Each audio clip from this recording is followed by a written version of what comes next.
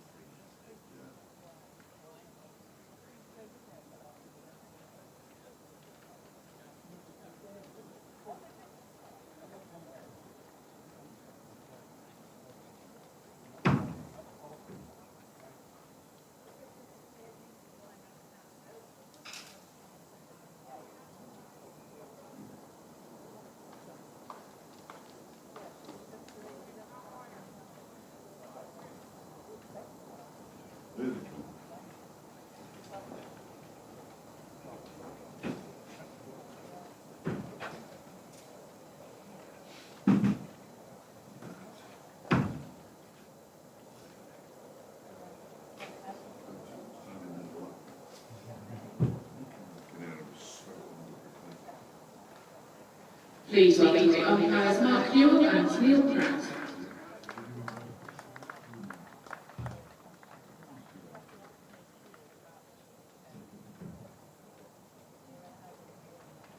Gloucestershire led by captain Cameron Bancroft. The returning batters for Derbyshire are Matthew Montgomery and Ben Aitchison.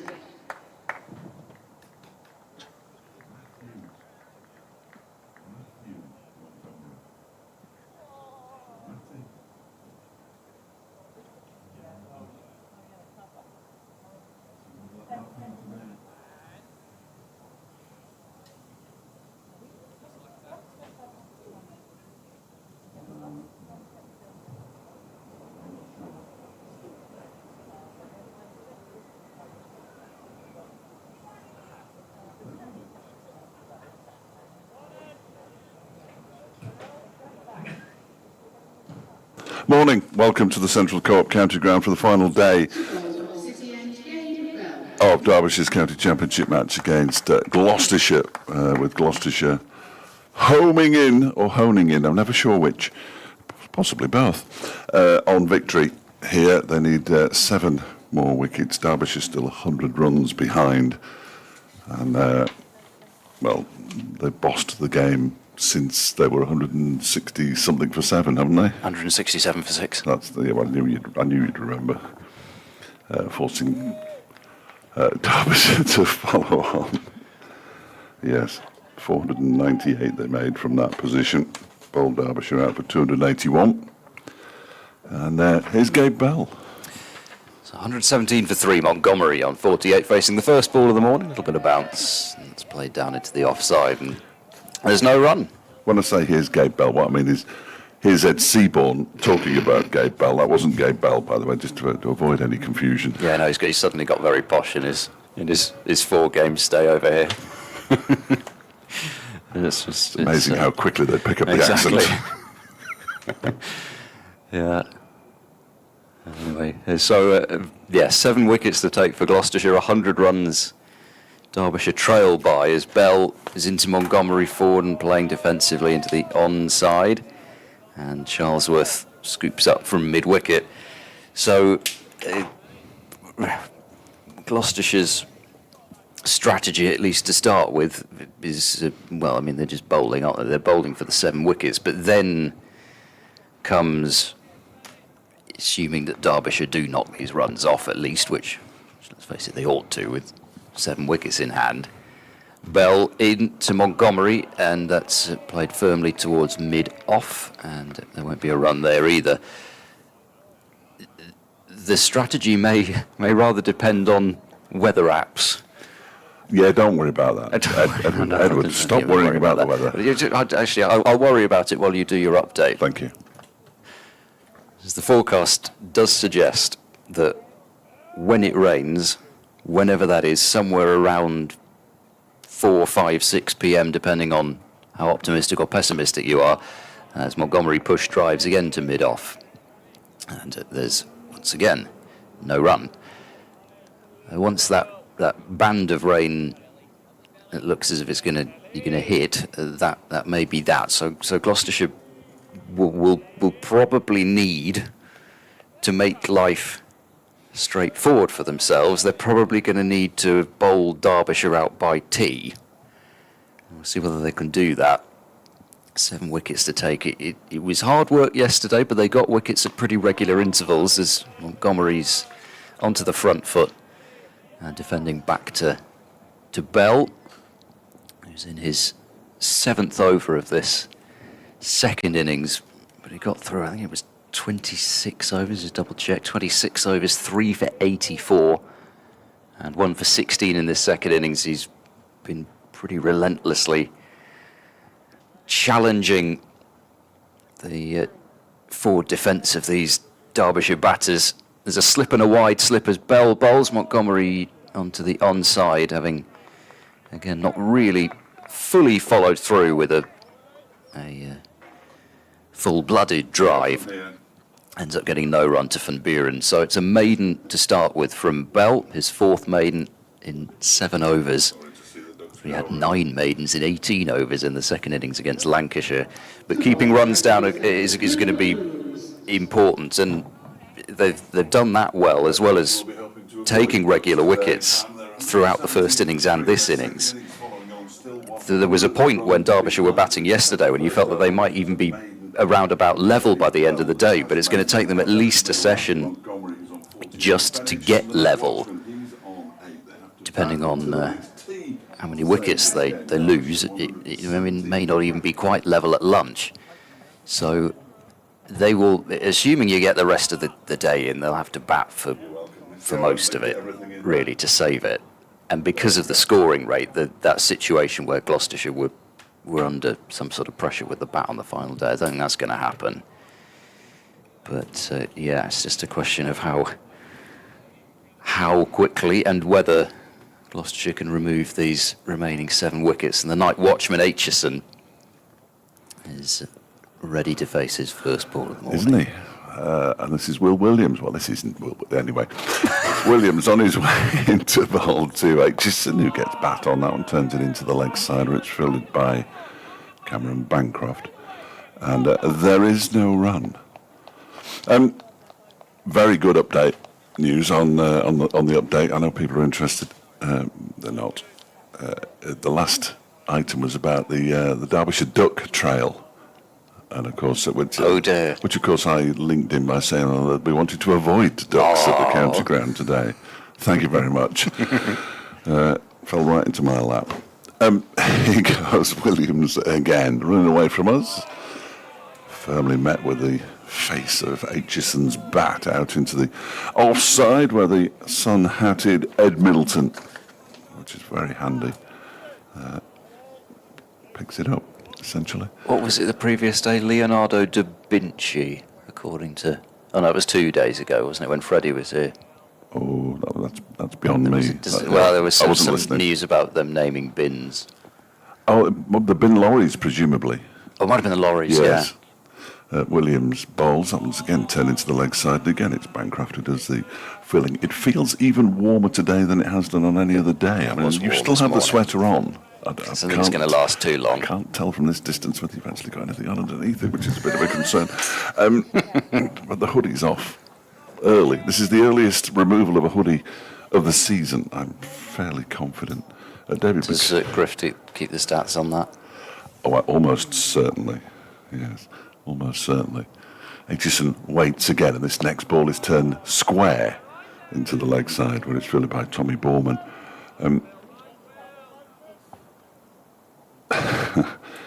David McCardle, he's still on the substitute thing. Jake Wetherall retired hurt on 104. His team of 500 for 5 overnight. If the need arose, and hopefully it won't, it seems they should replace him with another batter who might then hurtle Leicestershire towards a potentially match-winning lead. They probably wouldn't get with their tail, which has Josh Davey coming in at 9. It's interesting, that one is pushed into the offside by Aitchison.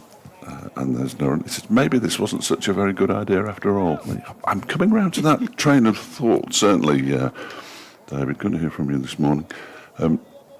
He was in very early with his email there, 10:05. Must be on a different time zone in Scotland. Good job I spotted it. The Derbyshire's substitute will be coming in fairly soon.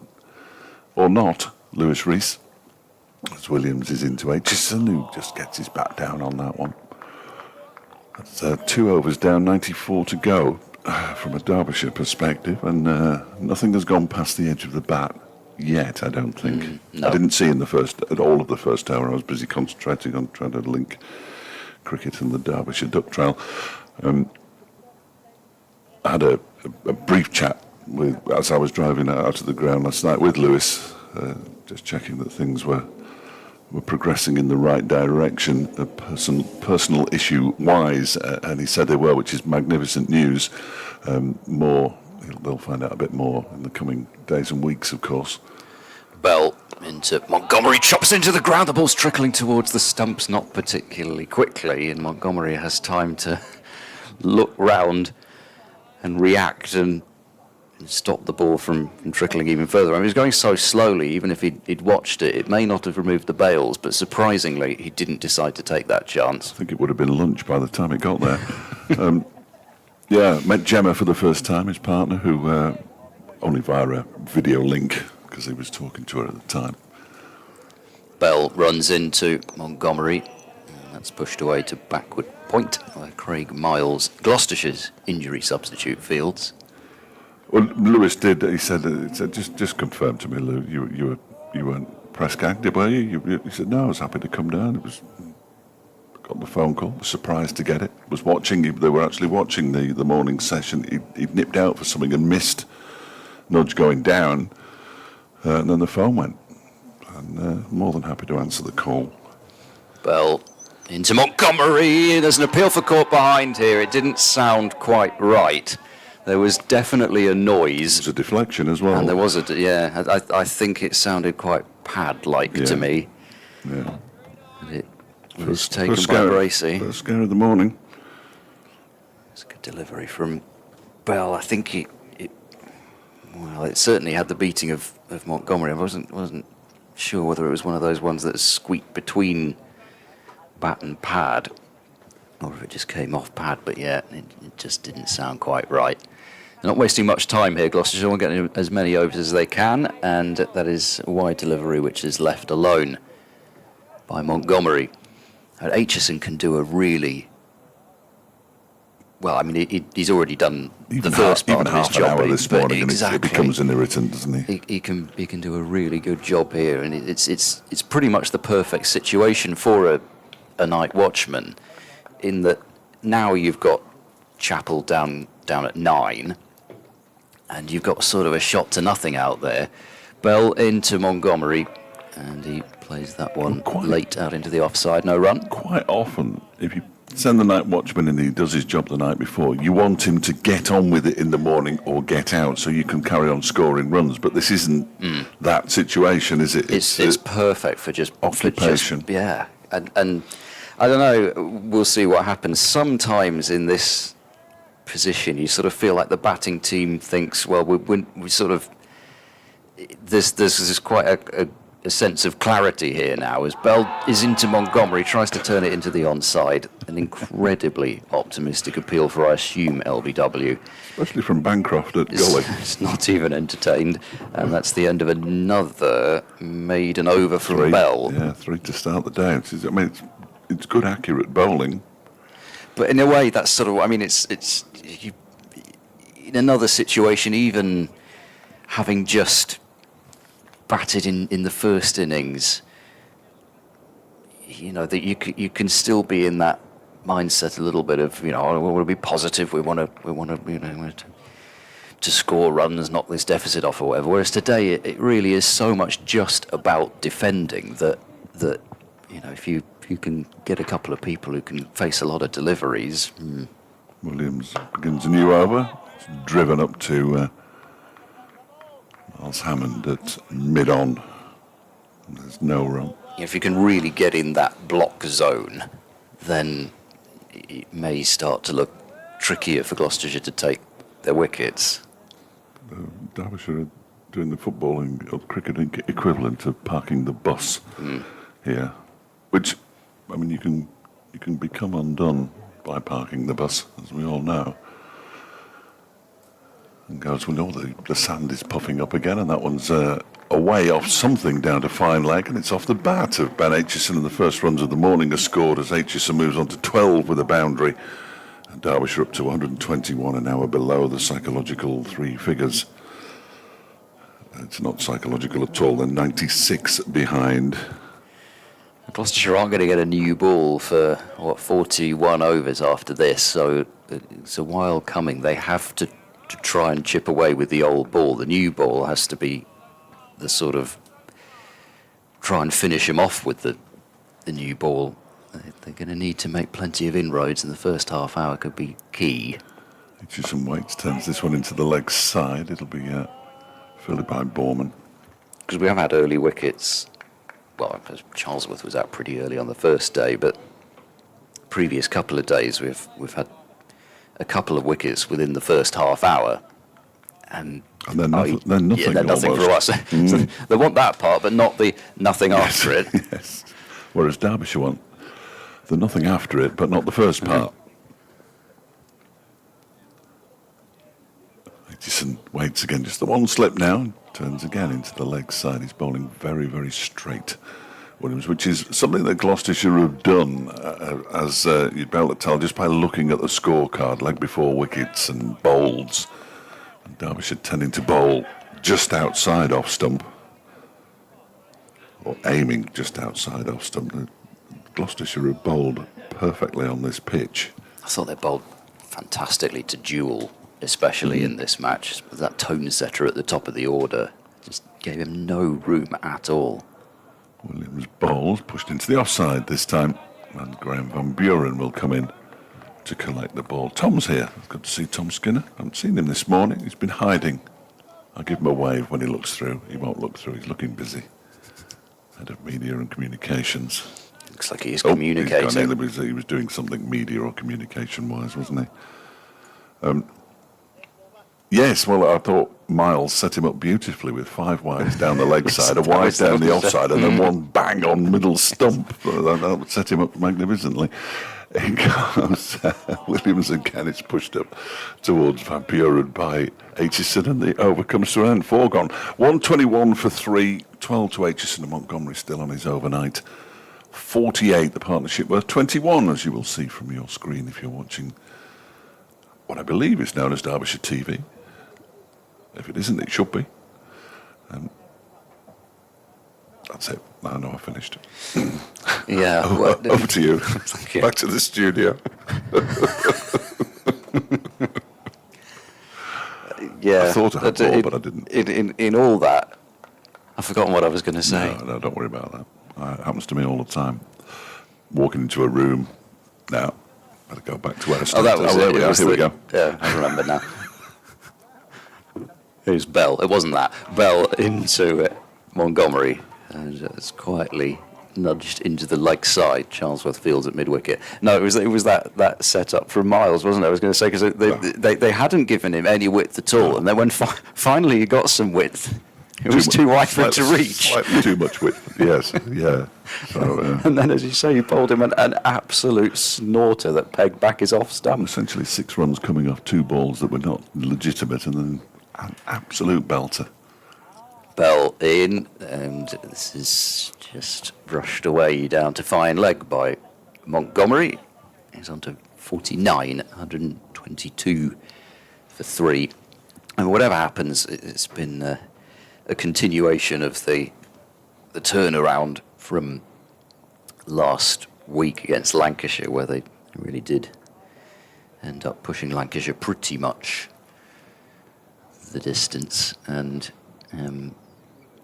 they've got a couple of home games coming up next against Kent and Northamptonshire, the 2 fixtures that Gloucestershire did win last year. As Bell bowls down leg side, good athletic take to his left from Bracey. Not sure whether that flicked anything at all. It may well not have done. So he's able to tidy it up, and the runs are important as well. Well, I was just going to say, because ordinarily, for much of this match, he's been standing up, and that's 4 byes all day long, isn't it? Not stopping that with Bell bowling. No. The best you could hope for is a little fingertip to to fine leg, but even there, not sure about that. Bell into Aitchison, tapped away to cover, and there's no run. You sort of felt as though the first half hour, 40 minutes or so, the previous few days, there's been a slight feeling that the pitch has had a tiny bit more in it, maybe with the overnight moisture, but it was so warm this morning. I'm wondering if even that may not happen. There's not been anything that's even slightly misbehaved that I've seen yet. So it really is going to be a case of trying to be patient. Bell into Aitchison, that's driven back to the bowler. Scoops up with his right hand. Yeah, it's difficult because you know that Gloucestershire will have, I'm sure, some of them will have had a look at what's to come later on, and will have that in the back of their mind. So you know that you want it to be happening quickly. You want to be making inroads, but it's not the sort of pitch where you can go searching for anything. You've really got to stay patient and disciplined. Bell in, Aitchison defends leg side, so that's 5 overs gone this morning. Only 5 runs added, but it's 5 overs gone. 122 for 3. Yes, which means they'll be level by the end of the day. If we get all the overs in. Yeah, the forecast hasn't changed that much from the one I saw yesterday on the Met Office, which is slightly more reliable, I always think, than some others. 5 o'clock, they reckon there's 90% chance of rain in the area, which is quite a high number. But before that, there are some clouds, but it's beautiful. Another beautiful day, and a very, very light wind at the moment, if the flag on the left-hand side of the members' pavilion, as we look at it, is anything to go by. As Will Williams is going to continue, of course. He was almost...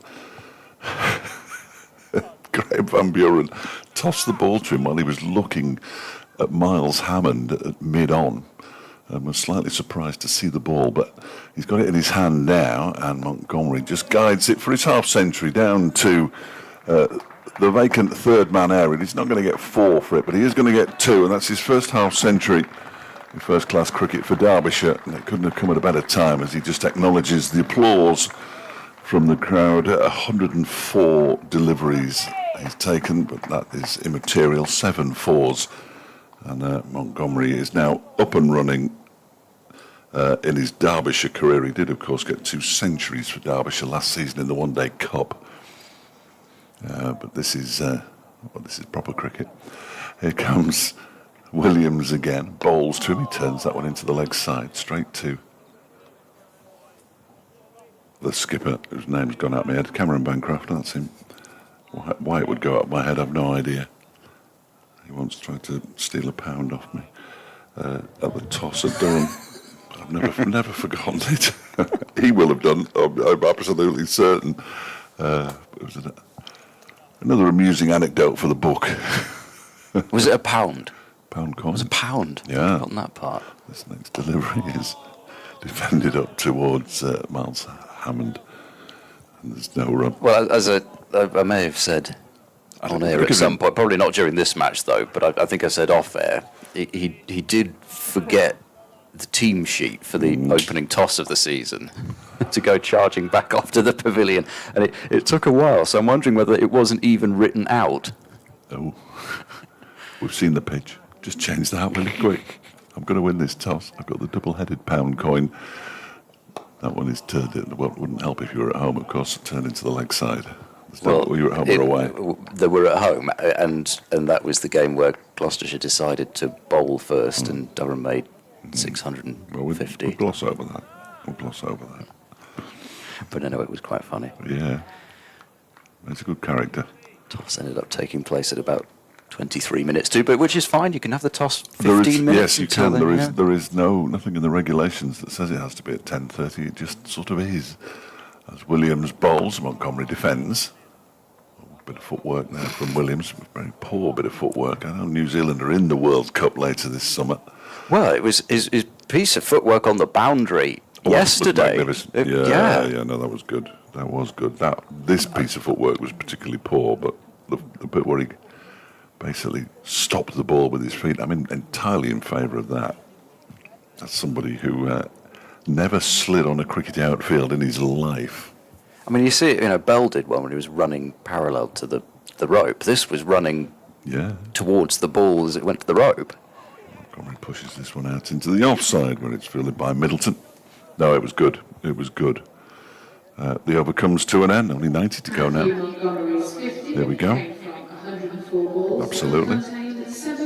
Absolutely right, Jane. Well done.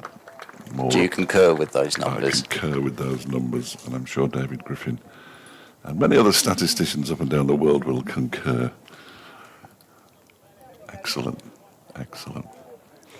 Yeah, 90 to go. 124 for 3. They're still 93 behind, but these two have done a sterling job. Came together at exactly 100 when Wayne Madsen was dismissed. Oh, Luke's on the roaming camera. That's exciting. He's just down below us. It's got 3 aerials on it and all sorts, but bringing you pictures from around the ground, very excitingly. New addition to Derbyshire TV. Bell, now there's a wide slip and a leg slip. Oh, Aitchison, I'm not quite sure what that shot was, but he... A bit aerial off the bat, wasn't it? Yeah, I think he was trying to help it down to square leg, and it ends up spurting off to the bowler. And the umpire's decided there's no need. Go and stand there's a leg slip and a long leg, but the man out in the boundaries at mid-wicket, he's so far in front of square. Might go for a wander. Can never be too careful. Bell in. Aitchison plays that one like it maybe stayed down a bit, but I'm not sure how much it did. But he's kept it out anyway, and that's the important thing from a Derbyshire perspective. I don't think I'm going to have to use the words with the greatest of respect to Ben Aitchison. He can bat, clearly, and I say that all the time, much to his father's annoyance. But I'm not sure whether he's the best gauge as to whether something stayed low or not. Well, we saw it. The odd one has, but... Yeah, we saw it with some of... Even in their monster partnership, occasionally a tall, fast bowler will just not quite move forward as well as a top order bat.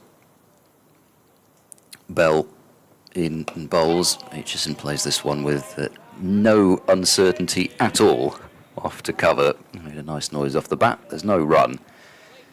Aitchison continues to frustrate Gloucestershire in the early going. They've been in the field for a rather long time now. Obviously you have to use your caveat of breaks and overnights or whatever, but they have been in the field for over 140 overs.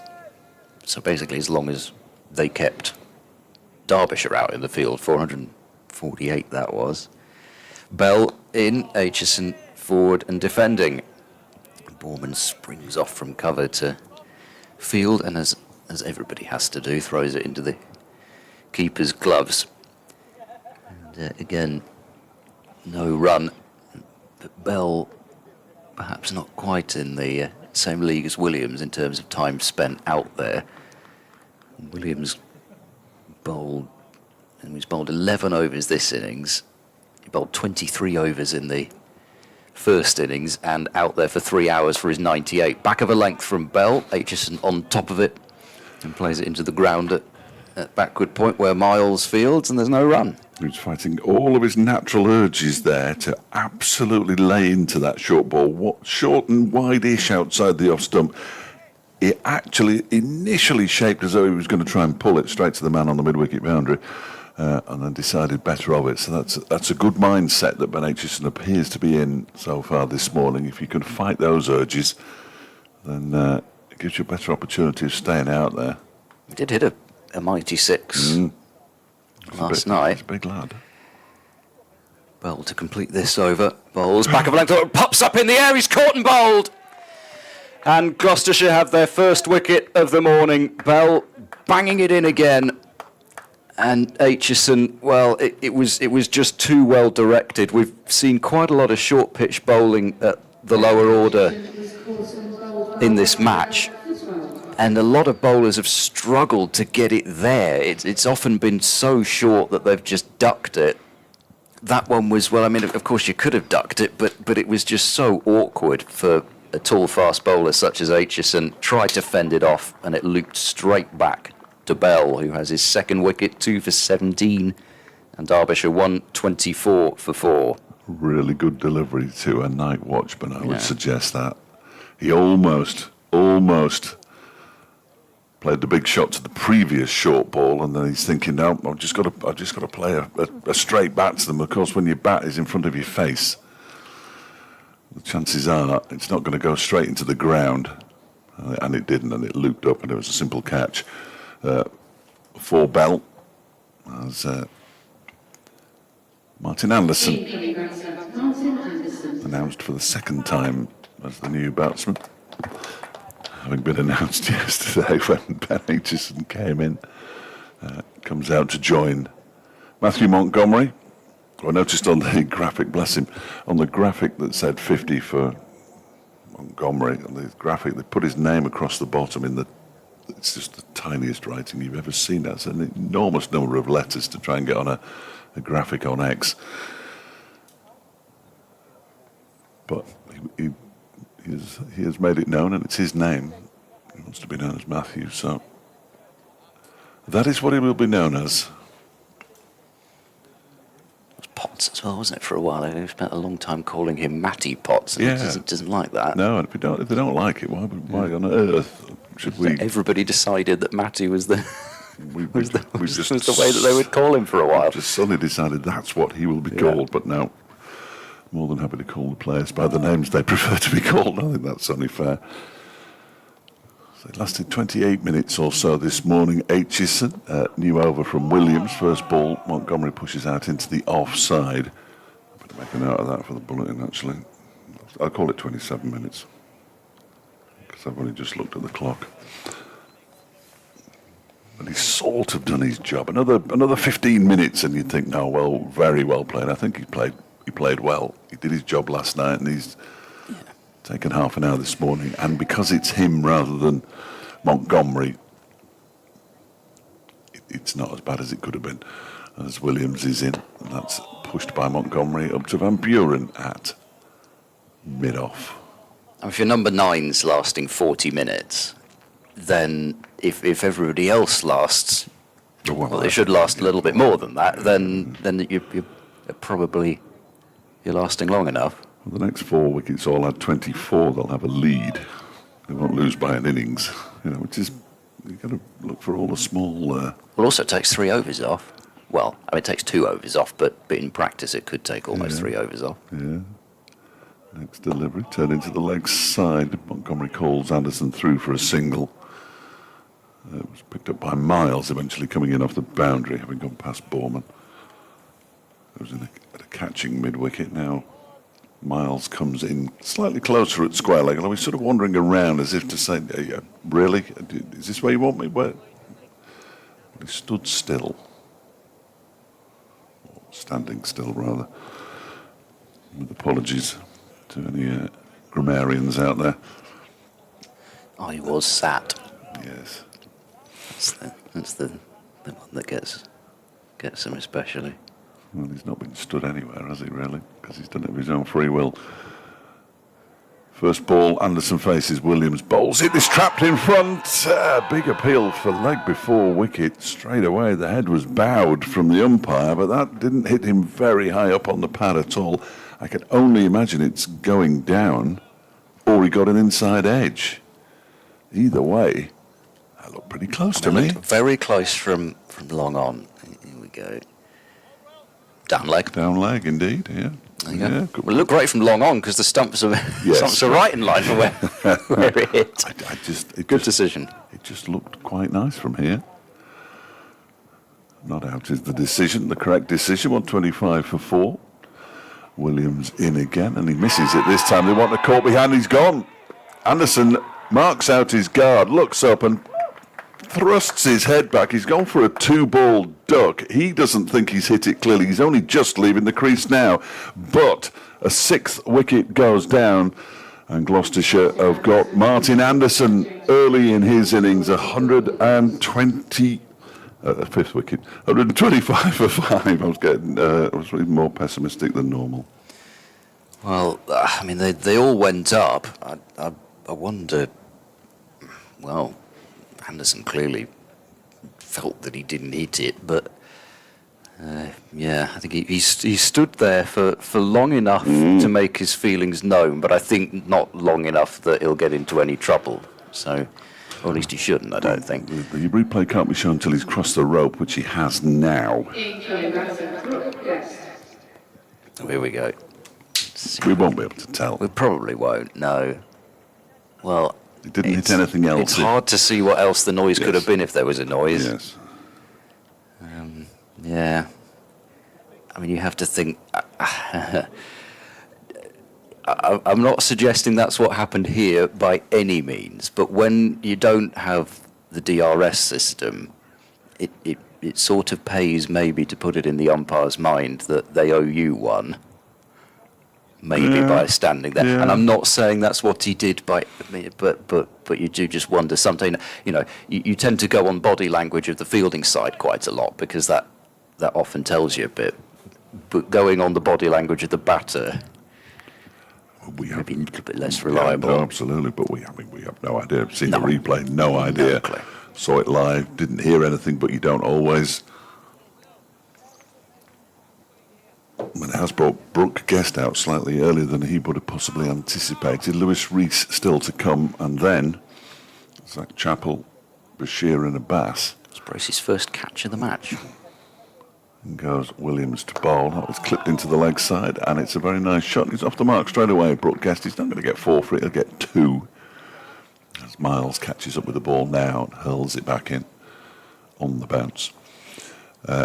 So 2 to Guest, 127 for 5 at the end of the over. Williams now, that was his first wicket of the innings, 12 overs, 2 maidens, 1 for 30. And from being in a very healthy position, 6-7 minutes ago, with only 3 down, Derbyshire are now 5 down. There's a long debate going on between Williams and the umpire. He has spoken to him a number of times. I have no idea what he's talking about. They're having a look at the now the umpire at the far end is having a chat with Cameron Bancroft. I think I'm not saying this has happened We haven't had yet. any fake fielding, but have we? no, I don't think so. I think Williams, one of the games at Bristol, and they're melting together. I think it was the Durham game. I think Williams got a warning for running on the danger area. So I'm wondering. I didn't see any pointing about or anything, but I'm wondering if either he was warned or he's been given a friendly warning, and Gloucestershire are having a bit of a. Well, he wasn't there. He's landing there. I'm not sure. And yet Bancroft was talking to the other umpire. Well, yeah. So that's why I'm thinking that maybe there's a discussion about that. I don't know. It all seemed to end fairly amicably and quite quickly. I can't imagine that Will Williams gave Martin Anderson a send-off. That I think would be the least likely person to deliver a send-off. Bell to Montgomery and nudged away to square leg for no run. So they've got their 2 early ones in the first roundabout half hour. That was kind of what they, at least. Well, I say it's what I don't think it's what they were asking for, but it's what I asked for. So that's what's important. More important, I think. Obviously, yeah, no question. Here's Bell looking for his 3rd wicket of this innings. He bowls to Montgomery, and that's a good-looking delivery, which if Montgomery wasn't careful might have squeezed through a gap between bat and pad, but the gate was firmly shut, and there's no run.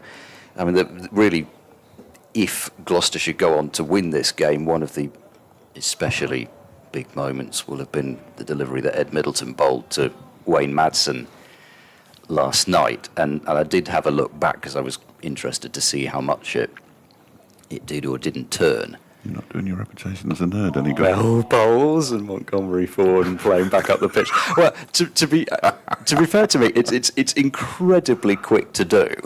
No, You just go on to Envy Play and click on the wickets. You don't have it's to. It's 2 clicks of a button. Ed, you don't have to explain yourself to me, mate. I will think no less or more of you. I just like seeing leg spin as well, and it That's did not helping you either. It did turn. Yeah, it is definitely the nerdiest of all the cricketing activities. Bell in now, played straight by Montgomery, right back at Guest, who gets out of the way. There's no runners, it's fielded by Williams at mid-on. But, yeah, pitch, middle and leg, shaved outside or off stump. The ball that got Brooke Guest from Van Buren in the first innings certainly straightened as well. There's not a massive amount of turn, no. but Gloucestershire, they've just produced 2 deliveries that have done exactly the right amount to take the outside of the off stump.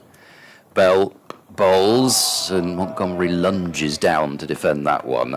I'm not sure. I wasn't sure that one kept massively low either, but then I'm not the one facing it. And when you've just seen Bell hammer one into the pitch and have a ball pop up back off the shoulder of the bat, I suppose you are, even with the keeper up, having that slightly in your mind.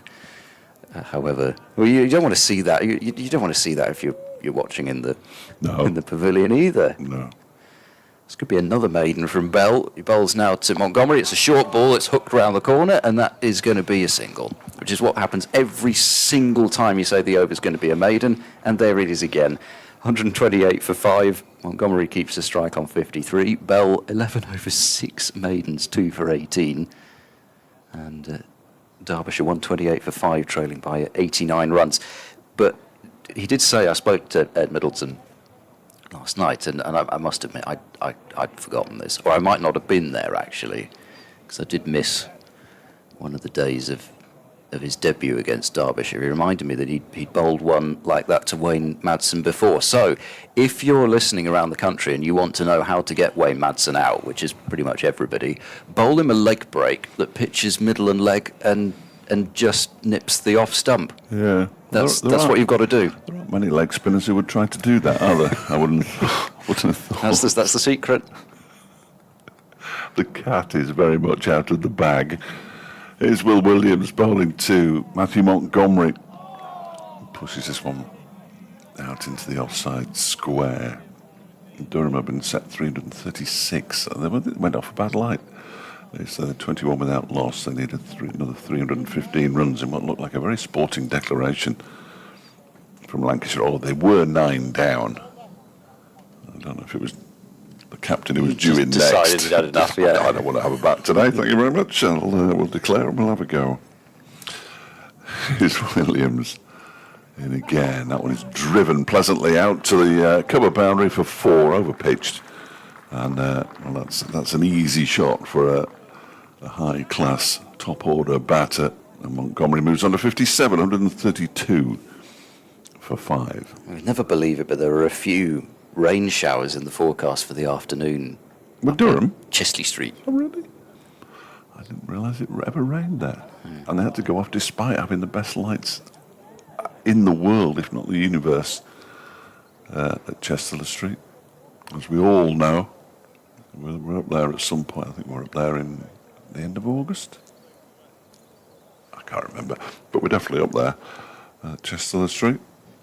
We'll be driving to Chester Street on a daily basis, of course, from Durham. It's a nice boundary, that, from Montgomery. It was. Somebody's got some Bluetooth who's requesting they link with my tablet. That's not going to happen. Whoever you are, it won't happen. It was his 8th boundary. Somebody called Null. As in comes Williams again. That one's just turned into the leg side where Borman fields. He's catching mid-wicket.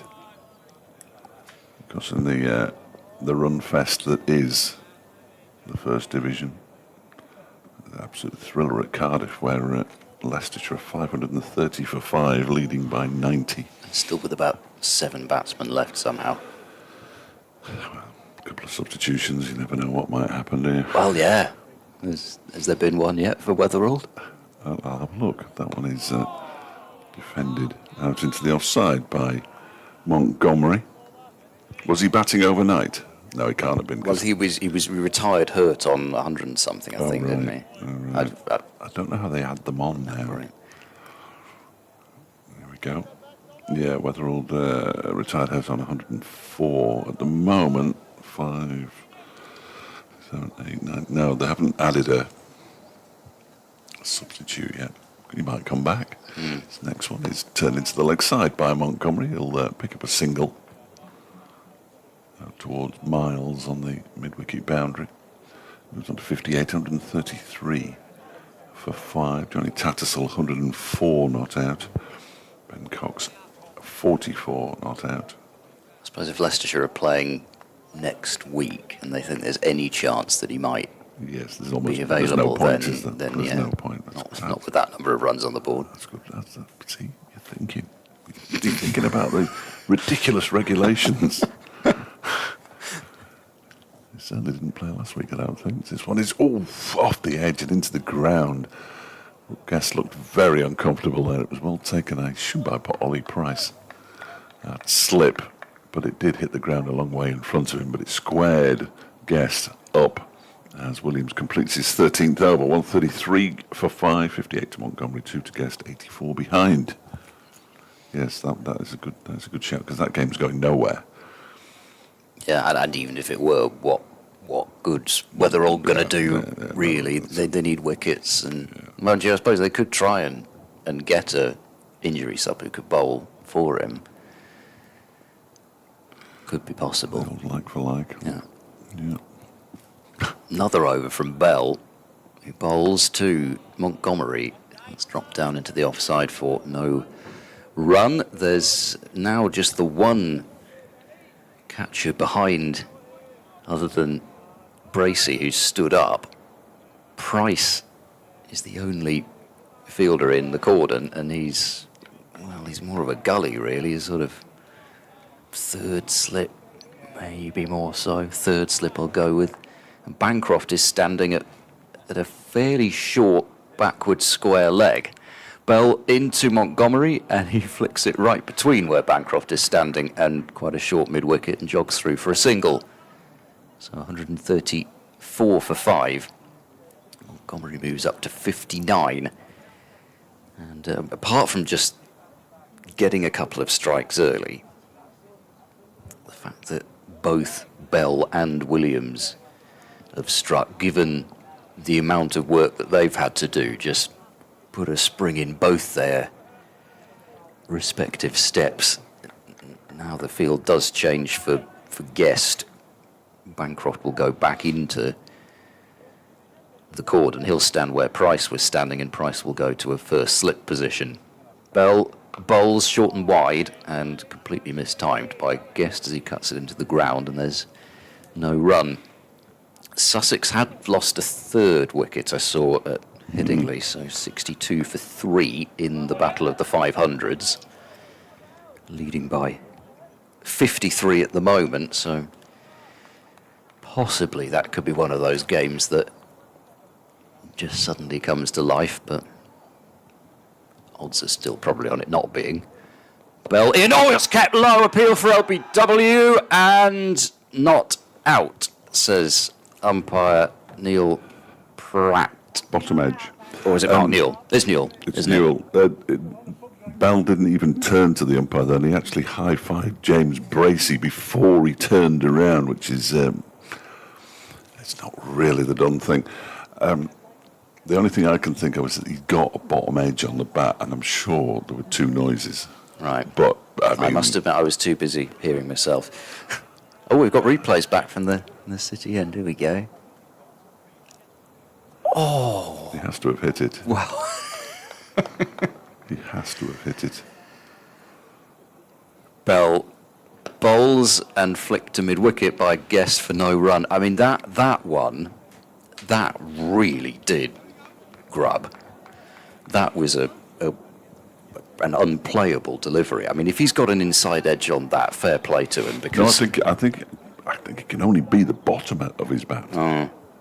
As opposed to an inside edge, he's just hit the bottom of his bat and gone into his pad and saved him. Because if not, his pad is about an inch from the stumps, and it's struck him in front of middle.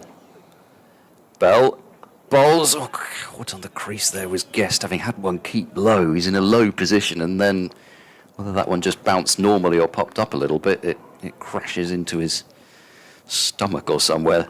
There's no run, and that's the end of an excellent over from Bell, who they won't want to take him off, but they may have to, because what's that? He's got through 6 overs this morning, I think, now. Yes. 134 for 5.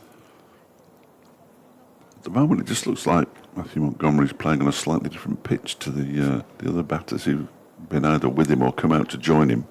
We didn't see enough of Martin Anderson, although there were 2 appeals, and the second one did him second ball. And Ben Aitchison batted pretty nicely, really, but got done by a short one. As Williams is in to bowl to Montgomery, who just guides this out into the offside. He just looks as if he's waiting that extra fraction of a second from everybody else. He's not going after the ball. Everything's played from very close to him and without a great deal of force. Even the boundary that he hit, just let it come to him, and it was pure timing through the covers. Just looks as if he's not quite as anxious as some of the others. There does seem to be a bit of anxiety. As Williams is in again, and that one's turned into the leg side. He'll get a run here out to Miles, coming in off the mid-wicket boundary. He'll move on to 60, 135 for 5. Lewis Rees in next, then Chappell, Abbas and Bashir. You know you've bowled a lot of overs when you see every Yes. landing spot of Williams. And now, I remember we were talking about one spot where Miles was running in, where a puff of dust came up. Every step that Williams takes there's a puff of dust. Yeah, there they go. He's in and he bowls to Guest. Oh, one wow. keeps low and he gets bat on it outside edge into the ground. Stopped by Bancroft at second slip. But it did keep low. That really is playing tricks. I mean, with due respect to Williams, if he'd been just a couple of miles an hour quicker, I don't think you're getting down on that. No, I think you're right. Miles warming up. Still 82 in arrears, Derbyshire. As this next delivery is turned into the leg side, and they Guest wants a single. Bullman couldn't stop it cleanly, and Miles does. There wasn't really a single there. Montgomery didn't look particularly interested at the non-striker's end, it has to be said. And as a result, there was no run taken. Understandably, Leicestershire have now lost the 6th wicket. Could be a finish there. No, there won't be. I'd be surprised. Send Mason Crane out if you're Glamorgan. His next delivery is bowled him. Off stump cartwheels out of the ground. Guest has gone for 2. Derbyshire in all sorts of trouble, and Gloucestershire are now 4 wickets away from their first victory of the season. 135 for 6, still trailing by 82. He was out there for 9 deliveries, Guest. He never looked settled, but then I'm not sure how you would be, because it pretty much every delivery he faced played some sort of a trick on him. He had 2 deliveries that shot along the floor. Then he had another one that, when he went forward, it rose up a little bit and whacked him in the midriff. And I'm not sure exactly what that one did. We'll possibly get a look in a moment, but He's crossed the boundary rope. just in case there was any doubt, they're not allowed to under ECB regulations. Any doubt that the stump went out of the ground. Show a replay of its own accord. Let's see what that one did. Not much. Maybe just faded away enough, but it was a fine line and length from Williams. But I wonder, you have to wonder how much that dismissal was the effect of the few deliveries he'd faced before. The next man in is a man who wasn't even playing in the game on day one when we started at 11 o'clock. Lewis Rees comes out to join Matthew Montgomery. The last of the recognised batters. At 135 for 6. Remember, they had at one stage been 100 for 2. So they've lost 4 wickets for the addition of 35 runs. We're in sort of collapsed territory here. And, well, you wouldn't be surprised, quite frankly. Gloucestershire heading for 21 points. I think Derbyshire will just about stay ahead of them. But it's close. They're overrated, incidentally, for those worried. It's +6, so you needn't worry. So I think that was the one thing that was guaranteed not to be a worry in this match, with Gloucestershire having gone with the extra spinner.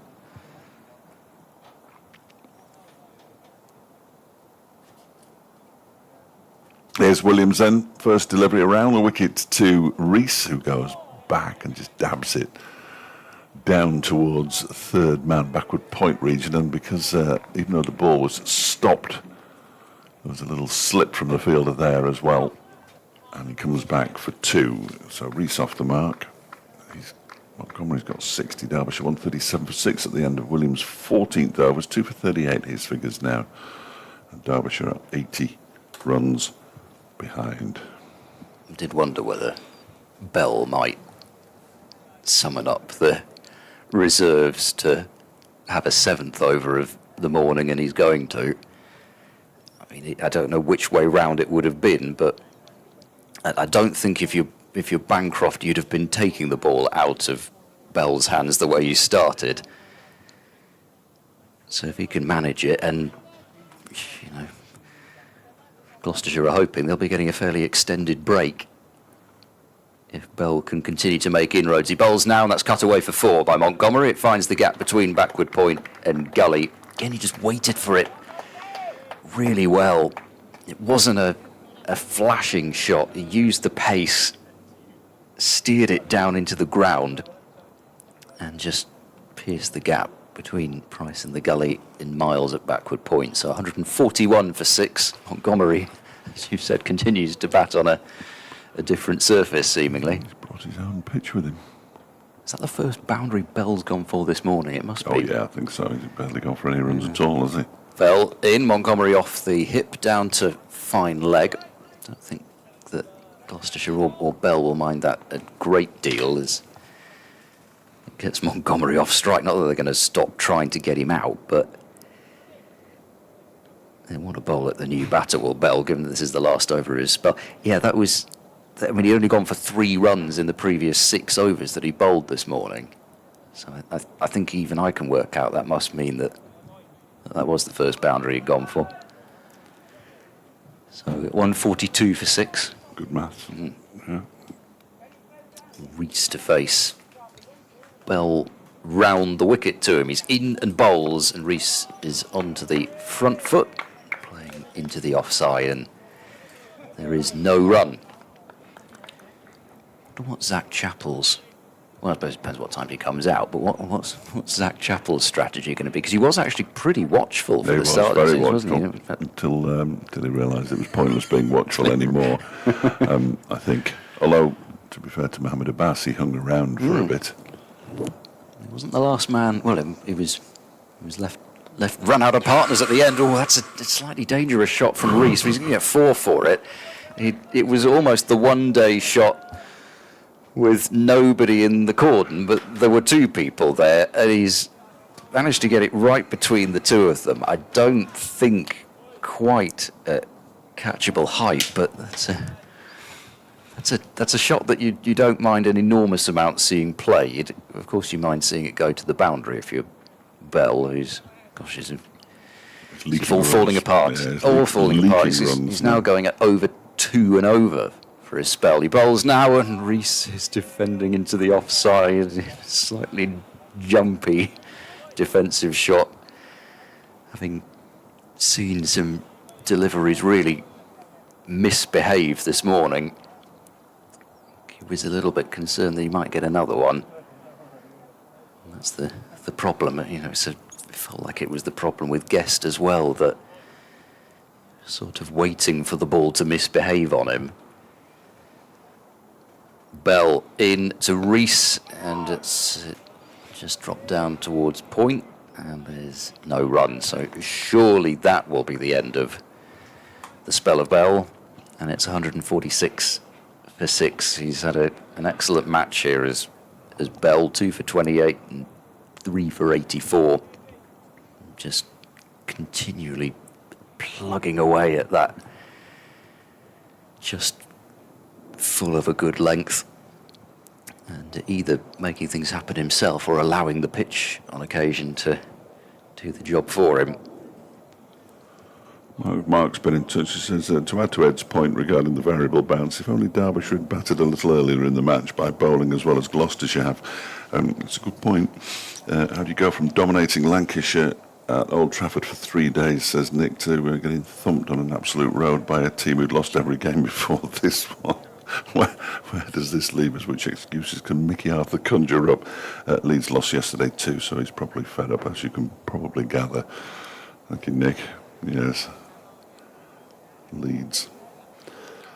So nobody else was upset apart from you, I think, Nick, but there we go.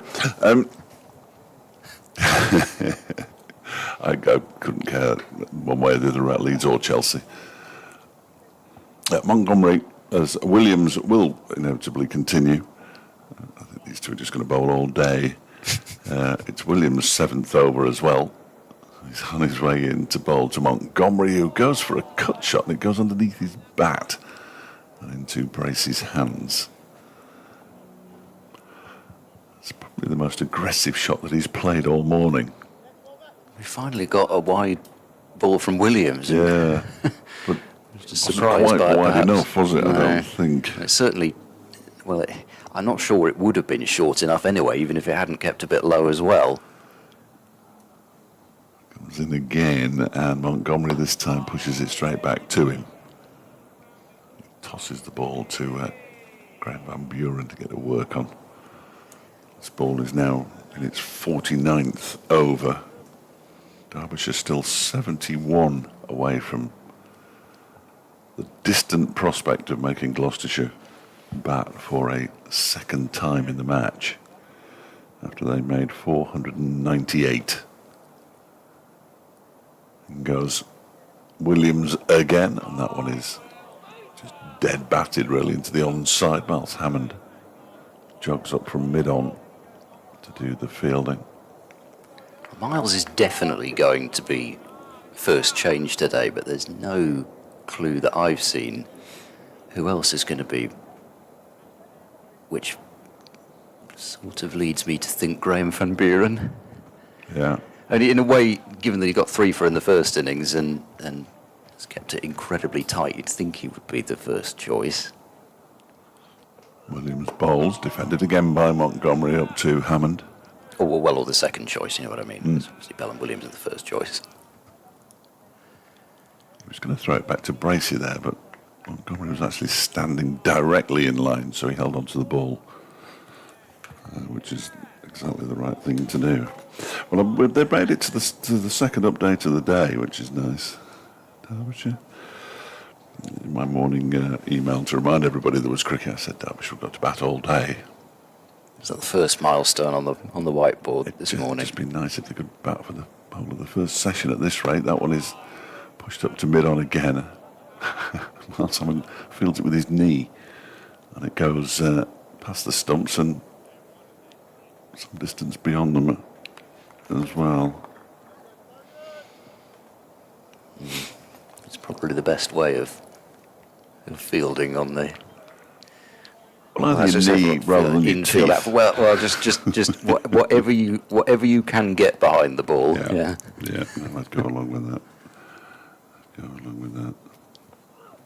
But this is defended by Montgomery. It's the end of the over. 146 for 6. Derbyshire 71 behind, as Mark says. I assume by these two will bowl all day, you mean the rest of the match. Thank you, Mark. I'm off for a minute. Well, they're not going to, because there's going to be a bowling change now, and it is going to be Graham Van Buren. I suspected Miles would have. Well, yeah, he got his wicket yesterday evening from the racecourse end. But actually, I think he got his wicket in the first innings from the other end. So anyway, Van Buren wants the city end. I think he's bowled basically all his overs from that end, and the other reason it makes particular sense, I think, to bowl Van Buren is that he's got a left-hander out there in Rees, and he has got one to turn out of the footmarks that was inside edged onto the stumps by Jewell in the first innings. So you'd think, as it's got seemingly even drier and dustier out there, that Van Buren would have some footmarks to bowl into. With Rees on strike now, is the first delivery from the slow left armour over the wicket to the left-handed Rees, and it's just turned away to Miles Hammond once again. Hammond with the shirt sleeves. Not too many have gone with the shirt sleeves, but it's nice and warm out there today. Sweep shot from Rees. It's a bit of a swishing sweep.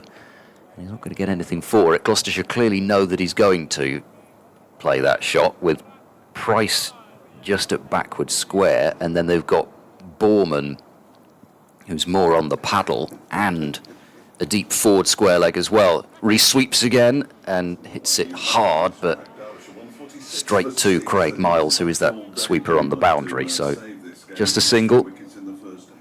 Rees on to 7.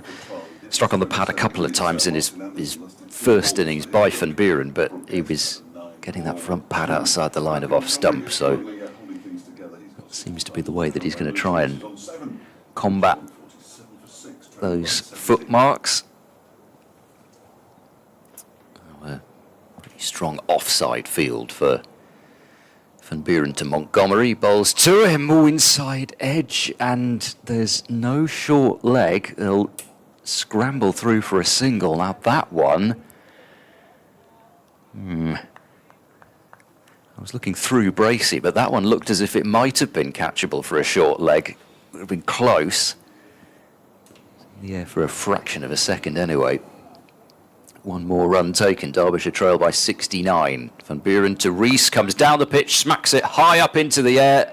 Miles will not get there at deep mid-wicket. It bounces a couple of times and goes over the boundary for 4. So that brings up the 150 for Derbyshire. And Rees, he gave him the proper charge there. I think you can't, in this situation with 4 wickets left, you can't just be passive, can you? And if there were 20 away from making Gloucestershire bat again, it would be a lot healthier, but it's still 65. Van Buren to Rees, and he's floated that one right up there, but wide of off stump. So Rees has left it alone. So 152 for 6, end of the over. The slowest Graham Van Buren over of the match, I would suggest, because I fully expected you to be commentating from the racecourse end by the time I came back from the update, but we haven't even missed a beat. No. Remarkable. We can't miss a ball, that's for sure. No, every ball of every match. Every ball of every match. Well, the ones that we remember we're commentating on, certainly. But thank you for bringing that up. I did miss one yesterday. I didn't miss it. I described it eventually, but just not at the time.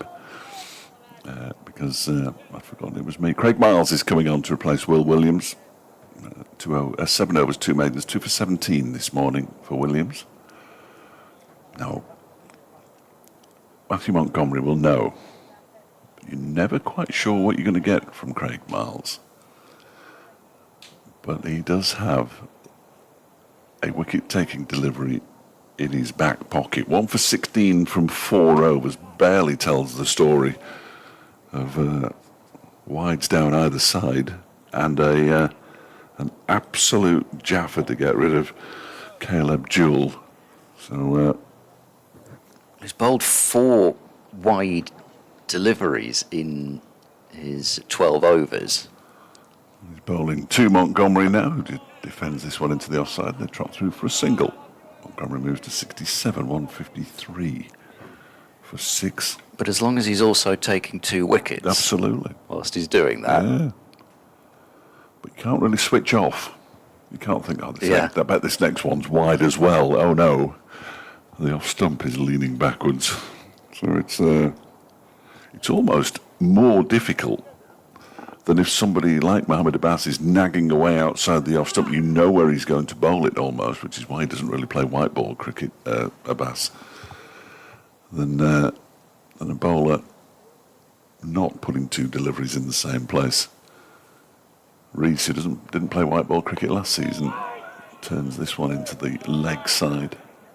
Didn't play in the One Day Cup, didn't play in the T20, which is remarkable, really, for a man who offers some very, very good left-arm bowling, leading wicket taker in the Championship last season, and can bat. But such was the strength of Derbyshire's team that failed to get to the knockout stages. He wasn't in it. He may have been resting an injury as well, as this next one's down the leg side and taken by Bracey, moving away to his right. Freddie's on the movable camera now, I notice, over on the far side. I only notice it's Freddie because of the very distinctive retro Derbyshire hoodie that he wears. It is a good one. It is a very fun. It's got the proper badge on and everything. It's a really nice Christmas present, I think he said. Somebody's put some thought into it. Off the auction site, maybe. I don't know. Those sorts of things. It's good though. I do like it. It wouldn't fit me, so there's no point in me bidding for it if it was on an auction site.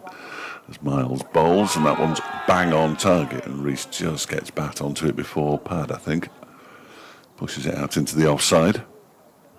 When I say he's on the roaming camera, he's got a tripod and it's not roaming anywhere, but it has the ability to roam. The camera can roam of its own accord, sweeping across the plains. Now then, if we got some wires on some of the, we could have the spider cam. That would be immensely irritating. With the new floodlights, that could be put in, maybe. It's a shout. Miles around the wicket again. That was turned into the leg side by Reese. No run, straight to Bancroft at mid wicket. Yeah. Might have to wait a while.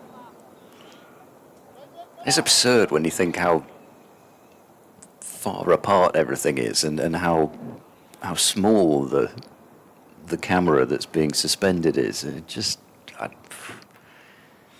It's clever. A feat of engineering. Well, they do that one in Australia where the camera could come down and you can be interviewed on the pitch. Oh yeah. Not a big fan of that. Not the robot cam. That's another one. No. Isn't it? Miles bowls. Reese drives up to. Ahmed's on again. That means one of the quick bowlers has gone off for a quick lie down, and I can't say I blame them. 7 over spells this morning. Yeah, the robo cam, whose only purpose in some of these leagues is just to show whether there's any dew or not. Yes. It's not actually really delivering any pictures. It's having people dive headlong into it half the time.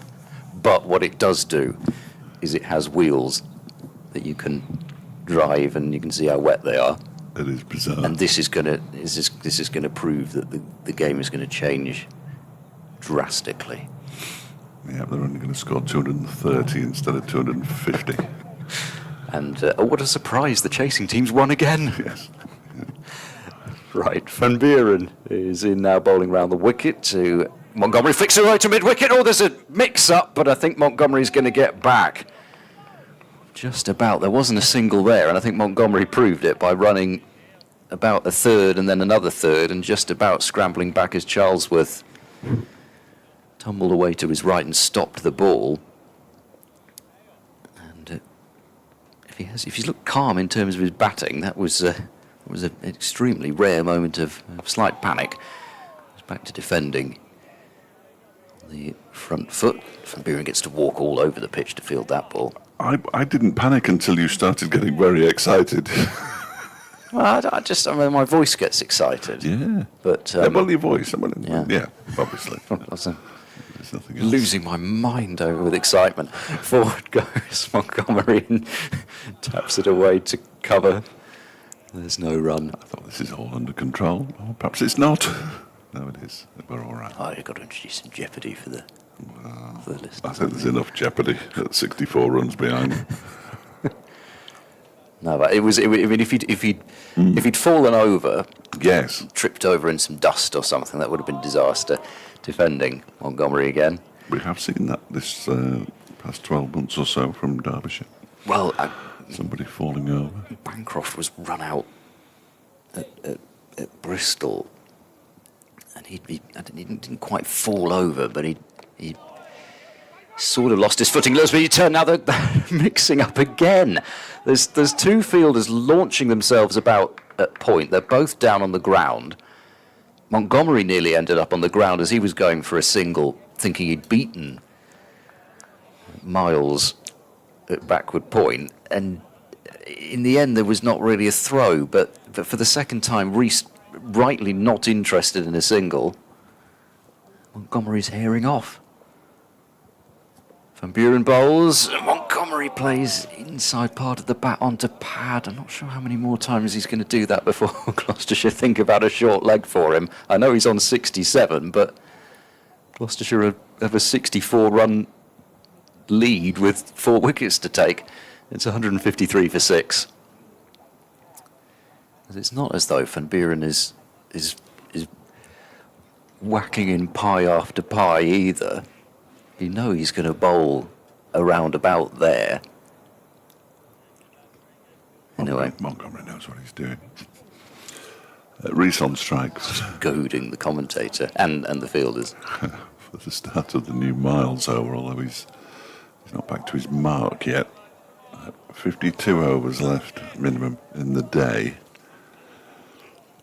64 runs behind, but only 4 wickets left. Derbyshire, Montgomery 67, Rees 11. Having lost Anderson and Guest in very short order. Miles bowls to Rees, who drives but doesn't time it. Nice piece of fielding by Hammond. Cover, diving to his right, clutching the ball in with both hands. The square isn't a bad place to field, actually, especially in the area he is, because none of the pitches have been used there. It did go across the pitch we used a fortnight ago, but didn't seem to be any unusual bounce for Hammond on that occasion, as Miles is it cut away by Rees out to the boundary bowman, who finds himself in a very lonely place, fielding on the point boundary to the left-hander. He's going to stay out there as a square leg on the boundary. Looks like he is at the moment, square leg and a long leg. But the right-handed Montgomery, no slip, but there is a sort of gully. It is, well, it's not just a sort of gully, it's a gully at a point cover a mid-off. There had been a sort of gully before. Well, yes. In goes Miles and bowls. That's pushed into the onside, where Hammond fields by Montgomery. Seen Ben Aitchison's gone off to sit in one of the dugouts. I can't quite make out who it is who's sitting there with him. I think it's Caleb Jewell, but I wouldn't swear to it. I might have to get the binocular out. It might not help me, but I'll get it out. It is out, but I can't take my glasses off in between deliveries and look, because I'd never see a thing. 2 Derbyshire players there, and Harry Kane looks like he's going to join them as well. As Miles goes in and bowls, he's pulled into the leg side, but he's pulled it so straight. He's pulled it straight to Miles Hammond. Once again, a no run. Wind just starting to get up, storm's on its way. It isn't. Hour and a quarter gone. Derbyshire have already lost 3 of the 7 wickets that they had up their sleeve. And 3 of the wickets they have left up their sleeve are Zach Chappell, Mohammed Abbas and Shoaib Bashir. As Miles goes in once more, that's a wideish delivery, and it's chopped away by Montgomery for 4 runs down to the vacant wide third man area, who moves into the 70s. 71 not out now, Matthew Montgomery, out of 158 for 6. Rees has 12. Derbyshire trail by 59. He's put that away expertly, because it was very short and very wide, but then it didn't bounce an enormous amount, so he sort of chopped down on it almost, didn't he, rather than cutting it. Freddie's decided the roaming camera's going nowhere. As Montgomery waits and turns this one to Hammond at mid-wicket, and the over comes to an end. 6 overs, 1 for 22 now. Craig Miles. We did at the start of that over have substitute bowling to substitute. I like that. Yes. I forgot all about that. I should have said it. 158 for 6 just to keep the substitute. How many times has that happened yet? It must have happened, but Probably has. yeah. I can't think of the other I situations. genuinely can't be bothered. No. Derbyshire trailing by 59. Get the monocular out. So, we haven't happened too many times. No, I don't think it will actually. How many times? We could have witnessed history. You just never know what you're going to see. Every at time day's something cricket. happens, you pretty much witness history, I think. It's just one of those things people like to say, isn't it? Oh, yeah. Van Buren wants to come round the wicket now to Rees. And he's forward and prodding away to Ben Charlesworth. Cover. No run. Matthew Montgomery appears to be facing up to Graham Van Buren at the non-striker's end as though he's about to bowl to him by surprise. Down the pitch comes Rees and works it away to Hammond at mid-wicket.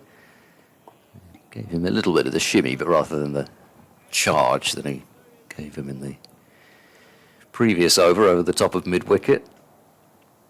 Van Buren bowls, Rees yorks himself and just digs it out to mid-off. Not sure whether Van Buren saw him coming or whether he just bowled it on the length that he expected Rees to be at, but didn't really do too much with it. Ahmed fielding at mid-off. Next delivery comes in, angled across Rees. And that's just left alone. It really has just been the very occasional delivery that's turned. For the most part, it's hard going as Rees goes over the offside, doesn't get a great deal of it, but clears cover. And in fact, he's not quite going to get enough on it to go to the boundary. Charlesworth pursues it, brings it in, and 3 runs are added. Rees on to 15, 161 for 6. It was a fairly safe shot, really. I mean, the ball would have had to have ripped out of the footmarks. Could happen.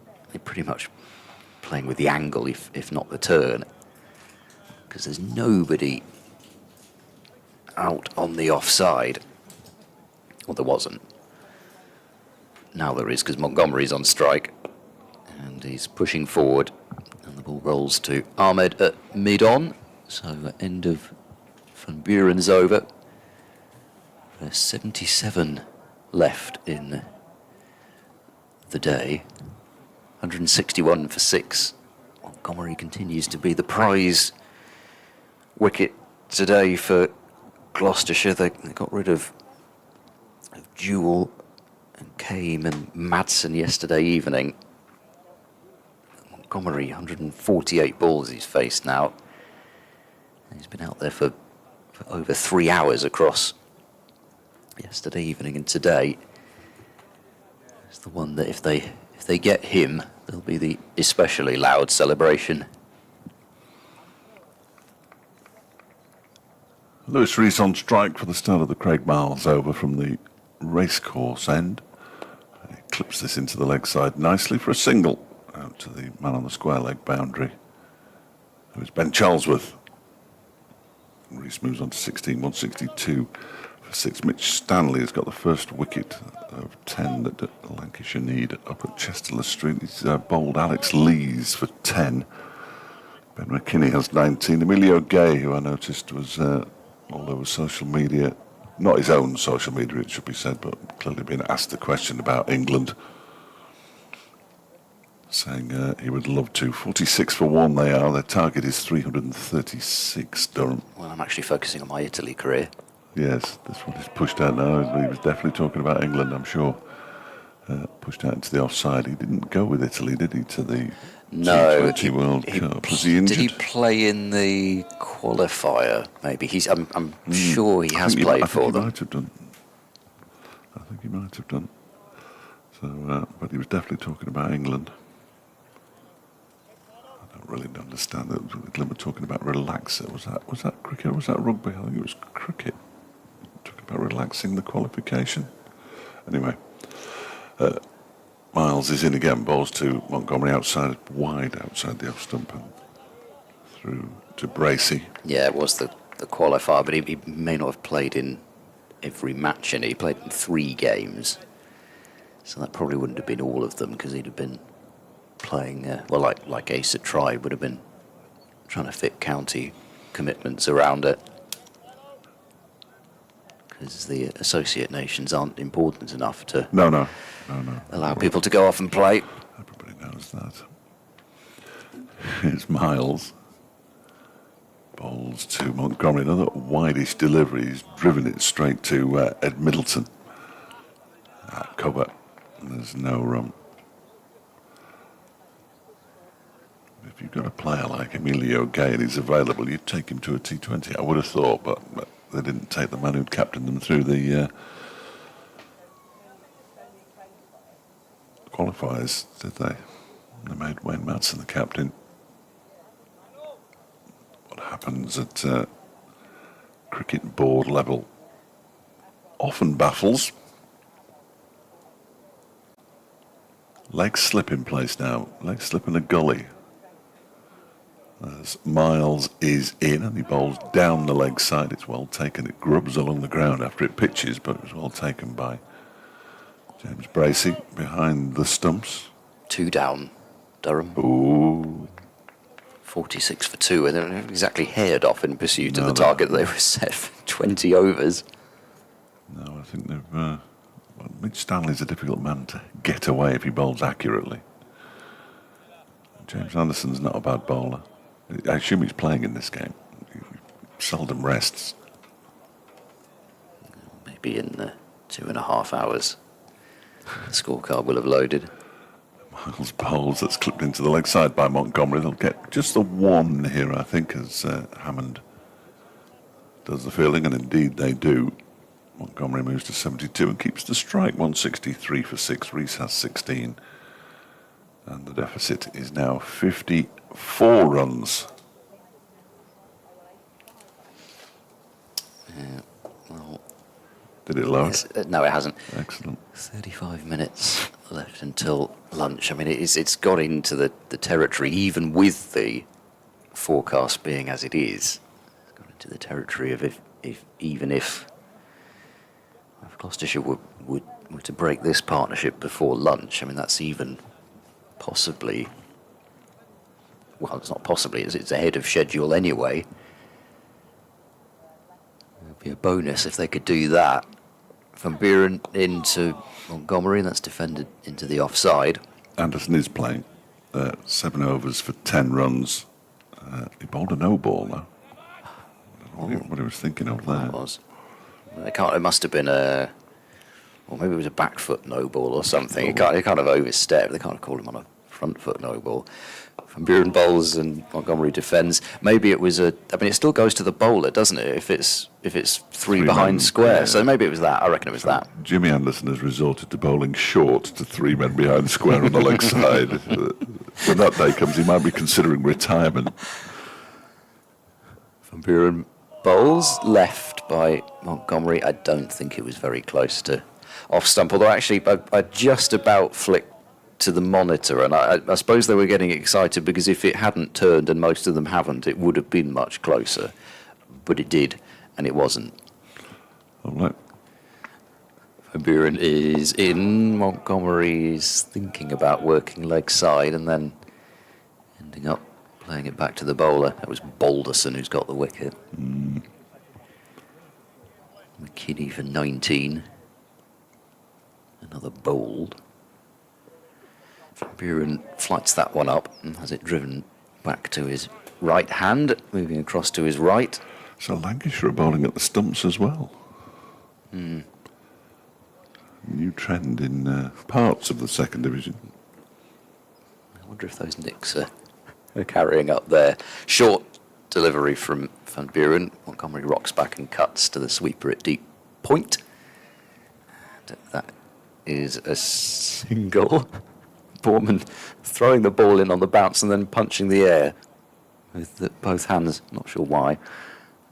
Anyway, it's 164 for 6. Montgomery's kept the strike on 73. Rees 16. No major alarms with the spinner so far, but they've more than chipped away at times this morning. 3 wickets in under 5 overs, so they can afford just to, well, potentially breathe a little easier about a partnership starting to build. Miles to Montgomery, who gets a full toss, punches it straight to Miles Hammond at mid-wicket. Horrible cricket all round. I imagine, given how dry it is up in the northeast, that the pitch will be cracking up by now. Yes, they're probably Anderson and Balderson are just bowling off cutters, just getting it to turn. I'd have thought so. Turn, Yeah, might be too bright at some point. Shout actually, Gloucestershire are up there in almost September, or right at the end of August. Glorious. Miles bowls a short delivery. Montgomery has nothing to do with it. It was outside the off stump and allows it to go through to the keeper. Yeah, I think that's probably what's happened. Yeah, it might have Ahmed Saeed fit by then to bowl some left arm spin. The youngster Alfie Johnson on a rookie deal with his off breaks, just play all spin. Just pack your bowling attack. That dry. Yeah, it will be parched. Let's look out for the aircraft. In comes Miles and bowls to Montgomery, who turns on this one, and I had no idea where that ball had gone. It's actually gone just backward of square and not very far. It was a sort of jabbing shot, really, as Montgomery moves on to 75 with the single. 165 for 6. 52 behind. We've already seen Kent lose by an innings and 2 runs in the second division. That was yesterday, of course, at New Road in Worcester. Derbyshire at Canterbury on Friday. Looking forward to a trip to the end of the country. Can't get much further. No, it's amazing how far east Canterbury is, even within Kent. It always surprises me. Why would you have the head of not the head of the Church of England, that's the King, the leading cleric, the Church of England, based so far away from anywhere. This one is down the leg side, and Rees tries to lift it away. There is a man down at sort of long leg, fine leg. That's Gabe Bell down there, but he didn't make any contact anyway. No, I did quite like the shadow catch from Bell down there. That might have gone towards him, certainly in that vague direction. But I keep looking at the clock on top of the members' pavilion and must remember never to look at it again because it's still 20 minutes slow. As Miles goes in, that one is clipped into the leg side. Wait, wait is the cry as it's picked up by Cameron Bancroft. It's either 20 minutes slow or 23 hours and 40 minutes fast, but I'm not sure which. Is that right? Yeah. Excellent. I think so. Something like that anyway. I was trying to be clever. Then realised halfway through the start of the sentence that I was going to have to try and work it out. Because I thought you were going to do it in minutes as well, and then you cleverly did hours and Oh no, I minutes. was never going to do minutes. Have no fear. As Miles goes in, that one's down the leg side, taken by Bracey, who just lifts it above his head and goes ooh. And the over comes to an end. 165 for 6. Derbyshire. 52 more runs required to make Gloucestershire bat for a second time. Will they manage to do that? Montgomery has 74. He's batted really, really well. Rees on 16. Partnership worth 30. There's a shot on the No, the stream of David Griffin, who had his head in his hands momentarily. The great man. Who's that with him in a hat? It's an impressive hat. It's Yeah, almost it as is, big isn't as it? him. Yeah. So where is he? Beer and bowls stretching forward. Montgomery to smother the ball. Ben Charlesworth is jumping about at mid-wicket, suggesting he might have got the nod from the skipper to have a bit of a burst this morning, swinging the arms as well. Van Buren into Montgomery, pushed out to Price at cover. They really have packed that offside field now with the four saving the single and Price pretty close at cover, and then a sweeper out on the boundary if he manages to beat that. Oh, that's a close appeal for LBW, gone. It looked pretty good from here, even though Montgomery got the stride in. Van Buren wheeling away again in celebration, mobbed by his teammates, and Gloucestershire have their 7th wicket and they have the prize won. Montgomery goes for a well-made 74, but he's been trapped LBW by Graham Van Buren, still 52 behind, and Gloucestershire will have Zach Chappell in their sights momentarily. Montgomery was unimpressed. I've got no idea. It was a long way forward. He gets a good hand from the county ground crowd, and we will get to see that decision when he steps over the rope. Now! Go on, Phoebes, he's gone. Will you still be recalled from the pavilion? No, here we go. Here comes... No, it doesn't. No, it's the wrong end. Yeah, that's no idea. But thank you anyway, Phoebes. That was very good of you. Absolutely no idea whether he was out or not. Get it on. Well, he was out. In Vplay. Here you go. We can have a look at it. Well, we can't tell it from that because the umpire's head's in the way. Well, you could see where it struck him. It struck him on middle, maybe middle and off even side of middle. And I know he's got a stride in, but the ball would have to be spearing down the leg side, I think, to miss. So unless he felt he got a scratch on it. Well, the 3 players who were sitting in the dugout have clearly got no faith in the remainder of it. They've disappeared up the steps now. They're going to pack their bags, I think. It's a matter of when, not if now. And of course, lunch won't be at 1 o'clock. Well, it might be, because we might be finished by then, but I would think that we'd have an extra 15 minutes, or indeed 4 overs. Oh, yeah. That's good for me there. I'd almost forgotten about the 4 overs. Thank you very much. Yeah. Right, what's Zach Chappell going to do against Van Buren here? 52 behind. Is he thinking, well, if I just smash a few quick runs, at least make them bat again? Van Buren bowls and he works it leg side for no run first up. So first wicket this innings for Graham Van Buren, 3 for 31 in the first innings. He bowls now round the wicket to Chappell, who's back into his crease, playing straight. I suppose whilst he's got Rees out there, maybe he's still thinking about some sort of a vigil type innings. I don't know.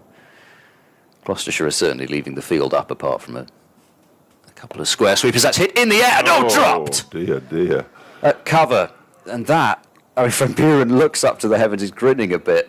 I don't think that he, or indeed most of the Gloucestershire fielders, can believe that has gone down. I think it's Hammond who's there at cover. Chappell drove it. He didn't time it at all. Hammond's still down on the ground, receiving a rub on the chest from Bracey and Price because they can't pat him on the back because it's lying on the ground. Dear me, that was an unusual one. Miles Hammond, a very safe pair of hands. In fact, last year he broke the record for the most, or equalled the record, I should say, for the most catches in a T20 match in the world. And somehow he's dropped that one. 165 for 7. Well, it didn't get to him quickly enough, I don't think, did it? It must have been one of those ones. He sort of snatched at it a touch. And, yeah. One, I don't think it'd make any difference in the grand scheme of things, but... If it does, Derbyshire have done very well. Yes, Derbyshire are not getting out of this hole. The clouds have started to build up. A few cumulus clouds now. Lovely. Here comes Miles around the wicket. It's pulled. It's Charlesworth. It's Charlesworth down to... I did that before with these two. Well, I tell you, I did it, but I'll let you describe the ball. Yeah, went down a long leg. They took a single. Reese moves on to 17, 166 for 751 behind. Well, one of my first games, in fact, it was Ben Charlesworth's first-class wicket, and it was Mohammed Abbas. And I was involved in a very entertaining discussion with Richard Ray about languages. I can imagine. And then exactly, it was thrilling. Charlesworth bowls. Chappell pushes out into the offside. And I looked up and saw a tall, blonde seam bowler running in. Miles had been running in. Of course it was Charlesworth. I'm sure it was the first ball of his spell. It was definitely. It was the first ball he bowled, and I think it was the ninth wicket or something. Gloucestershire needed about 3 or 4 wickets on the final day to beat Leicestershire, so they're obviously going to do it. And that was Ben Charlesworth's first-class wicket. Well bowled, Craig Miles. Yeah, he's done me twice now. That's Ben Charlesworth in this match. It doesn't take a lot to do me, but he's done me twice. Hugh Lloyd, come on, Fletch. It has to be 23 hours and 40 minutes ahead. I don't think so. Yeah, you're right. Pushes it out to the offside. I think it would be ahead, wouldn't it? Yeah, I couldn't remember what you said, to be honest. Yeah. Derbyshire are always ahead of the game. He says that one's pushed out into the offside. Yeah, they're slightly behind in this one. We're ahead at Lancashire, though. We haven't spoken to Mickey Arthur since that defeat at Lancashire, when he rather jokingly, and he was joking, before anybody gets all uppity, as Charlesworth bowls, and it's played into the ground by Zach Chappell off the back foot, fielded by the bowler. In the pre-season preview that we did, he came and joined us in the box, and a big smile on his face, talking about something. No, it can't happen, Fletch, because we won't lose a game this season. Because famously, 2 years ago, I think it was, they lost their first home game of the season, him having said, we will not lose a game. Then he said, we will not lose another game. So when it goes past the edge of Chappell's bat, and they lost the next one. I think one of my favourite joking comments like that was, I didn't hear it, but I was told by our Lancashire colleague that when he was coach of Lancashire, Dale Benkenstein, after Lancashire had been relegated, in his season preview interview the next year had said, well, we've given our members a game at Lord's. Yeah, that's what you could have won. Charlesworth bowled, played off the back foot, punched into the offside by Zach Chappell, and the over comes to an end at 166 for 717 to Reece Chappell yet to get off the mark. Yes, and they're particularly, or can be particularly spiky members at Old Trafford. I think they've every right to be on occasion. Some of the stuff that's gone off there. Yes, of course, now Dale Benkenstein is Durham's batting coach and returned triumphant to Bristol as they scored 650 for 5. People eating up there, look. Is that an ice cream? No. There's some bread, I can see. That's probably not an ice cream. Bread ice cream. Although you don't know where that lunch is, you never know. From Buren into Reece, who sweeps hard through the gap at mid-wicket out to Borman on the boundary, so Reece is moving on to 18, continuing to seemingly feel that attack's the best form of defence against the left-arm spinner. 167 for 7. And now Chappell versus Van Buren. Bowls now, and Chappell does come down and over the outside of the ball, plays it into the leg side. Out to Ben Charlesworth. Still got some pretty close fielders on the offside as Chappell's forward and defending back to the bowler, but nobody under the helmet at all. Don't blame them with Zach Chappell winding up at some point, you would think. Dangerous. Bancroft is in there at slip, though. Van Buren to Chappell, who stretches forward and rides whatever turn and bounce there might be. Plays it along the ground, this time to Miles Hammond at cover. Middleton warming up his hands at backward point. I think it's that cold, is it? As It's not in Chappell pushes away again, back to Van Buren, who's doing some shining. 60th over this ball. Yeah, we'll be about an hour into the afternoon session if Gloucestershire are able to take the second new ball as Chappell pushes back to Van Buren's left hand, so another tidy over, and no sign as yet that Chappell's interested in anything other than blocking 13 deliveries he's faced and yet to get off the mark. Derbyshire 167 for 7, 50 runs in arrears. It was a little spiky last night. It wasn't spiky at all because he isn't a spiky character generally, Zach Chappell, but he did say if wickets fall tomorrow we will have given them away rather than being taken. Didn't quite know what who he was accusing of giving their wickets away. He's got the opportunity not to give his away now. Rees on 18 as Charlesworth bowls to him and he defends into the onside where Bancroft fields. Aitchison didn't give his wicket away. It was a short ball. It was a good one from Gabe Bell. Martin Anderson caught behind. He certainly didn't want to leave the field. Brooke Guest was bowled by Will Williams. And Matthew Montgomery batted nicely for his 74. As Charlesworth in again, that's turned away into the leg side. They run the first one really quickly. They're going to go back for the second. No, they're not. As that bell comes in from the boundary. It was almost the spot where Aitchison ran into and had Williams run out for 98. Oh, really? Round about that area of the field. Tried to sprint back for a second run that unfortunately was never going to be there if the throw was accurate, and it was. I was watching a triumphant local side at the time. As Charlesworth comes in to bowl to Zach Chappell, who turns it into the leg side. They go through for another single. Hammond does the fielding, but he couldn't get there quickly enough to stop them from taking Zach Chappell's first run. Leg bye. Which has been given as a leg bye, so it remains on naught. There was a wooden sound in there, wasn't there? 169 for 7, trailing by 48. All that effort for not getting off the mark, Zach. Dropped on naught by Hammond, inexplicably. Charlesworth bowls, that one is defended by Rees. This goes for a little wander into the leg side. That's remarkable. As I say, there was that record-breaking game. He took one of the best catches I've ever seen at Cheltenham. I mean, it was Cracknell. I've not seen a ball hit quite as hard and flat as that. And at mid-on, I think it was one of those sort of Stokes-style, almost wrong-handed, leaping above his head. Charlesworth bowls on leg stump and it's turned down to long leg by Rees for a single. He moves to 20, 170 for 7. Goalkeeper across his body with the other hand to get more reach. Yeah. It was just insane.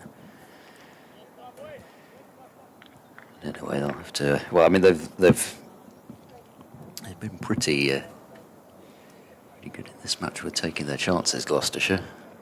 Charlesworth's next delivery played off the back foot, punched up to Van Buren at mid-off by Zach Chappell, and the over comes to an end. So Chappell waits to get off the mark. He's faced 15 deliveries now, shown good, admirable patience. Rees has 20. Derbyshire 170 for 5, trailing by 47 with 15 minutes to go until lunch, but 3 down's probably not enough, is it? No. 2 down would be, 3 down, 3 to go, rather. We took lunch with Lancashire needing 16 to win, I think it was, last match, was it 16? And they got a move on just in the over or two before lunch as well, didn't they? Almost as if they're thinking, well, we'll get the 15. There were varying reports as to why we didn't take the extra 15. On that day. I don't think that was one of them, but yeah.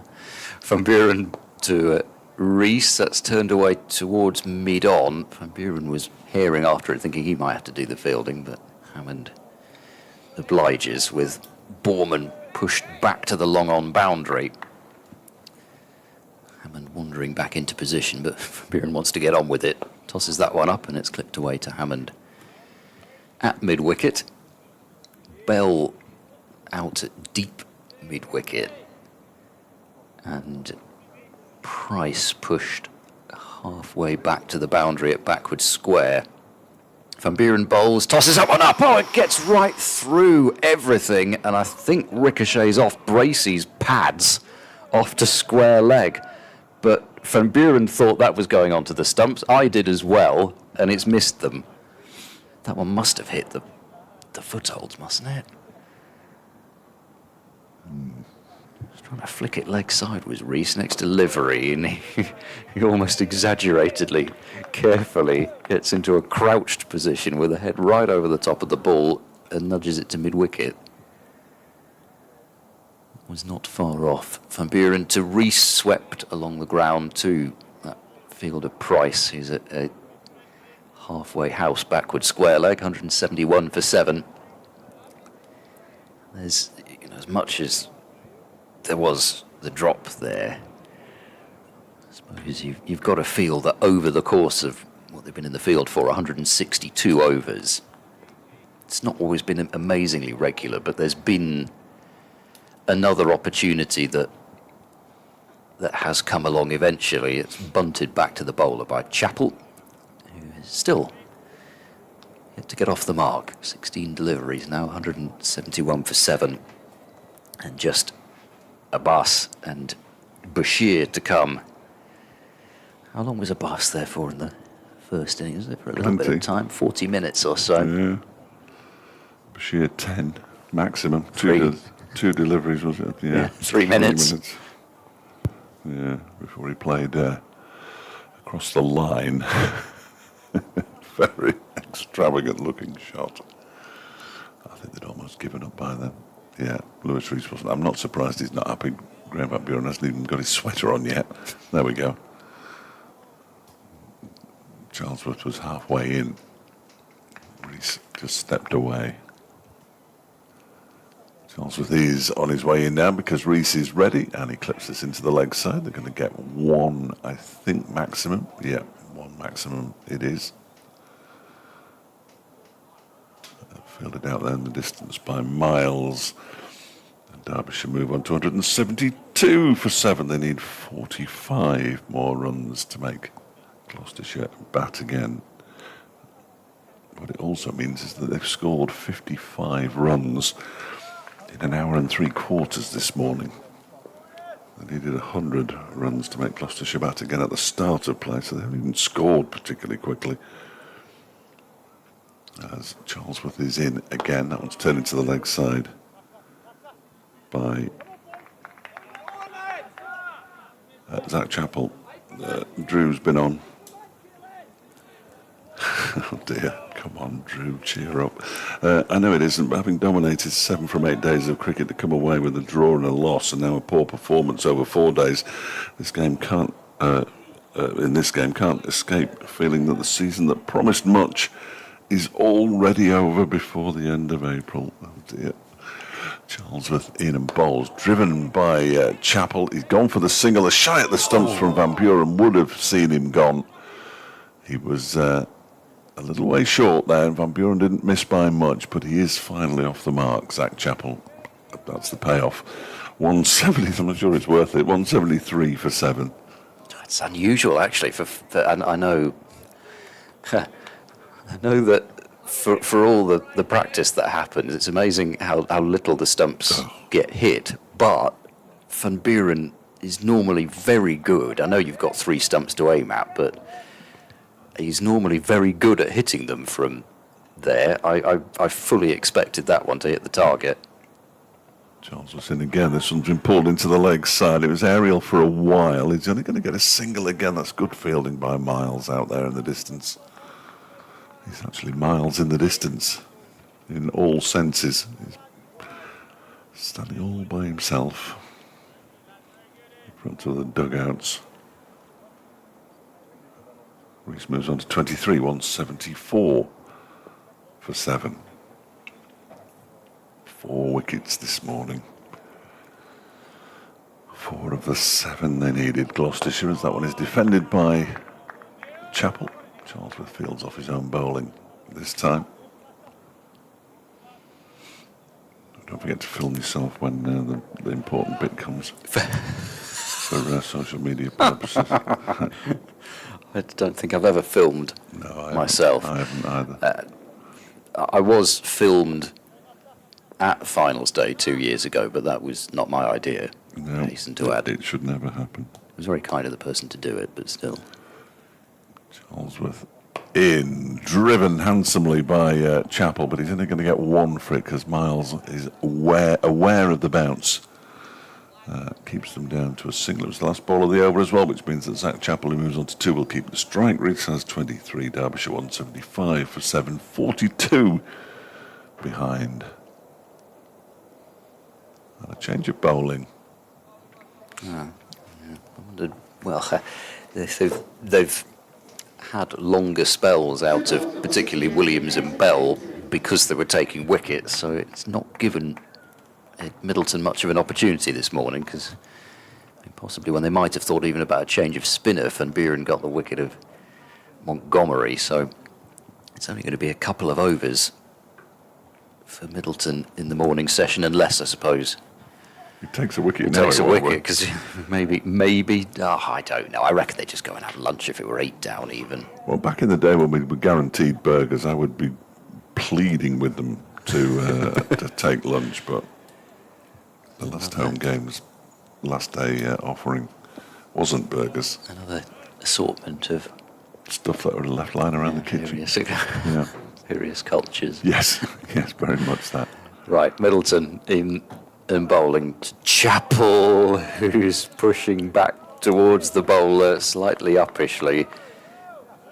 And, it's nowhere near Middleton really, but it was a early bit of encouragement for Middleton. Hammond seems to be warming up at Yes, cover. I noticed that. He's got a bowling average of 1 this season still. This is driven by Chappell back to the bowler. Perhaps he doesn't want to bowl again. 1 over 2 for 2 is... 2 for 2? Yeah, it's not even 1 for 1. Blimey. 2 for 2. Lewis Deploy had scored over 400 runs across two innings against Gloucestershire, having been unbeaten in the previous year's game. Nice beauty from Middleton, which has the beating of Chappell through to Bracey. And then Miles Hammond came on, and first ball, Deploy tried to sweep him, and it went straight through his legs. Oh dear. It was bowled middle stump.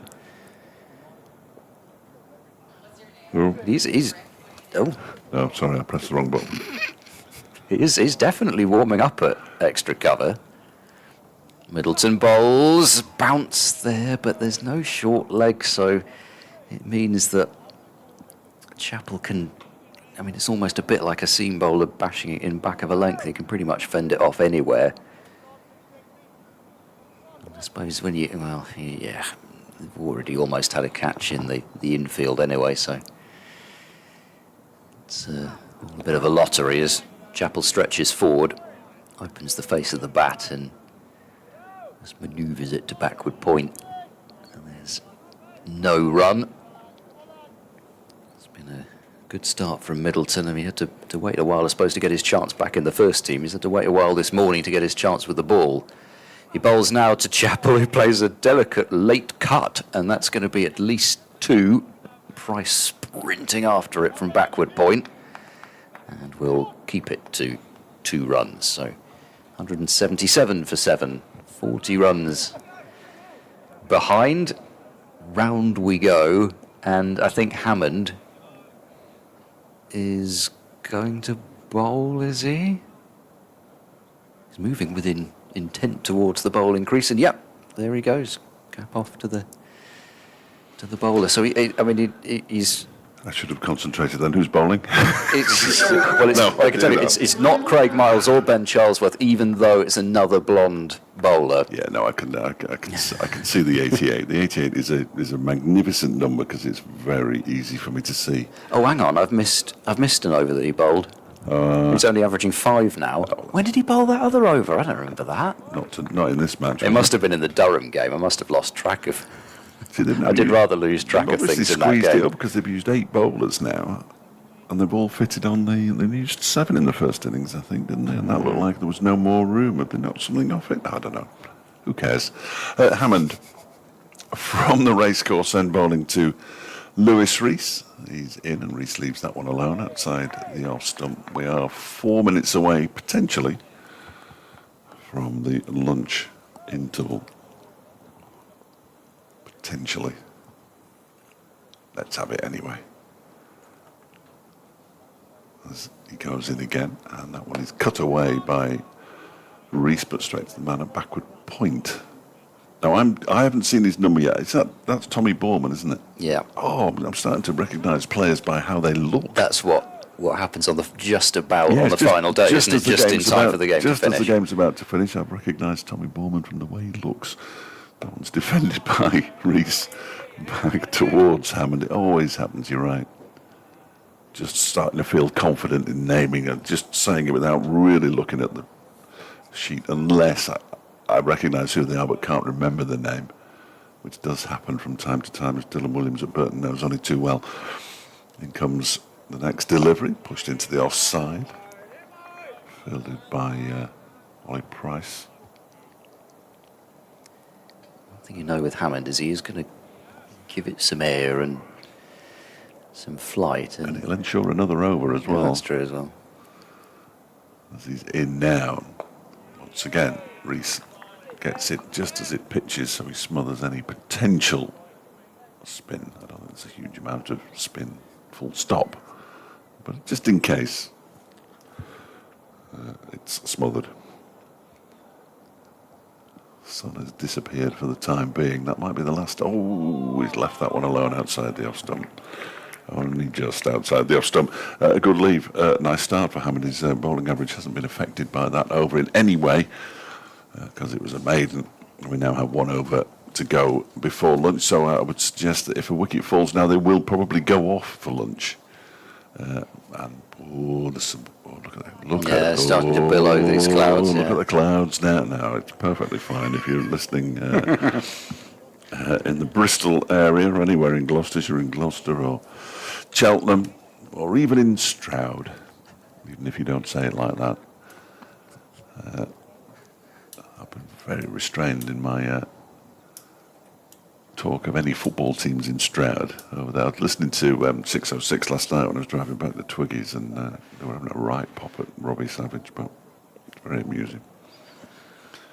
This will be the last over before lunch. They've put a short leg in now as Middleton bowls to Chappell, who drives to mid-off and doesn't fancy a sprinted single this time. There's been no change to the forecast, by the way, so it still suggests we're fine until 5, and then that's it. If Derbyshire bat till 5, I'll eat my hat. Haven't got one. Middleton in, turn and bounce there, and Chappell understandably is beaten as the ball pops up past the shoulder of his bat. That's a tasty looking leg spinner from Ed Middleton.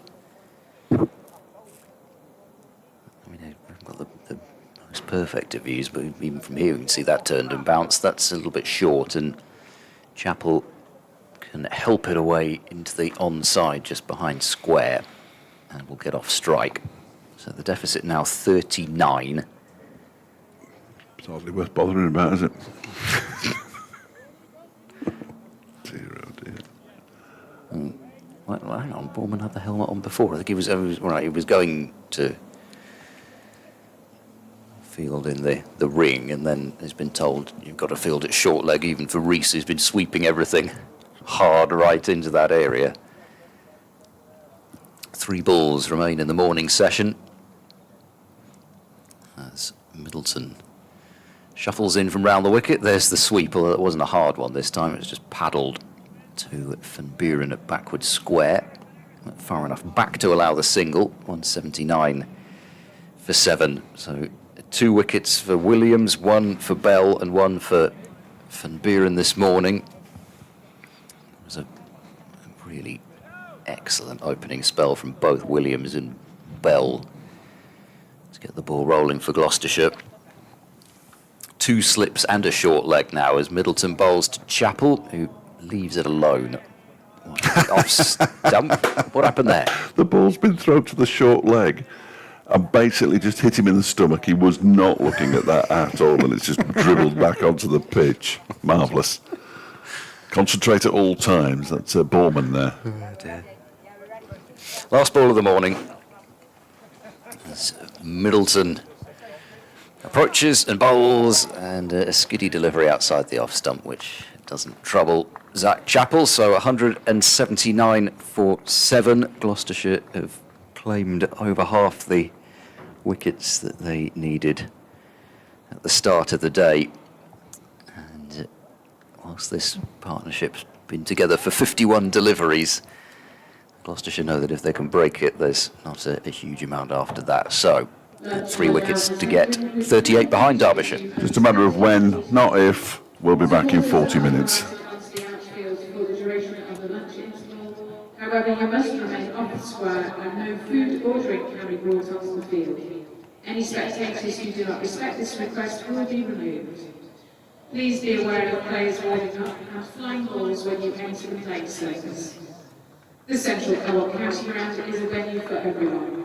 To find out more about our inclusive and accessible facilities, please contact info@derbyshirecccc.com or visit the main reception.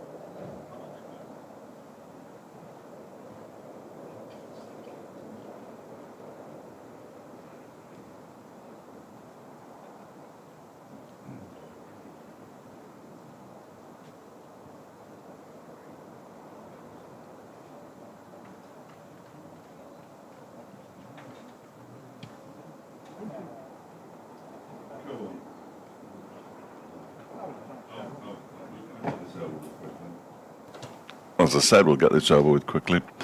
Welcome back to the Central Co-op County Ground, where Derbyshire are in a desperate situation. Gloucestershire, conversely, are in a very, very good position. Derbyshire's currently still trailed by 38. They lost 4 wickets this morning. 179 for 7. 2 wickets for Will Williams, 1 for Gabe Bell and 1 for Graham Van Buren in the morning session.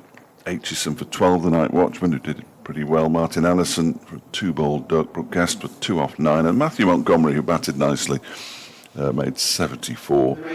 Zach Chappell, who was dropped on naught, is on 5. Lewis Rees has 24. As I say, they still need 38 more runs to make Gloucestershire bat twice in this game. The clouds haven't got any worse since lunch, sadly. I've said it before, and I'll say it again. I sort of joke about that, but there's no way anybody wants to draw a game because it starts to spit a bit. And excellent! Will Williams is coming back. He is good value. He just hasn't done enough this match, I don't think. No, he needs to bowl some more. Needs to work a bit harder. Yeah. Shirker. Gabe Bell is looking more and more like a rugby league player every time I look at him, but he was just doing some quick, sharp movements side to side out there on the point boundary. He batted Williams for 3 hours for his 98, and he's got through 38 overs. He's probably He's probably the man of the match, isn't he? Probably. Yeah, I would say. I think he probably is.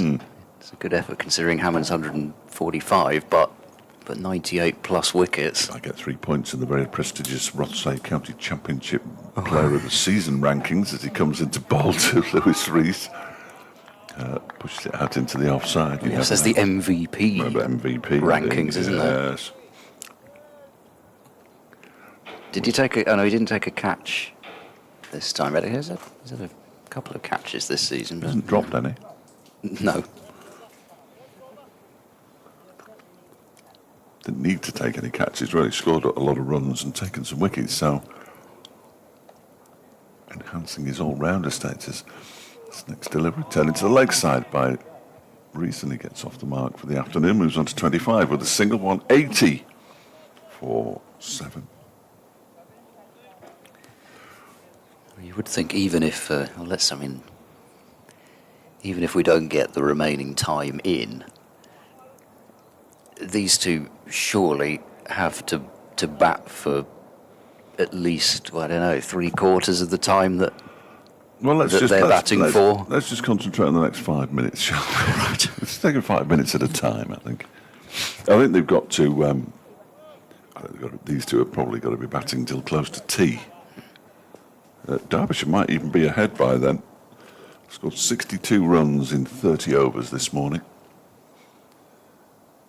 Chappell to face his first delivery of the afternoon session, and he pushes it into the onside, and there is no run.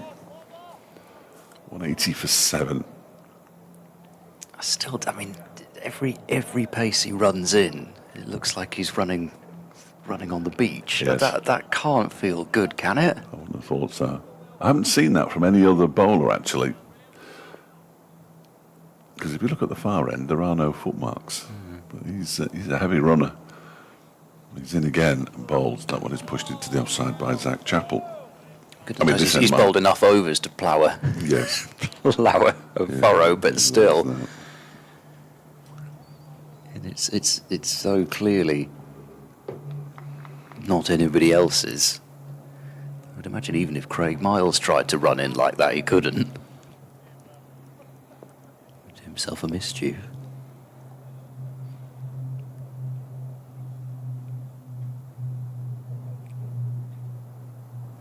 Here he comes again, bowls to Zach Chappell, who pushes this up to Van Buren at mid-off. Wind's changing direction. It's coming from the northwest now, this wind. I think that's where the... Well, you say that. No, you see that. That's just... No, I'm not having it. As a resident of the northwest, it doesn't always rain in the northwest.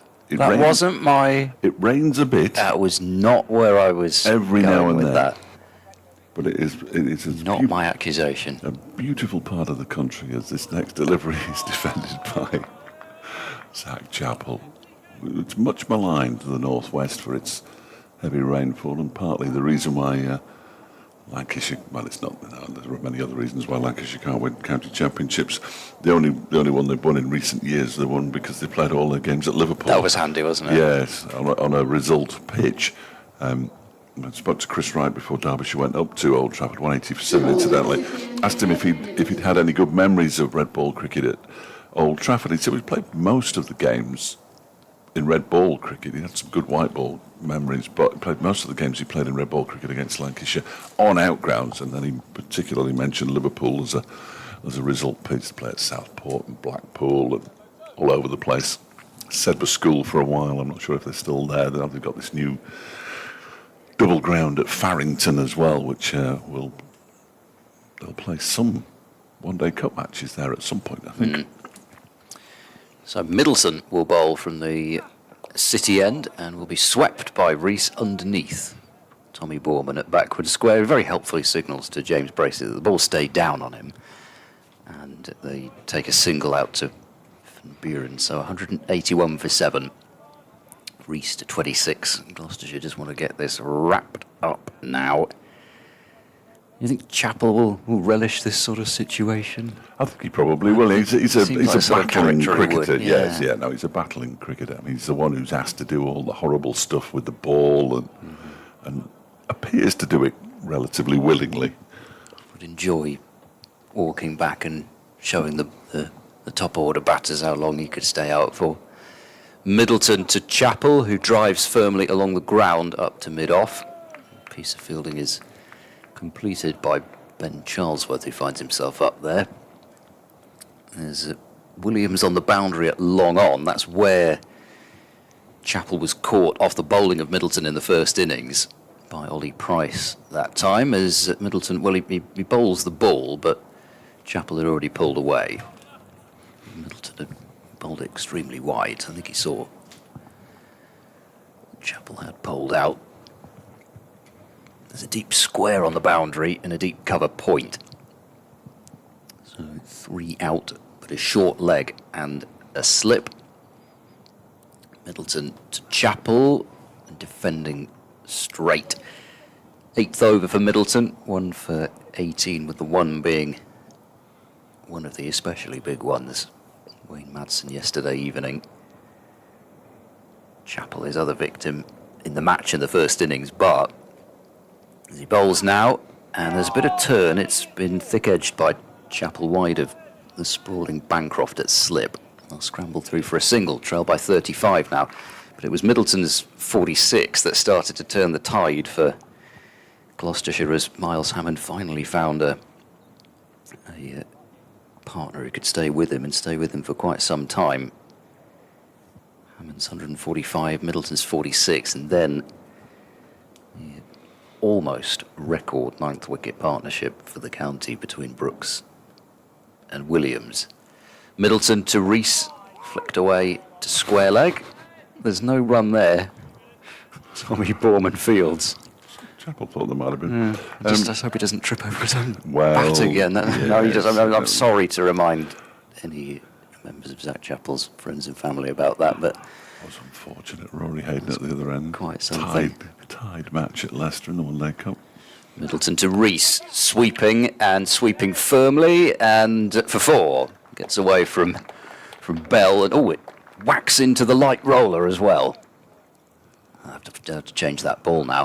186 for 3. Rees on 30. Taking the wicket for a while. You see, again, I've never understood this. I used to play village cricket to a very poor standard, where you'd turn up at a ground and there'd be a box of kit, and you get your pads out there and your gloves and occasionally your box. And if I was given a square ball, a cubed ball to bowl with, to open the bowling with, which I occasionally did, I'd have been absolutely delighted. But it seems as soon as there's a slight blemish on the cricket ball, I know the umpires are looking at it now and they're going to toss it straight back. I think no. I think we might need a box of Better balls. change it, yeah. Oh dear! Just play with it. It might do something, something a bit bizarre. Anyway, Spoils the airflow. does it? Do you need the airflow when you've got numbers 9, 10, and 11 to bowl at? But I don't know. Perhaps you do. Perhaps you do. Perhaps I know nothing. Well, people would say that. Know nothing about cricket. I can't imagine the ball that it's changed for is going to do too much good anyway, and especially when it gets to this old, it's probably going to be out of shape. And The one that they're going to change it for anyway. Potentially not polished in any way, so they're going to have to spend 2 hours working on it furiously. The ball's been given to Ed Middleton, who's now polishing it furiously. He tosses it to Cameron Bancroft. He has a look at it. It's useful. A few more minutes eaten up there. He gives it to Will Williams. He has a look at it and says, well, I'm not really bothered. So he gives it to Graham Van Buren, who starts polishing it. And eventually it'll work its way back to Williams as he is about to bowl his 17th over.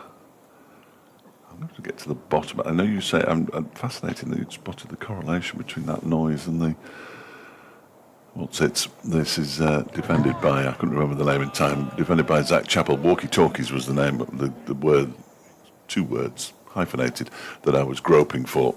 I couldn't get there in time. Although that time I don't think anybody reached for it, but it was definitely before I like was that. the case. I'm quite excited that there is a correlation between something and the funny noise. First ball is defended. I may have mentioned that, I may not. 186 for 7, 31 behind. As Williams goes in, pushed up to Van Buren at mid-off by Chappell. That definitely is Caleb Jewell at the top of the stairs. He just turned around and gone back into the changing room in his Derbyshire tracksuit. Looks like a couple of members of the coaching staff sitting on the little balcony in front of the Derbyshire changing room. Surely won't be a long spell this for Williams. I mean, Well, he's barely done anything. Get on with it. Here he is again. Bowls. That one's turned into the leg side of a fashion by Chappell inside half of the bat, Hammond Fields. I know you want to get it done as quickly as possible. Well, no, break the no. partnership, but there is this the second new ball to think about. I'd prefer it to go until about 4 o'clock. I'm sure. I remain slightly less than optimistic, but I mean, this would be. I've seen some good escapes in recent years in Burton Albion, but this would be right up there. As Williams comes in and bowls, that's well defended by Chappell. He gets a touch on it. Williams just deflects it past the stumps. Rees had his bat firmly placed in the crease. I don't know what he was doing with the rest of it. It's those overs just before lunch again. I always struggle. I think the blood's gone to my stomach. We had burgers. Burgers are back. Gherkins, bit of cheese on them, lettuce, tomato. Magnificent. As this next delivery is defended by Chappell. Again, it's up towards Van Buren. It's barely got the energy to get there. So, yes, hats off to Derbyshire for their final day lunch again. I think it's going to make it quite high up my lunch rankings this year, Derbyshire. Much appreciated. Even as what we were saying about the assortment before, it's all very tasty. It's all tasty, yes, it is. It's just an unlikely assortment, isn't it, at times? But as this next delivery is defended by Chappell to Van Buren again, and the over comes to an end. 186 for 7. Was that a maiden? I guess so. Yeah, it was.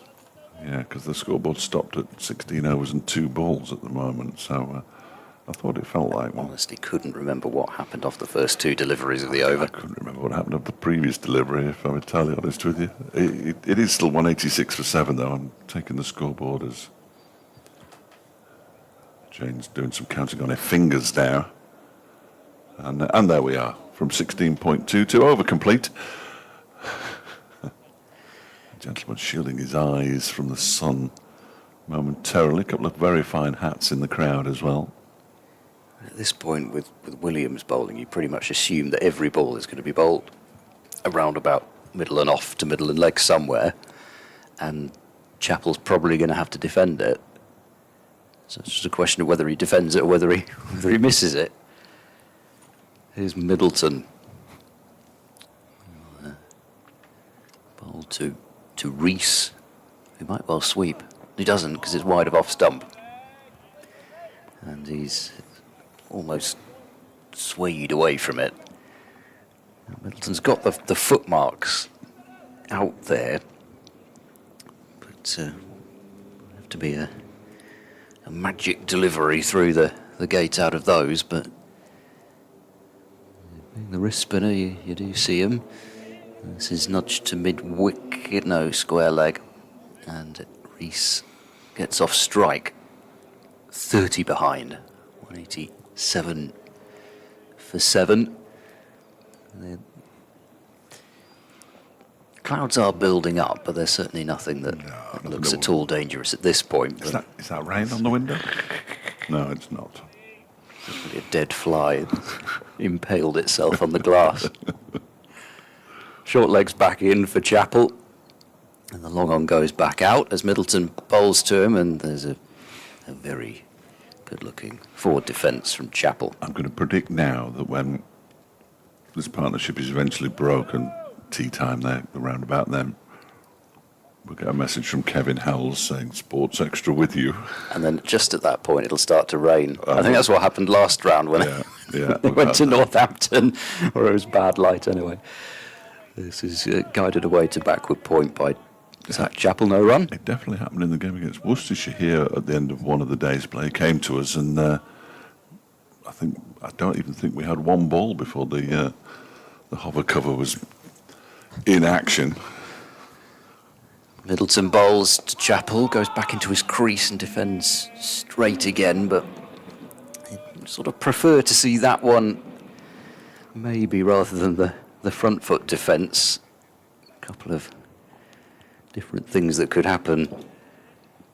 Middleton can sneak one through, doing everything he can to try and vary his pace, and the odd top spinner or the like. He's in now and bowling. Chappell's forward playing back again. Ed. He did all the hard work. He flicked it up off his boot into his hand, and then he dropped it. 187 for 7. Just the one run off the over. So the deficit's still at 30. And a bit of a brains trust meeting there with current captain Bancroft and former captain Van Buren. But it will be Williams to continue for now. There are 10 overs left now until the second new ball becomes available. We'll see how they navigate their way to that, or indeed if they can, as they would dearly love to do, get Mrs. Bashir and Abbas well before it. I might not get to the end of this, Will Williams. These are now timed bulletins, so all very exciting. Williams from the racecourse then bowls to Rees. He tries to flick it away into the leg side. The ball lands at his feet. Second room from the left. Second floor. Are you choosing your room for Canterbury? No. The one with the windows just twitching. Somebody just sent me a message. Here's Williams. Ball's turned into the leg side again by Lewis Rees, who actually swerves Will Williams and then apologises to him, pats him on the back. Williams doesn't even acknowledge him.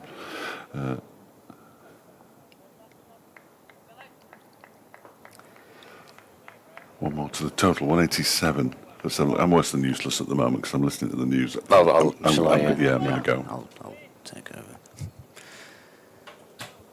Obviously wanted to get his steps in, is Mark Newell at the far end.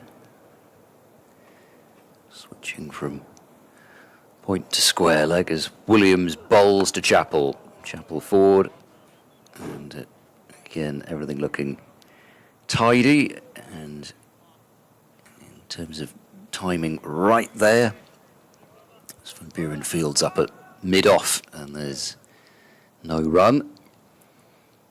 Just the one slip, and Gloucestershire hoping for another one of those. Which they've had a couple of catches given to them in front of the wicket as Williams bowls and Chappell gets a little bit tangled up there. A few different minds about where to play it, but you could probably hear the noise of the ball still thudding into the bat. There's no run. There's not a great deal happening in most of the First Division games. Sussex, after a bit of an early wobble, have recovered to 193 for 4 at Headingley, so making their way comfortably towards safety now as Williams bowls to Chappell, deflected away to cover. And no run. Essex 109 for 1 at the Oval, that's a lead of 46. Nottinghamshire 425 for 4 at Trent Bridge, having been forced to follow on by Warwickshire, but a lead of 2-4-5. Nothing looks to be happening there. Glamorgan have lost an early wicket against Leicestershire, who declared on 586 for 7. They're 16 for 1, trailing by 130. Still find it hard to see how Glamorgan would fail to bat that one out off the back foot. That's driven through the gap between mid-off and extra cover. The ball will not make it to the boundary. Van Buren has run it down, and they've come back for 2. So, that's a good one. We haven't any runs since we have, I think, haven't we? Yes, it's 190 for 7 now. So 27 runs behind at the end of that 17th Will Williams over of the innings, 2 for 39. Ooh, that's different. We've switched to a backup system. It occasionally does that when it glitches. That looks more like the one we get at Bristol. Don't read that out loud, but that was the message I got just a few moments ago. Derbyshire players just having a wander around the boundary down below us. It's Martin Anderson, Pat Brown and Matthew Montgomery, along with Chris Wright. I think that's all that are there.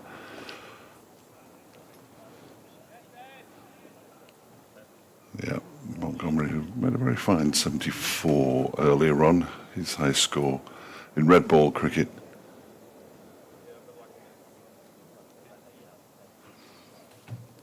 And shall I just... Oh, I don't know now. Well, I'm not bothered. Middleton bowls to Rees. It just didn't quite work. It's worked perfectly this morning. That was pushed into the onside. There's no run.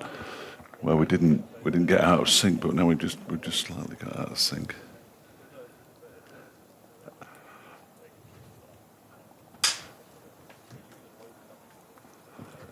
Here comes Middleton again, bowls to Rees, who pushes this into the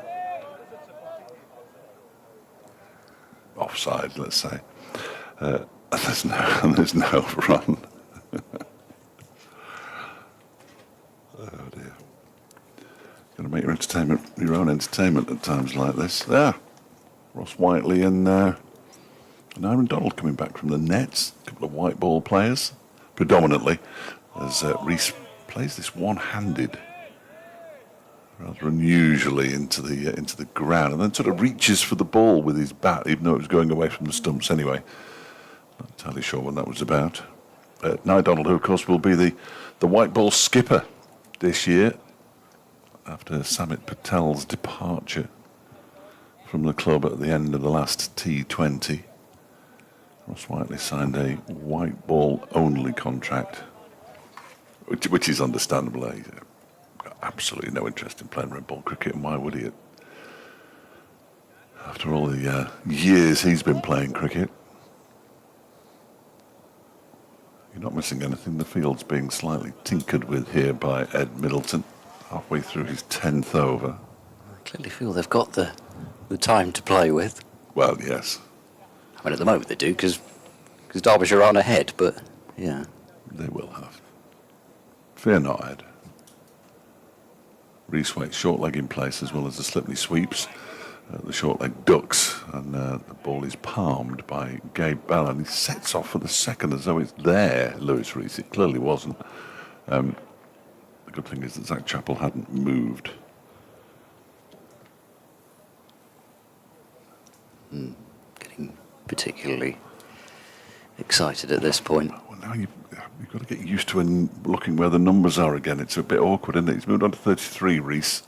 191 for 7, still trailing by something. See, 26. I've slotted right in because this is exactly the same layout as the new scoreboard at Bristol, yeah. I'm not a fan. The score's gone off the bottom of the stream as well, so there's obviously an issue as Chappell defends this into the leg side. Some kind of technical issue that is way beyond my competence and knowledge. Perhaps the internet is having problems. An outage. In comes Middleton to complete his 10th over. Bowls to Chappell, who defends it straight back to him. Nice and comfortably, removes his gloves and goes for a chat with Lewis Reese at 191 for 7. 8 to Chappell, 33 to Reese, and Derbyshire are 26 runs behind. Well, you mentioned something, what was it, about Chappell saying that Derbyshire will have given the wickets away. Well, he's already, his words, pretty much batted for as long as anybody other than Matthew Montgomery in terms of deliveries. Yes. Madsen batted for 61, so he's already getting there. You're right. So, well, he's letting his batting do the talking at the moment. And again, that's part of his character, isn't it? He's probably said that and thought, no, I'm going to have to go out there and actually...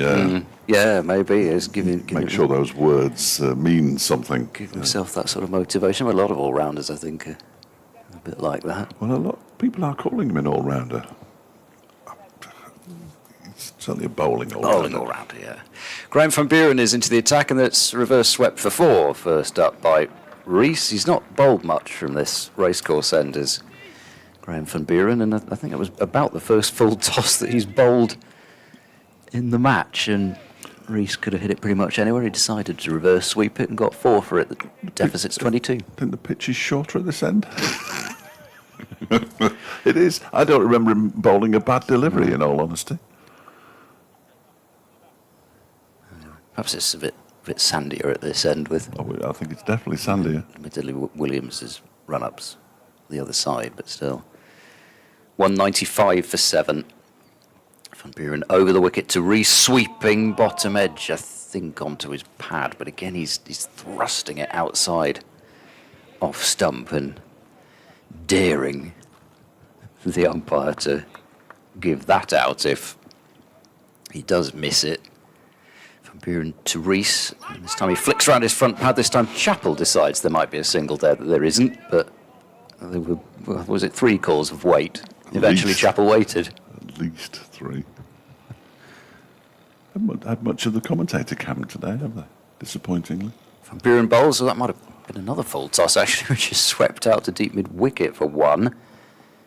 21 runs behind. Deliberately put one of my best T-shirts on today. Well, perhaps they didn't particularly like the jumper I was wearing or something. The 2 blues that we're wearing might clash with all the blue in the room. It's almost just like seeing 2 heads talking in a room. Talking heads. Talking heads. Right, Chappell is about ready to face it. It hasn't felt as though everybody's in a massive hurry since lunch. That bounces a bit. And Chappell, having gone onto the back foot, does play it very well. Rides the bounce and keeps it away from his stumps. There are 2 short extra covers and a short mid-wicket as Van Buren is into Chappell, and that is defended once more. Another over is got through. 1 for 34 for Van Buren. 7 overs to go, and oh gosh, that's so crowded now. 7 overs to go until the second new ball. I know where everything is on the scoreboard when it's like this, though. It's made a miraculous recovery. Yeah. it went like this on the scoreboard outside as well for a split second.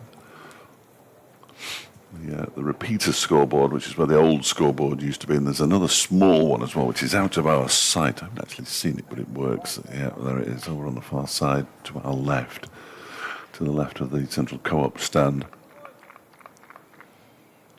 The new stand, great place to watch cricket. Might not be that great at the moment, but it's a great place to watch cricket. Believe me, I've watched a couple of pre-season friendlies from there. It's really good. Was that filming your pre-season video No, as well? Well, I did. Yes, no. Here's Middleton balls to Reese, who pushes this one out into the offside. It was filmed at the ground, obviously, on media day. And I was told what to say. Told it was something that was the kids were doing and did it, basically. Just a born performer, really. An entertainer. Here's Middleton. Bowls clipped wristily into the leg side. They're going to go through for a single. There's a shot at the stumps from Hammond that misses, but I think he was in anyway. Reese didn't miss by much at the non-striker's end. I like how on the scoreboard now, with the Middleton and then the 10.2 squash together, he's Middletonio. Middletonio .2. Just make him a little bit smaller, like Charlesworth. Middletonio.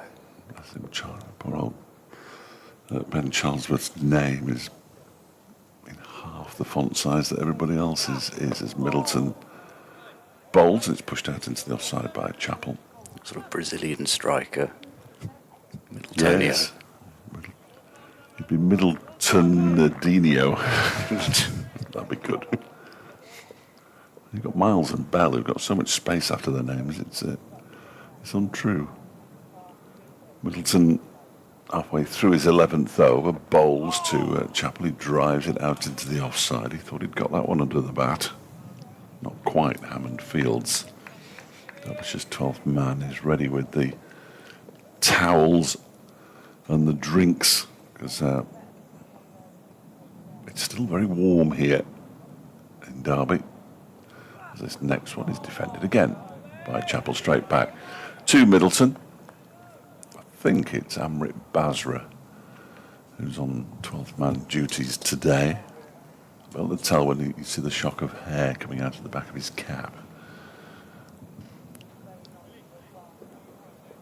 Signed a contract in the winter, having impressed in the One Day Cup. Actually played some red ball cricket, certainly played against Kent, and I think he was involved in the game against Glamorgan when it rained for most of the time.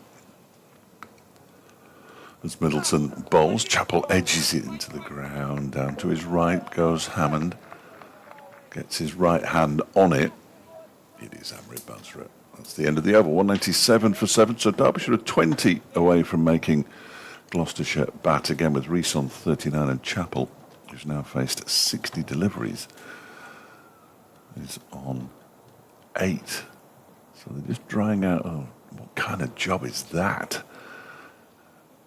What's going on If now? it is, well, he's cleaning, he's going, drying the inside of Zach Chappell's helmet. I mean, nobody should be asked to do that.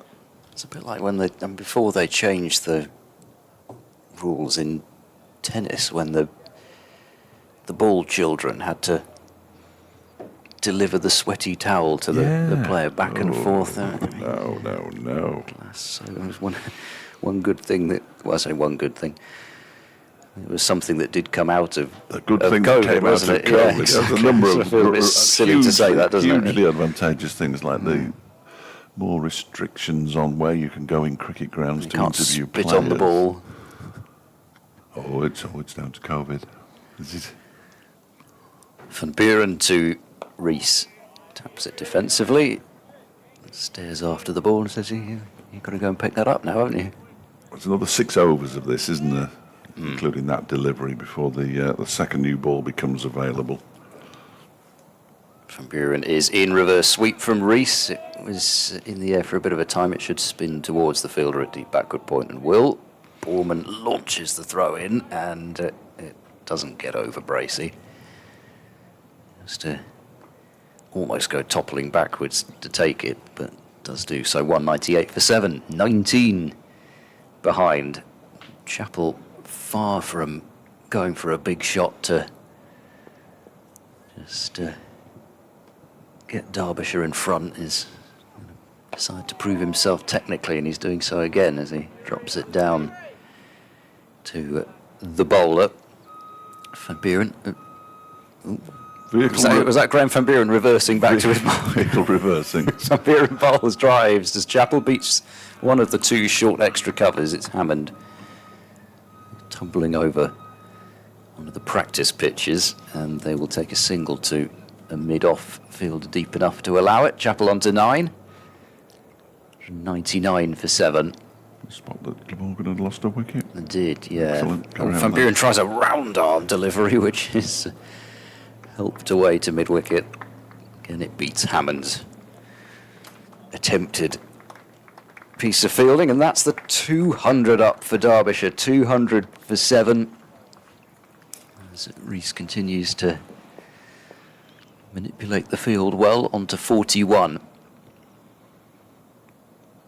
Van Buren into Chapel, goes back into his crease and keeps it out, so end of the over. And it does feel a bit like, I mean, there've been plenty of occasions when wickets have come out of absolutely nowhere in each of the last couple of innings, but I do sort of feel as Bell in front of us begins to do some stretching that's where it'll be a bonus if it happens before that, because there's very little turn for either Van Buren or Middleton to deal with. You sort of feel that Bell may have to be the one to try and skittle out the remaining Derbyshire wickets, the 3 that remain. In the words of Zach Chapel, they'd be giving a wicket away. Middleton bowls. That one's padded away by Lewis Rees. No shot. Would have got to turn about a yard and a half for it to have even troubled the stumps. A long way outside the off stump. Oh, it's Middletony now. Here comes Middleton. Sweep shot from Lewis Rees. He's not going to get 4 for this one either, as it's fielded by Price, and nicely done actually, because he picks it up and throws it in the same movement, keeps them down to a single. Rees moves to 42, 201 for 7, 16 behind now.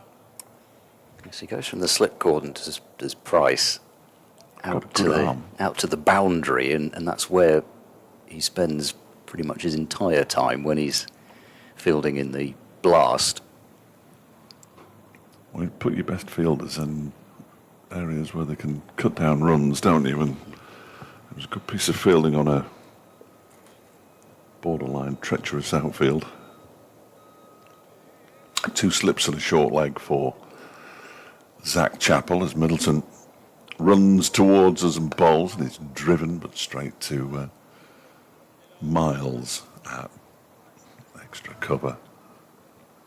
Sort of a minor victory to get Chapel playing a drive rather than a defensive shot. Yes. He's scored 4 runs since lunch, Zach Chapel, as this one is defended by him in 34 deliveries. When he only scored 5 in 31 before lunch, so it's not as if he's had to change pace or anything. He's batting exceptionally sensibly. Zach Chapel. Middleton's next delivery, just comes off a leading edge, all the way along the ground, but off a leading edge. It's a bit like Aitchison first thing this morning as the night watch, when he's having to fight all of his natural urges with a spinner bowling to just swing away. As Middleton comes in again, Chapel pushes it out into the offside once more as the 12th Middleton over comes to an end, 1 for 27. His figures, Rees has 42, Chapel has 9, 201 for 7, trailing by 16 now, Derbyshire. Bide Wagtail, very close to where Gabe Bell is going to stand up. That's not a fair contest, although one of them could fly away. I'm sure Bell is completely oblivious to it. Yeah, I'm sure he'd be fascinated by the local wildlife. A bird that wags its tail. Van Buren to Reese, and that's left alone. Oh, you don't get those at home. No, well, they're very Well, I do, actually. Very ordinary animals in Tasmania, as we were discussing earlier in the match.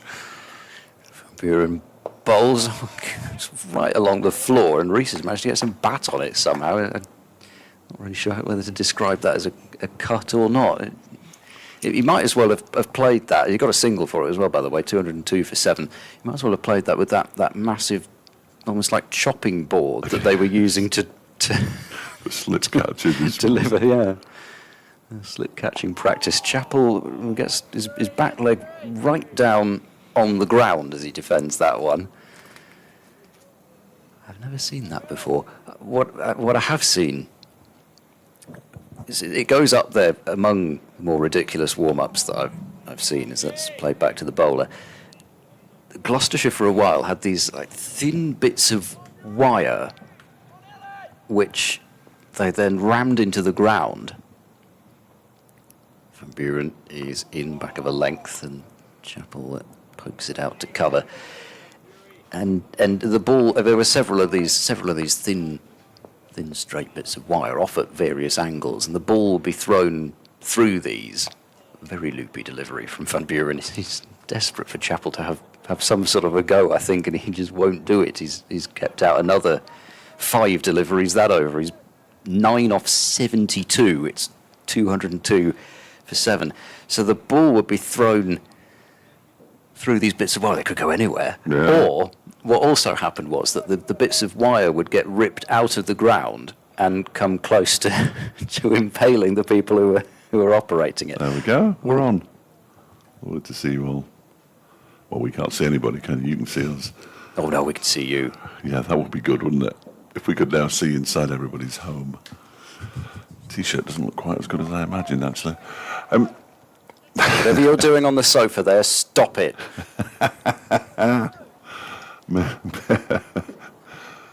Middleton to continue 3 overs away from the second new ball, which could swing the game very much further towards Gloucestershire, you would have thought, as that first ball is tucked into the leg side. Zach Chappell goes on a very circuitous route for the single in a big semicircle almost. He didn't want to run on the pitch and then ran all over it right at the end, and now he's waving to the... he wants new gloves. He's just pointed to the pavilion, and apparently they're on the floor by the boundary. That was the impression I got there. And Amrit Basra just stands at the top of the stairs and ignores him. Which is usually what happens when you wave to 12 men, in my experience. 203 for 7. Chappell on strike now. He's on 9. Reese moved up to 44 with that single. And he reaches for this one and pushes it straight to Miles at extra cover. And there's no run. Partnership worth 38 between these two. Good effort. Well, it's almost certainly not going to be enough, but you never know. As this next delivery is pushed into the offside. Well, the way Derbyshire have to think is, with partnership with 38, if they get 2 more 30-run partnerships, they would be in front, and they'll have taken a fair old amount of time because they're not scoring particularly quickly. They've taken 20 overs out of it. Yeah, which could, almost certainly won't, but could help them rescue this game, as Middleton is in and bowls to Chappell, who goes back, pushes it out into the offside, fielded by Miles again. I mean, they may only have to bat for. I'm not going to speculate too much, but they may have batted for a good proportion of the time that they have to. These two, let's say 30 more overs or something. Already batted for 20. Yeah. If they bat for another 30 overs, it could be interesting. Tea set in stone, of course, on the final day at 20 to 4. That's some way off. Hour and a quarter. Yeah. And There's just a bit of faffing with the field here. and then there'll be another delay as the gloves come on. I don't know. I feel as though maybe they could have ripped through some of these overs possibly a little quicker to get the new ball to come earlier. Yeah, still 53 overs left in the day. Yeah. Assuming these horrible black clouds don't come over. Showing no signs of being horrible or black, or indeed coming over at the moment.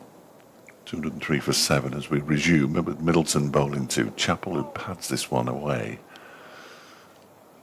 into the onside. It won't be a long-lived experiment. No. Maximum of 7 more deliveries. Bell's already getting ready. Look, that's a concern to everybody. Of a Derbyshire persuasion, certainly. He's got 2 wickets. Williams has got 2 wickets. And that one is played by Chappell into the onside, and the over comes to an end. He's bowled 13 overs, 1 for 28. Nobody's gone for any, really. Price 5 and over, but he only bowled 2 overs. Miles has bowled 8 overs, 1 for 25. The 1 was important, though. So, got rid of Caleb Jewell yesterday evening. 203 for 7, bit of a towel down for Zach Chappell. And some new gloves. Amrit Basra has just been given some further instructions by Lewis Rees, so we'll be on again in a minute. The key is not to get your new gloves at the same time as the other batter, of course. Oh, yeah. You've got to do it in separate, can't carry everything on. 44 to Rees, 9 to Chappell, 203 for 7, trailing by 14 is the situation of the match. And Rees to face Van Buren bowls a short delivery which doesn't bounce a great deal, but everything happening very slowly off the surface with this ball that has almost come to an end of its usage. Hammond fielding off the flick to mid-wicket. Van Buren to Rees, reverse sweep. There's an appeal for something. I've no idea whether that was LBW or caught behind, but it didn't seem particularly out either way. May have hit his pad and gone into the gloves of Bracey, but it wasn't particularly convincing. It's about the first appeal we've had since lunch. Again, Rees goes back to a delivery that he clips away to deep square. So he's taken 3 balls to get off strike this over, which is unusual because he's tended to get off strike within the first 2. 204 for 7. He knows how to play the game. And then Chappell pretty much blocks out the rest of the over, has been the pattern. They both face the same number of deliveries. Rees has 45 and Chappell has 9. Derbyshire trail by 13. Chappell drives off the back foot. That's a lovely looking shot, and that will bring him, I think, 4. Williams won't get there, he won't. So the deficit now into single figures. And this second new ball can't come quickly enough for Gloucestershire. It's 208 for 7. It'd be nice for it to be positive for Derbyshire in terms of the match and them being ahead slightly when the new ball came.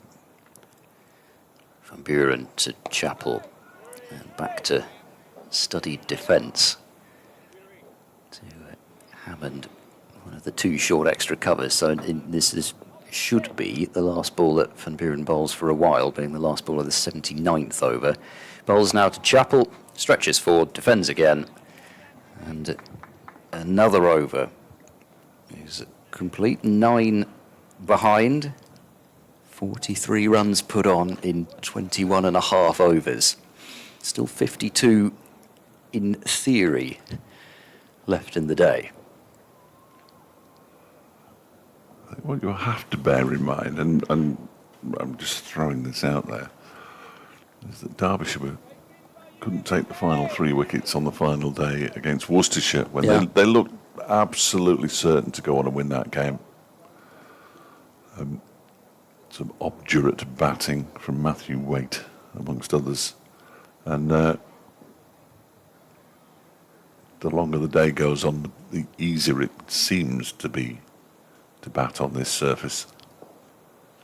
Middleton with the final over with the new ball, you fancy. First one is just played straight into the ground by Lewis Rees. It would be a good opportunity for Derbyshire to return the favour from that, and also for how long Williams and Brooks kept them out there for. Well,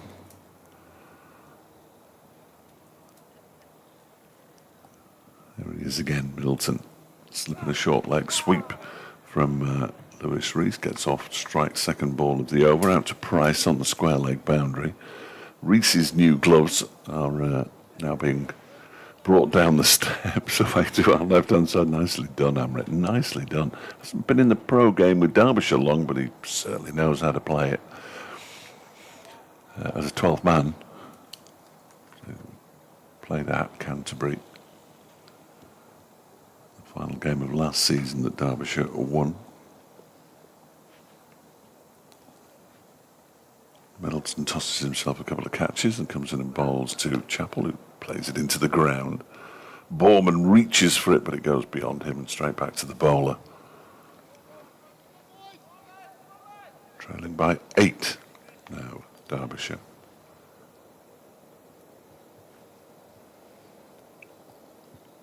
Chappell waits. Almost complete silence here in Derby, and then drives and picks up a single out to Price.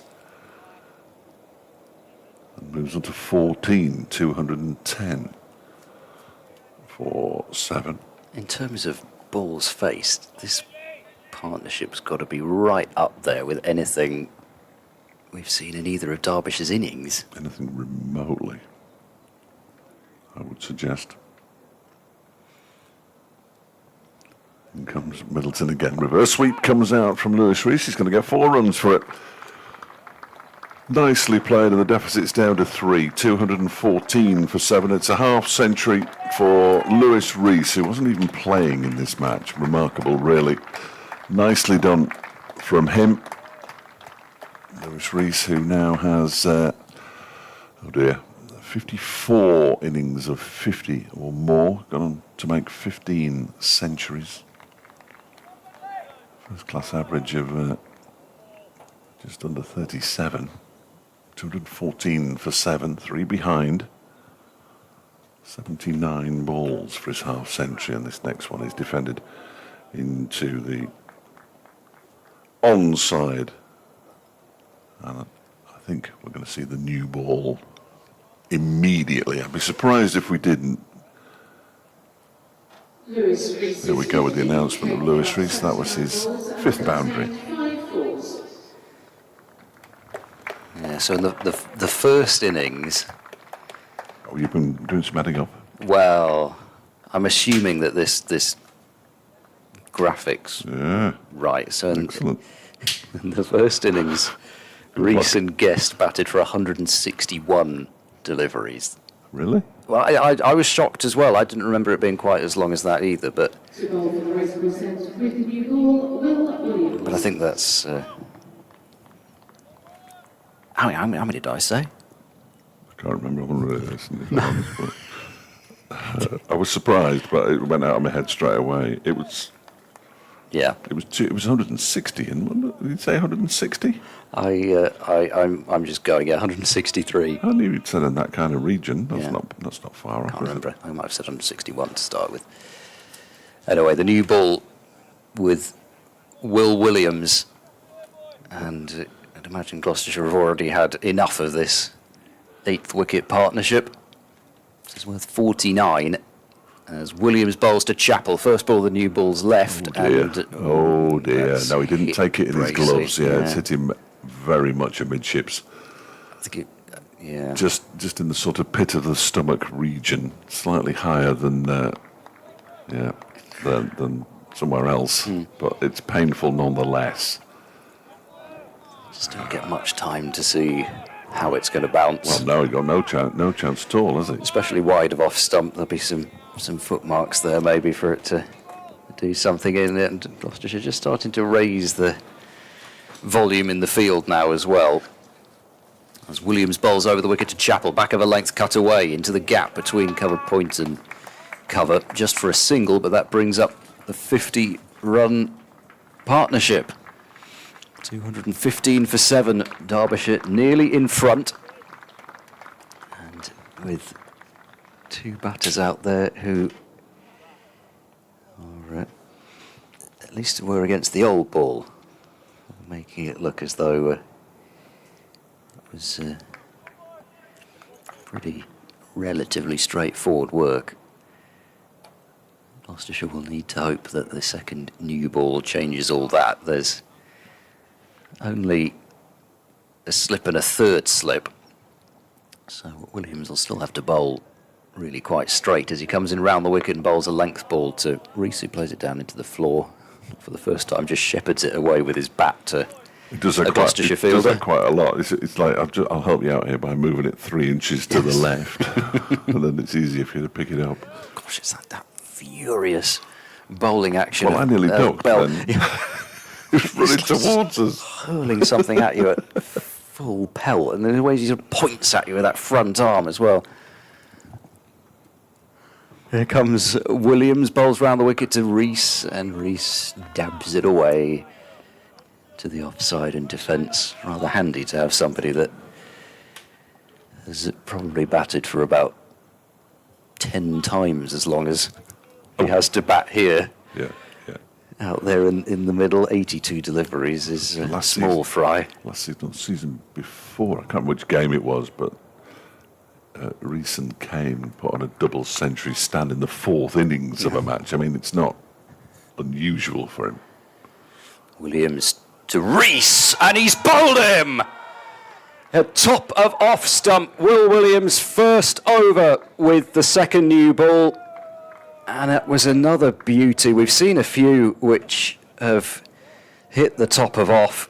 Williams from round the wicket, maybe just getting it to straighten. He has his 3rd wicket this fantastic match.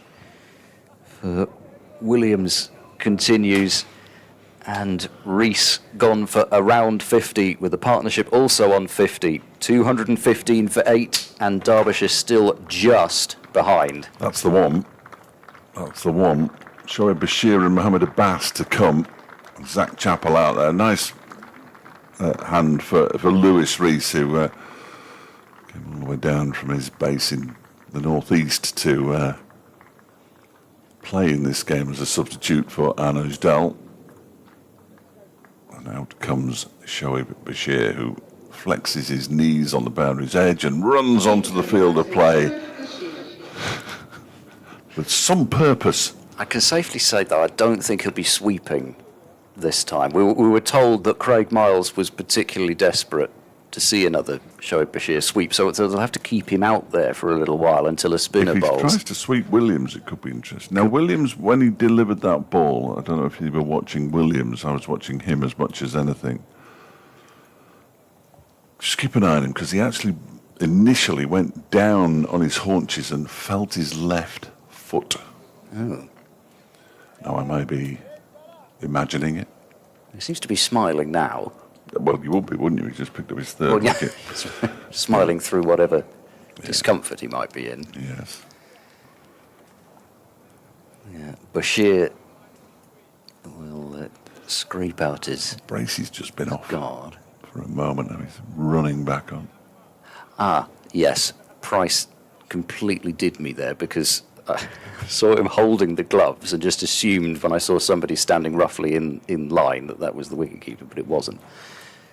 Bracey will, as he actually does quite often, Bracey will just field without a cap even. I don't mind that. 3 slips, Williams to Bashir, and that's left alone. Just the one ball that he had to face there, but he tried to make it just about as dramatic as he could still, did Bashir. End of the over, and that stubborn partnership between Rees and Chappell broken, and it's the top order bat that was out as well. It was the one that swings the game completely in Gloucestershire's favour, doesn't it, really? I mean, let's be realistic about it. They lose Chappell, and possibly they can milk the strike and rotate it and all the rest of it, but it's going to be difficult. Possibly difficult to even get in front at this stage. They still trail by 2. We've already had an innings and 2-run result down at New Road. Their game, Worcestershire's game with Kent. Chappell will connect with a few. I wonder whether he changes now, though, in terms of thinking, right, well... I don't think so. Okay. I don't think so. there's no real need to change when he's taken a step forward and he's defended this one into the onside. He's taken a single, so they're one behind. 216 for 8. Chapel moves on to 16. Exposes, so he hasn't decided that he's going to protect Derbyshire, certainly. He's a test batter, come on. Not a particularly good one, but he's batted in test matches. I don't know what his test average is. His overall average is 8, I think. To see how his test average compared with his first class average. So his first class average is 8.38, and actually he is one of the ones that, as you would expect, the test average is slightly less, 7.07. Yeah. Derbyshire could have a lead of 10 at some point. This ball is in. That's left alone by Bashir to go through to Bracing. Bat a long way in the air, out of the way of the ball. Well, as we've said before, we said everything we've said before, 40 minutes Abbas batted in the first innings, and he was still there at the end. And only because Chapel had decided that clearing the boundary was the way forward and didn't quite manage to do that. Bell bowls, and that one is first time he's got bat on ball. Bashiri might feel a bit better about things now. He's faced 3 deliveries, taking his number of deliveries faced in the match to 5. As he pushes that one out into the offside. 216 for 8. It remains. Derbyshire still in arrears, but one more run. Gloucestershire will have to come out and bat again. Not that that will bother them too much, as Bell is in, and that's left alone rather extravagantly by Bashir, some way wide of the off stump, I think. I mean, they were batting against the relatively new ball in the first innings as well. It was in its 13th over when Abbas came out, so the way it started to go, it probably worn off by then. He got about 7 or 8 overs with the new ball now, it feels like. And comes Bell again, that's wide of the off stump once more, and Bashir clearly knows where his stumps are. Lets it go through to Bracey once again. Well, Ed's plan for the day was 2 in the first half hour or so, finish it off with the new ball and buy a few in between. It's gone quite well so far, but now that just the last part has to be executed.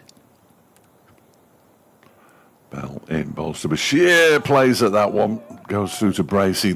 He plays at it and he sort of jabbed at it rather than playing it. It misses the outside edge of his bat and goes through to Bracey, and the over comes to an end at 216 for 8. 16 to Chapel. Bashir yet to get off the mark. Derbyshire 1 run behind 1. Durham are still only 2 down. They need another 184 to beat Lancashire. They do seem to be rallying. Anderson's bowling. I see. Yeah, they've not got a spinner, of course, as well, because the replacement was subbed him out. Yeah. It was a wicket-keeper, of course, for the spinner. You don't want one of those. So it'll have to be all seam for Lancashire. They couldn't have Tom Hartley. Test spinner. Here's Williams to Chapel, stretches forward, and this is just played defensively to Middleton at cover, and there's no run. All those games in the First Division look still to be heading towards a draw. Sussex is 6 down. That's the only one. The lead is 225. A quick flurry of wickets. And they may well set something up Yorkshire, I suppose. Keeper back, Williams bowls to Chapel, a short ball ducked underneath pretty comfortably by Chapel. Yeah, I tried that. That's what I got as well. I mean, he does try the bouncer every now and then, does Williams, but again, Chapel's got to make very good connection to get it out to the deep square and the fine leg. It's a very annoying fly, which is right in front of my eyes putting me off as Chappell stretches for that one. He didn't have to play at that, but it's very easy to say that sitting here. Ended up quite a way outside his off stump, feeling for the ball, and Williams beats the bat. It hasn't taken long with this new ball, the wicket in the first over with it, and then a play and miss in each of the next 2 overs. Williams to Chappell, down the leg side, and well taken by Bracey. So they're not going to get a bonus down the leg side. Wait for the cheer handy when the scores are level. Just wait for the cheer. Dripping with sarcasm, I'm sure. It is the smallest crowd of the match, as it often is on final day. Some people perhaps decided they wouldn't see as much cricket as we possibly have. 2 to go in this over. Williams to Chappell, full and clipped away to mid-wicket, and Hammond does well to get across and prevent a run. I mean, we've seen Chappell's not farming the strike anyway, but I'm sure if he could pick up a single late in the over, he'd be happy enough to do most of the facing. I've never seen... He must have gone for a net at some point, Shoaib Bashir, but I've never seen Mohammed Abbas netting. Last ball of the over. Williams into Chappell. He bowls a short ball, which I suppose in a way has the desired effect because Chappell doesn't take it on, and they'll have Bell versus Bashir, which is probably given that Bell is a bit quicker. It's probably the one that you would want to be bowling at Bashir if you had the choice. So 216 for 8. I think so. The two batters just having a bit of a chat and a punch of gloves. The obligatory punch of gloves. 50 minutes until tea. I think we should do a sort of a fist bump After or every something over. after. Well, oh gosh, after every over. A bit black and blue. I'm determined not to hit anybody in the commentary box now, because of my recent form. Bell into Bashir, who takes a step towards him and defends it straight back to him. Sussex are 7 down at Headingley. There is a possibility, isn't there, I suppose, just about the Nottinghamshire have matched Warwickshire's first innings score, having been asked to follow on. Which is a good effort. They lead by 279 now, but they're only 4 down. So that one doesn't appear to be going very far. See, that's because of the higher standard, you see. In comes the next delivery from Bell, pushed up towards mid-off by Bashir. Perfectly fine defensive shot from the England Test spinner. Words I have never uttered whilst covering Derbyshire, in connection with Derbyshire in my now 11th year of watching them. They have had some international players, of course, as this next delivery is turned into the leg side, and he picks up his first run of the match, in fact, and of the innings, and he comes back for a second, and Derbyshire are in front. Thank you. Well, that sounds quite appreciative, actually. There's no They lead sarcastic cheers. by 1, and of course, all these runs now almost count double. They don't, of course, but apparently that's what people say in these situations. Is it? Okay. In comes Bell and bowls, edged and caught by Bancroft at second slip. He couldn't resist playing at that one, Shoaib Bashir, and even though they're in front, they're on the brink. Derbyshire 218 for 9 now. Bashir goes for 2, the lead is 1.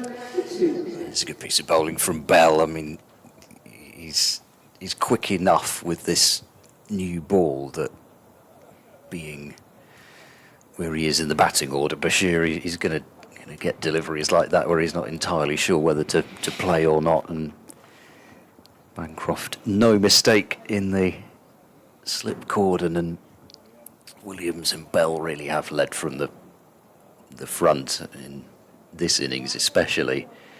It has sort of felt as though they were going to have to do the majority of the work. Others have very much assisted Miles, Van Buren and Middleton with a wicket apiece, but especially the way it was going against the old ball, and as comfortable as Chappell and Rees were looking with the spinners bowling with that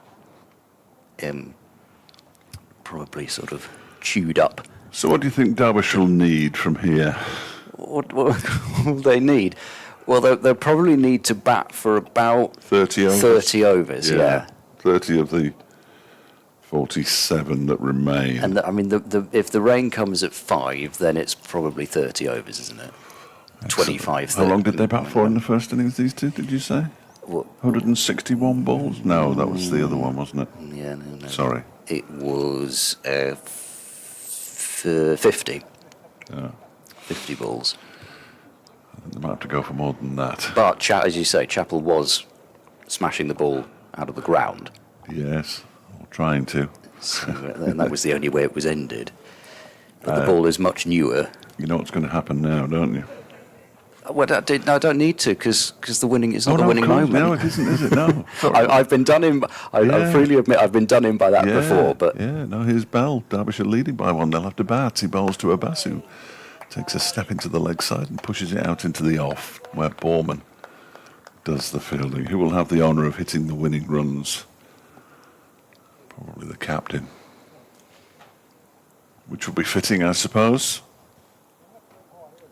It means we'll also go past the 3 o'clock update, which is handy. Have your innings break spoiled, potentially. No, I'm not worried about that. In comes Bell again and bowls. Ooh, and it goes past the edge and then curls back as we welcome listeners to 5 Sports Extra. Where have you been? Derbyshire lead by 1, but they're 9 down. So you join us just before the 10-minute break between innings, I fancy, in all honesty. They lost 4 wickets this morning. Ben Aitchison, the night watchman, first man out for 12. Martin Anderson for a 2-ball duck. Brooke Guest for 2 off 9 balls. And Matthew Montgomery, who made 74, batted nicely. 179 for 7 at lunch. The new ball has done the trick, though. It was taken with the score on 214 for 7. It quickly became 215 for 8 with Lewis Rees bowled by Will Williams. A few moments ago, Shoaib Bashir caught by Cameron Bancroft at second slip off the bowling of Gabe Bell. 218 for 9. Derbyshire lead by 1. Might not be enough. It's fair to say that this would be a win rightly celebrated heavily by Gloucestershire as Williams bowls to Chappell, and that's let go wide of the off stump. I say this for the benefit of Sports Extra listeners, really, but as a reminder, Gloucestershire lost their first 2 matches of the season by an innings, and then at one point in their 3rd match against Lancashire, having been bowled out for 136, Lancashire were 120 for 1 in reply to that. Since that point, however, Gloucestershire have turned things around. Williams bowls driven by Chappell straight to cover. Middleton with the long barrier there, and there's no run. And pushed Lancashire pretty closely in the end. There was a no ball which Keaton Jennings could have been caught behind on with probably about 50 or 60 to go. Yeah, but my auntie would be my uncle. Well, no, I'm just saying. I'm glad you stopped me saying the rest of it. Williams is in and that's pushed away to mid-off and there's no run. No, I only said that really to qualify the fact that in the end it was a 4-wicket win for Lancashire, which, you know, it felt could have been a 3-wicket win. As if it, well, it was a close 4-wicket defeat from a position of looking pretty dire. What I was saying I'll before. give you a tale of woe if you want one. Here comes Williams and bowls, and this is blocked by Chappell. Despite Fletcher's best efforts to put me off, I shall continue my desperately dull summary of Gloucestershire's season. Anyway, despite certainly coming away with an awful lot of credit against Lancashire. Came into this game against a tough opponent in Derbyshire. They've not won here for 7 years, Gloucestershire. As Williams is in and bowls to Chappell, inside part of the bat.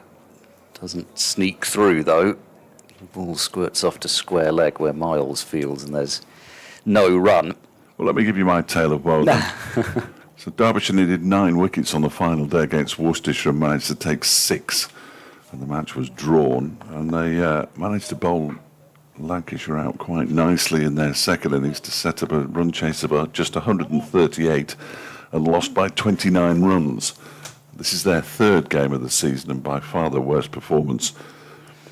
So things are going in the wrong direction at the moment for Derbyshire.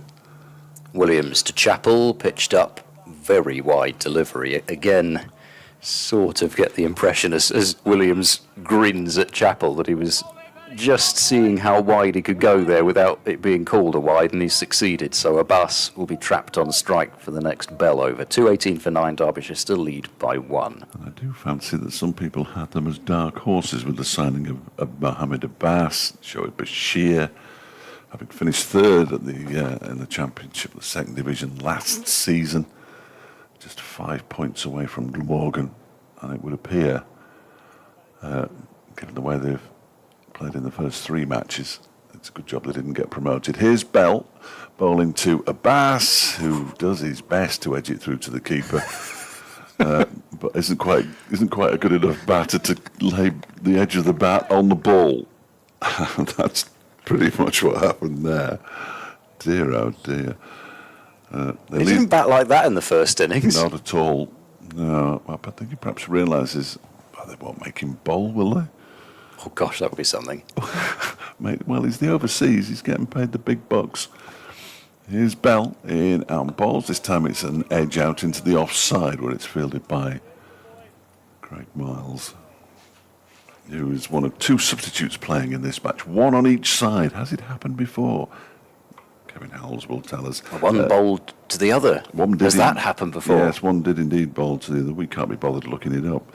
Lewis Rees replaced Anuj Dal, and then Craig Miles replaced Henry Brooks. All very exciting and hopefully soon to be banished to the dustbin of history.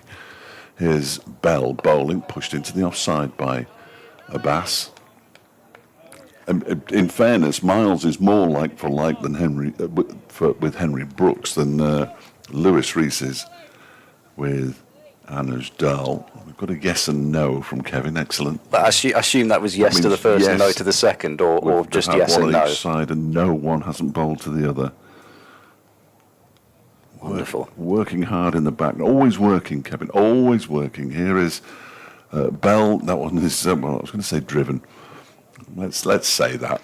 It's spooned into the onside by Abbas, who's playing his final game for Derbyshire for the time being. Misses the next 3 as he goes off to play for Pakistan in a 2-test series in Bangladesh. And who knows, they may well lose him again later in the summer when Pakistan tour England. We'll wait and see on that one. But definitely misses the next 3. Bell bowls to him and he gets back on ball. He's going to get some runs here, probably 2 of them. He's coming back for the second. He's not going to get 3, I can tell you that now, as Miles picks the ball up, but Derbyshire's lead is increased by 300%. They're now 3 in front. 220 for 9. I'd be surprised if this game went beyond tea, I have to say. I mean, I'm always an optimist, as listeners will know, but I would be surprised. 3 slips, backward point, Bell on his way in, bowls to Abbas, who crashes it into the offside. Borman stops it with his left knee, and the over comes to an end. 220 for 9. Williams and Bell have bowled beautifully throughout this game. They've both picked up 3 wickets in the second innings, and they have got through a mountain of work, the pair of them. Particularly Will Williams, who seems to want to just bowl all the time. I mean, he's going to bowl again now. Well, I think Williams is bound to have had more offers than Gloucestershire when Lancashire let him go. I genuinely think there are many teams that would have lure of wanted to. Bristol, though. But I think what they told him was that you are going to have to bowl the entire time, and that And he's was gone, what's that'll do. lured him in. Yeah, Yeah, fair enough. I want to bowl as many overs as possible. He's starting his 22nd just of this innings. And he bowls to Chappell, who steers it down through backward point and says, well, I might as well just take the run. So Abbas will get a look at Williams. And he's not an overseas, is he? No. He's very much qualified by Yeah, being here. UK passport, Has he got a UK? No, he has a. So he's dual citizen. I believe so. Right. 221 for 9, so Chappell is Makes him 17. an even more attractive Well, prospect yeah. to many counties, you would have thought. Bell and Bancroft. But it's sort of, I mean, I think there are plenty of counties that probably would have offered him a deal to be part of their pack, but here he knew he was going to be able to take the new ball. He bowls now to Abbas, who prods it to cover, and there's no run. So he's bowled now 43.2 overs without a break, as it were, other than, you know, the interval breaks. But he's bowled 43 overs through the 2 innings, with Gloucestershire forcing Derbyshire to follow on. And then before that, he batted for just over 3 hours for his 98 from number 10, as he bowls now to Abbas, who comes forward and defends very sturdily to mid-off. And there's no run. They were going to declare on Williams, so he tried desperately to get back on strike for his 99th run, so he could get his 100, and was run out by Ben Aitchison. So since he's come on the field, he's been out there for what, probably about approaching 300 overs or something like that. Days. Williams is in and beats Abbas, who, despite his best efforts to remove the bat from the ball's path, I don't think he was fooling anybody there. Bracey's standing up. He's obviously scared of Abbas really using his feet and getting down the pitch. He doesn't use his feet that much when he's running. He does when he's bowling, and he's more than happy to bowl lengthy-ish spells, because he sort of glides over the ground when he's bowling. But I'm not sure he's a reluctant batter, isn't he? 2 balls left in the over. Williams to Abbas. It's a full ball, and that's flicked away to long leg. There might be 2 there. Abbas turns and goes. He does want the 2. The throw is coming in now from Borman in the deep, and the lead moves on to 6. One person enjoyed it. 223 for 9. That was the closest I've come this season to missing an update entirely. And I looked at the clock, and it said 2 minutes past 3. I think it's because you/we had decided it might come during the Yeah. change of innings, but no. Very close. There's a little bit of a dropping back of the field as point and square leg allow a possible single. Williams to Abbas, and he rides the bounce and plays it down to Middleton in the gully. So Played that nicely, no didn't run. he? Yeah, he did. Played that. I mean, he needn't have played it, but he played it nicely. He could have just left it. Chose not to. 223 for 9. Yeah, leading by 6. There is this rate, though. If he's not careful, Shoaib Bashir might find himself At 11. leapfrogged in the order. Yeah, I think so. Well, he won't next week. Well, I'm trying to work. We were trying to work because obviously Abbas won't be here when they play Kent, Derbyshire. Rory Hayden is the next cab off the rank. As Gabe Bell begins a new over, and he's beaten Zach Chappell outside the off stump with the first delivery that he bowls of his 17th over, 3 for 33. Both Williams and Bell have bowled 6 maidens. It's been a magnificent effort by the pair of them in both innings. Derbyshire made 281 first time around, and now 223 for 9. Leading by 6. Here comes Bell in bowls to Chappell, who gets a thick inside edge out into the leg side and takes the single. Mohamed Abbas will have thanked him on his way past as he comes down to the strikers end. Chappell moves on to 18, 224 for 9. Sun shining brightly the weather that isn't coming our way over in the southeast looks horrible. So all that's missed us, which is good news, and its sun is shining brightly here in Derby, as it so often does, as Bell is in and on the move. A bass pushes it up to mid-off. I wonder if Bell's had a stumping off him in his career. Yes, test. Can you find that out I don't anywhere? know, I don't know. I doubt it. ChatGPT might be able to tell you. Oh, yeah. It's a good It's idea. surprising what you find on there. We won't just go into Oh, that yeah. now. But That was good yesterday. It is surprising what's on there. Here comes Bell again. Balls. Oof, that one is clipped away nicely by a bass. He might even get a boundary here, you know. Van Buren, no, he won't. Oh, he will. Van Buren's chasing it, and it gets to the boundary before Van Buren can get there. That is a remarkable shot by Mohammed Abbas, and Derbyshire have a double-figure lead now. This is not what Kevin Howells wanted at all. Well, he's left us. Oh, has he? He's thanked us very much, but Oh, yeah. I missed other that. entertainment elsewhere. I can't believe it. He'll be back. Here comes Bell in bowls. That one is defended by Abbas. Well, we can say that yesterday there was some very strange things on ChatGPT. I didn't think those kind of things existed. There's another one of that. I think it might be the same noisy car. It's around this time most days, even at the weekend. And it is a car, remarkably. Not sure exactly why, but there we go. As Bell bowls to Abbas, who takes a step into the leg side and pushes it out into the off, where it's fielded by Borman, and the over comes to an end. 2:28 for 9. 8 to Abbas, 18 to Chappell. The lead is 11. There are 43 overs to go, so they've still got about for another 33 overs, these two. Well, according to this, Gabe Bell has never had a stumping recorded against him in his professional bowling career. But whether you believe that, I know, yes. I don't know. It helpfully breaks it down in terms of stumpings off bowling, 0 in every format. But Oh, well, that must be true then. Yes, it's a tricky one, isn't it? I know there are various courses that people at the BBC have to go on before using that kind of technology and accepting it as truth. But hey-ho. Williams bowls to Chappell, and he's just allowed that one to pretty much hit his bat as he angles it down to cover.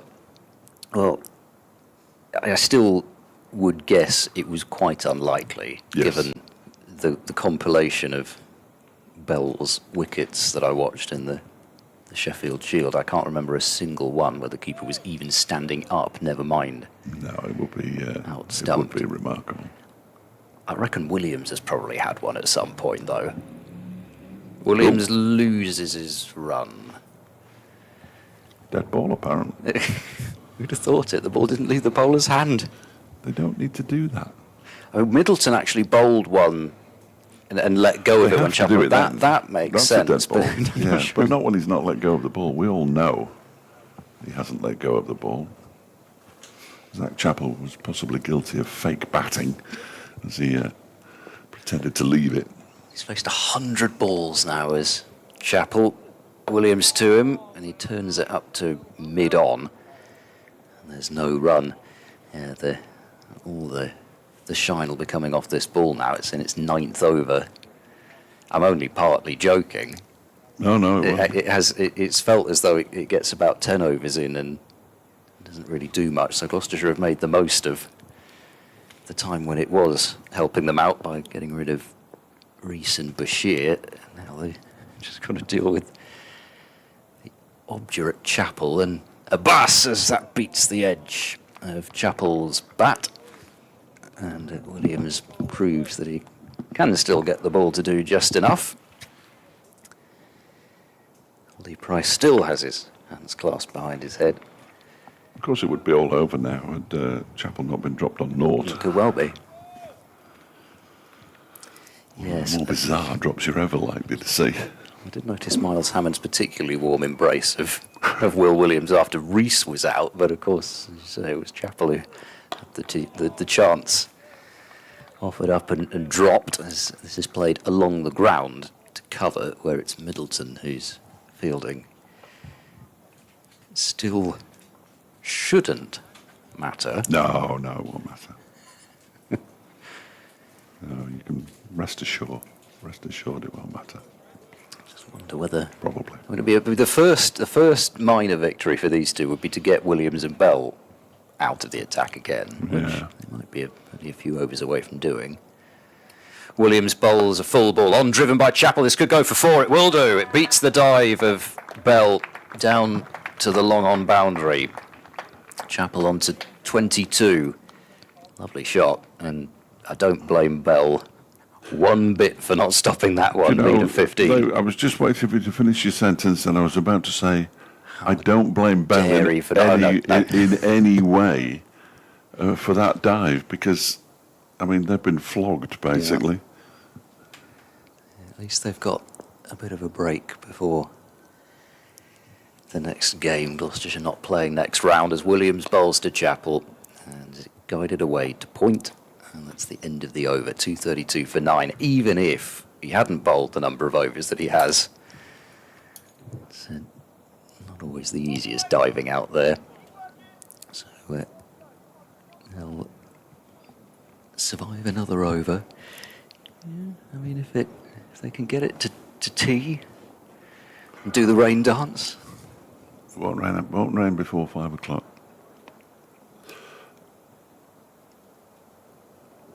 By which time Gloucestershire ought to have won the game. If they get to tea, what is it, still 25 minutes away.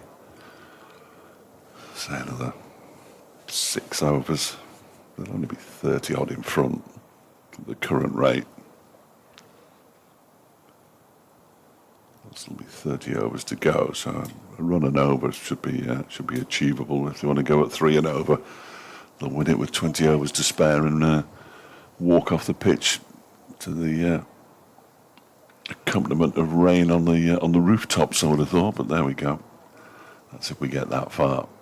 Bell on his way in to bowl to Mohammed Abbas, 232 for 9, and he beats the edge of the bat. How many balls did he face now across both innings? 47. 14 off 47, not out in the match. It's all right. Zach Chappell's faced a fair old few. Yeah. 105 in this innings. 178 total. Fair play. 232 for 9. Bell in and bowls to Abbas, who was quite a long way from the ball by the time he played that, having, in Rocky Horror Show style, jumped to the left before playing it. I don't blame him for that in any way either. I wouldn't fancy this at all. But he's not looking as though. I mean, I don't think he was trying to edge it before, but No. But he's warming to his work, I think. Again. In comes Bell again, and oh my word, he's launched that straight down the ground. It's bounced, and it's going to get to the boundary. Is it? No, it's not even going to reach the boundary out at long off. It's retrieved by Miles Hammond. I had no idea what that shot was at all. It was like a hammer thrower. Straight arms and just basically went round and caught it somehow. And then it landed as though it landed in a bunker. Yes. A massive explosion of sand. I was expecting it almost to see it actually pitch into the outfield for a moment. It'll just disappear under the grass. 234 for 9. In comes Bell, and he pushes this one into the offside. Remarkable. I've never seen that, but I do remember where was it last year where somebody accidentally rolled a ball into the pitch? Yes. I think it was at a women's one-day cup match somewhere. I think it might have been. I did see that. Yeah. That's unfortunate. Even like that. It's unfortunate. A few years ago, they found a washer off some point type of machinery as Bell bowls to Abbas. Oh. He pulls this violently into the leg side for 4. Mark Alain's going to field it. No, he's not. Sort of. He's retrieved it anyway. I think he got a hand to it. Abbas moves on to 14. The lead's 21. 238. Couldn't, could they? 238 for 9. Well, well, well. Fielder's scattering to all parts. I shouldn't have swallowed then. We'll be all right. Here comes Bell again. Bowls to Abbas, who turns this nicely into the leg side. Says, right, we'll have a single. I'll face the start of the next over, Zach. You've been out here for a long time and working hard. Abbas moves on to 15 off just 23. Oh, it's a leg by. Stays on 14. Oh, 23 deliveries. It's 239 for 9. The lead is 22. Well, see if we get to half past. what's his career best? 40. Yes. There we go. Yeah, something like that. I think he played a few violent shots like that one. Be a good time to make your maiden first-class half-century, wouldn't it? Or not, obviously. Well, I know the answer to that from your side of the desk is no, but it would be. Well, it would be quite something to watch if he's the way he's got to 14. I can imagine what lies in store if he gets to 50. Miles is into the attack. I wonder if this means Gloucestershire are going to try and bowl more short stuff. They've certainly got the short leg in, and yeah, Hammond's been ordered out to the deep square boundary. The good thing about being a bowler and a top-class bowler is he probably understands where the field is going means a certain type of delivery, doesn't he? So, Well, not like Shoaib Bashir, who might go out there and think, oh, if he bangs it in, I'll smash it. well, we've got just over 20 minutes left until tea break. Miles, then with the field very much set for short pitch bowling, bowls to Abbas, short and wide outside the off stump. It's clattered away out through the offside. This will be more runs. Won't be 4 of them. They'll take 2. Abbas sort of fancies a third actually this time because he might get to the non-strikers end, but he won't be able to get there. But he does move on to 16. He's catching Zach Chappell up now. The lead moves on to 24. And the partnership is worth 23 for the 10th wicket. And now there's a fielder at cover. As Miles is continuing, I'm sure, to be asked to bang it in short. He does so again, and Abbas just rocks back and plays it out to backward point. He's not bowled in a while as Craig Miles, and it was the same thing with Chappell, just having to come straight on and smash it in short. Even with a ball that's in its 11th over, it just looks like it's about 60 overs old already in terms of how it's responding to this slow surface. As Miles runs in now, he bowls to Abbas, another short one which is wide outside off stump, and Abbas is furious with himself that he's not put that one away for some more runs. Toe ends it to Price at cover.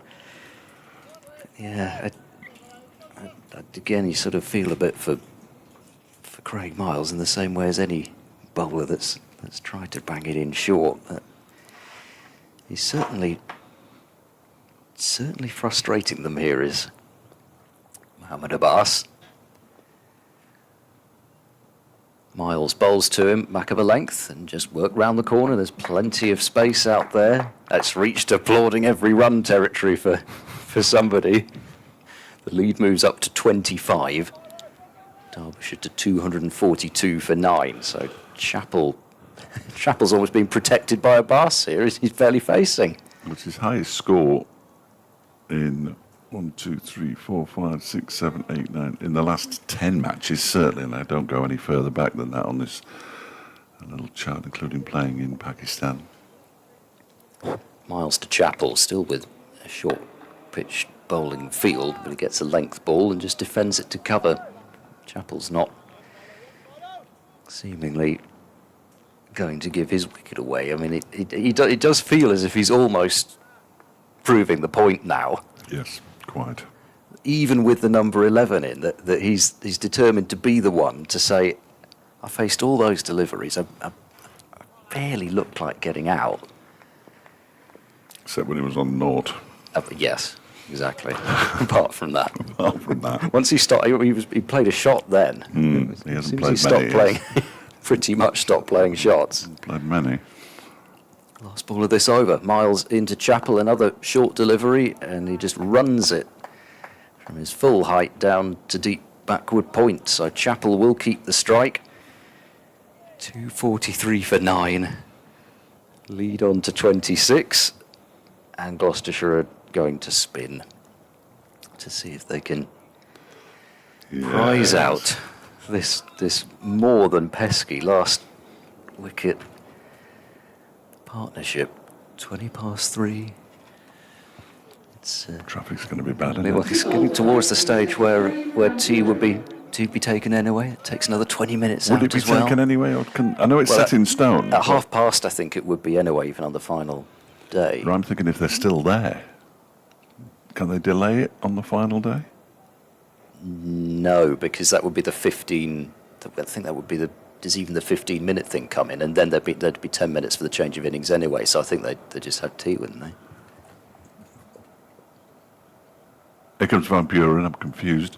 Bowls to Oh, I see what you Zach mean. Chappell. If these two are The still extra together at half hour. 22, can you take an extra 15 minutes, half an hour on the final day when tea is set in stone, except when it isn't?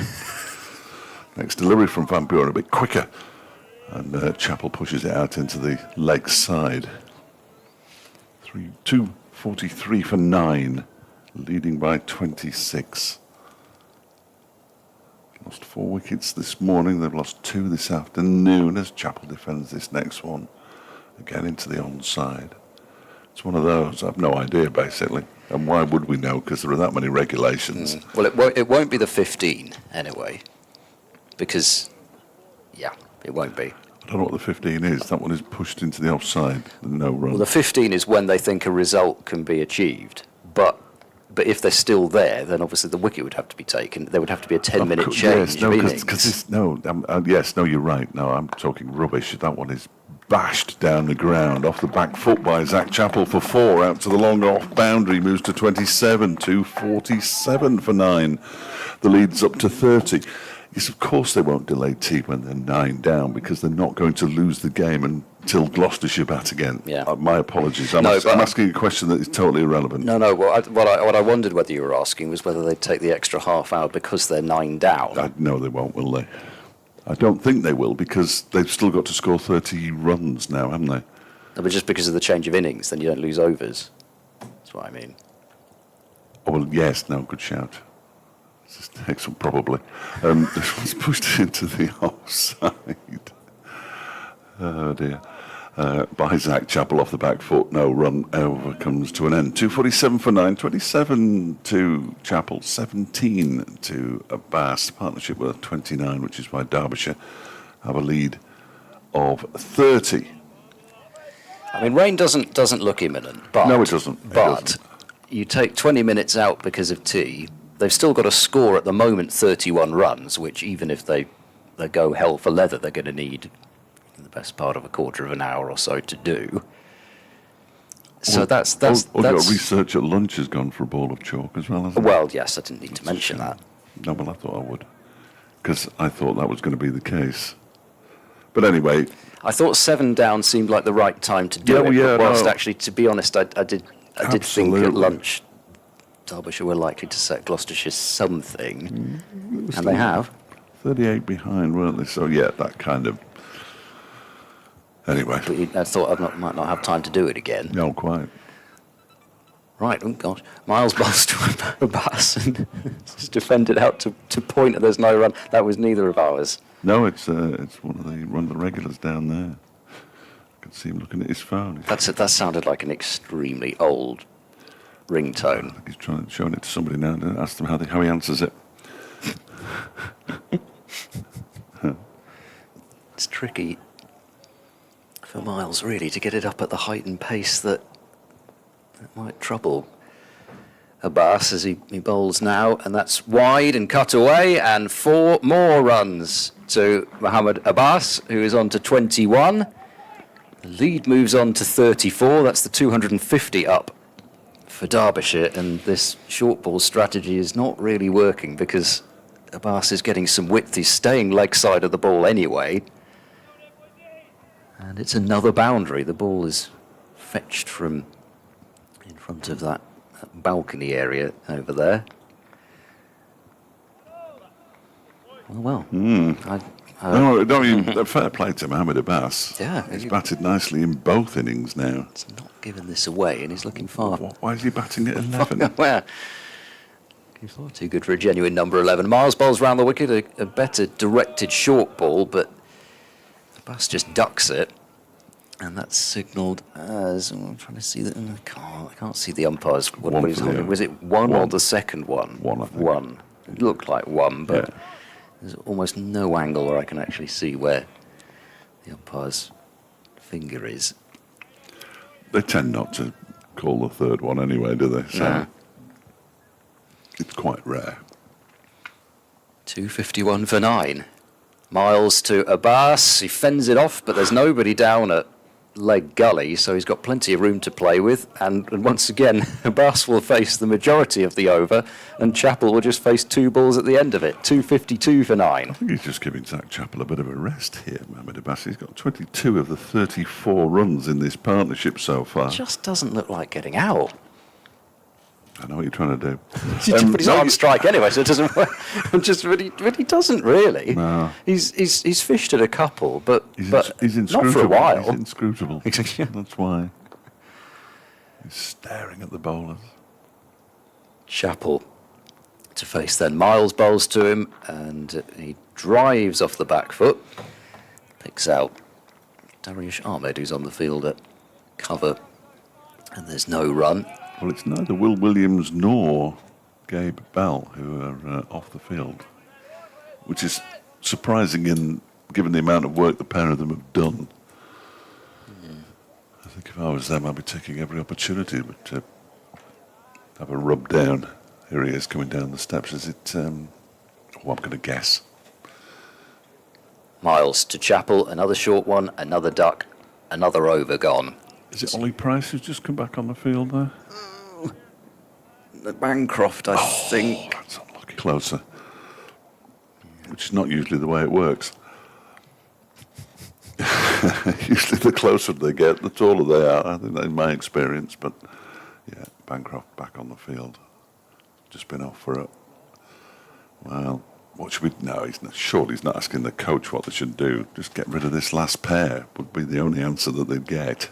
Well, they've done everything they can anyway, really. Yeah. They've used the opening bowlers. They've brought Miles on as first change, and they're hoping that spin might somehow sneak through. Van Buren to Abbas with one slip. Bowls to... Oh, it strikes the pad. Van Buren, noticeably, one of the few people out on the field to appeal. I think the man out on the mid-wicket boundary had his arms up. As he comes in again. Forward he goes. Now that's hit the pad. He quite likes that one. He doesn't like that one as much as some of the ones he's liked. Got a good stride in. Mohamed Abbas. And it remains 252 for 9. The lead 35. Van Buren in again. Defends this one with his bat this time, which is much preferable. He's such a More good appealer. Van Buren. Absolute. He's very quickly down on one knee, isn't he? Yeah. Very quickly down on one knee. This next delivery is defended into the onside by Mohamed Abbas as the sun comes out again in the East Midlands. I'd definitely take tea now. If the wicket were to fall. Yes. So 3:30. Next delivery turned off something down towards fine leg. Bell fields, but there was no shot played anyways. So it couldn't possibly have gone for the leg by. I don't think raising your bat above your head constitutes a shot in my book. Van Buren is in again. He pushes it out into the offside. And the over comes to an end. It was another maiden. 19 overs, 4 maidens, 1 for 47. Graham Van Buren. 252 for 9. Leading by 35. 22 to Abbas off just 37 deliveries, by the way. Chapel has 27 off 115. Been a long old vigil for Zach Chapel, Is it only 10 overs they've been out there for? It feels like about 40. doesn't it? I mean, it's just... Well, they've put on, they're going at 3.5 and over, which is as much as anybody's gone throughout the entirety of the game, pretty much, isn't it? Yeah. Well, I mean, Gloucestershire to score the runs if and when they can take the final wicket. Miles to Chapel, and it's back of a length, and Chapel appears to have all day just to knock it down into the ground, and he's faced his 116th delivery. Well, I don't know. I suppose it's at what point to Gloucestershire can this idea of trying to bang it in, because it doesn't look as if Chapel's going to take it on. No, and it doesn't feel massively dangerous, does it? Not sure if the ball would have enough pace to get out to the fielders on the boundary. Another short ball, another duck, and well, I suppose where else can they go? They could bowl double spin. But Chapel especially looked pretty comfortable against that before the second new ball. Haven't tried Price for a while. Ben Charlesworth could come on. He's bowled 7 overs. Well, Those are the options, pretty much. He'll come on in place of Miles and fool me completely. Oh, yes. Well, that's how that works. We all know how that works. Miles is going to switch back to over the wicket now. With Chapel on 27, he's in and bowls, and it's a full ball this time with Chapel defends up to Williams at mid-off, then runs over to his captain to say something. Ooh, spotted something. You've got to put somebody there, Skip. Yeah, but we've got everybody else on the boundary. Well, it's a remarkable field. Given one more wicket needed. Third man on the boundary, point on the boundary, mid-wicket, backward square leg and a long leg or a fine leg, all on the boundary. I'm still so convinced that Chapel is going to swing at some point. Well, he might break. Right. Miles to Chapel, defends into the onside. Another one that was pitched quite short, but maybe gets up to Chapel's thigh. Well, they have to get to tea now, because if they get to tea, we still have a 20-minute sit down and a slice of cake or whatever. But then when they come back out, they'll lose 3 overs. And it's the time as well, isn't it, really, Yeah. given that, So that we're thinking in terms of maybe the close being at 5 rather than 6. There's half an hour out of the game. Yeah, yep. It would not be a Gloucestershire final day push for victory if there weren't some weather involved. As Chapel back foot stabs it down to a deep mid-off, and there's no run. Back to last year when Gloucestershire were trying to beat Northamptonshire at Bristol, despite losing, and were trying to effect a run chase late on. The floodlights were on. Grey skies over. You're thinking, no way are they going to get any sort of these overs in. Back of a length, pushed out into the offside. Chapel says no with his hand to Mohammed Abbas. It's a maiden over from Craig Miles, but Chapel looks solid as a rock. 252 for 9. Well, the showers are moving later, according to the Met Office. They have now moved slightly later. It's gone down to 70% chance at 5 o'clock. It was 90 just a couple of hours ago. You can't play the weather, of course, as Derbyshire. The 2 umpires are, well, one standing at one end and one standing at the other for some reason. They did quite a lot of that on day 1. Yeah. And we're going to see some leg spin from Ed Middleton now from the city end. Did Jane say the city end or did she say the racecourse? It doesn't matter. It is the city end. Sussex 8 down at What's their lead now? 262. Do well Some effort, but you do well to get that many after in one session after tea, wouldn't you? give it a go for a couple of wickets, but Yeah. too much more. Shut up shop, I suppose. Durham 224 for 2 still. They're going to win that. 228 for 2 now. Flicked out. A defeat on Lancashire, remarkably. 252 for 9 here. Derbyshire leading by 35. Middleton bowls to Abbas, who leaves alone outside the off stump. Good effort. and then just signals to Yeah, Zach Chappell. that was a leg spinner, you know. Exactly what the leg spinner's bowling. He's bowling leg spin. Good work, Mohammed Abbas. As Middleton comes in again and bowls. Oh, he's played on. He's been bowled. Abbas swings his bat in frustration. He's gone for 22. We will take tea, I'm sure, and Derbyshire all out for 252, which means that Gloucestershire will need 36 to win when we return from tea, Ed. Oh yes, sorry, I wasn't sure whether that was that or not. No, well bowled by Middleton. He's finally got through Mohammed Abbas. Nothing ever comes easy though, does it? And if well, there's probably some saying about it not being worth it if it didn't or something like that. But anyway, we'll come back at 4 o'clock. Gloucestershire, I suspect, will want to get it done as quickly as they can without being absolutely reckless. But they should have plenty of time there and have taken 20 Derbyshire wickets. That's the part that they've done, and that's been something that has been very tricky for Gloucestershire to do in recent times, and all credit to them for that on a pitch which has offered really very little. They've been so accurate, particularly Williams and Bell with the new ball. The spinners have more than done their job as well, so now they just need to finish it off. Which I'm sure they will. It's getting dark. We'll see you in 20 minutes.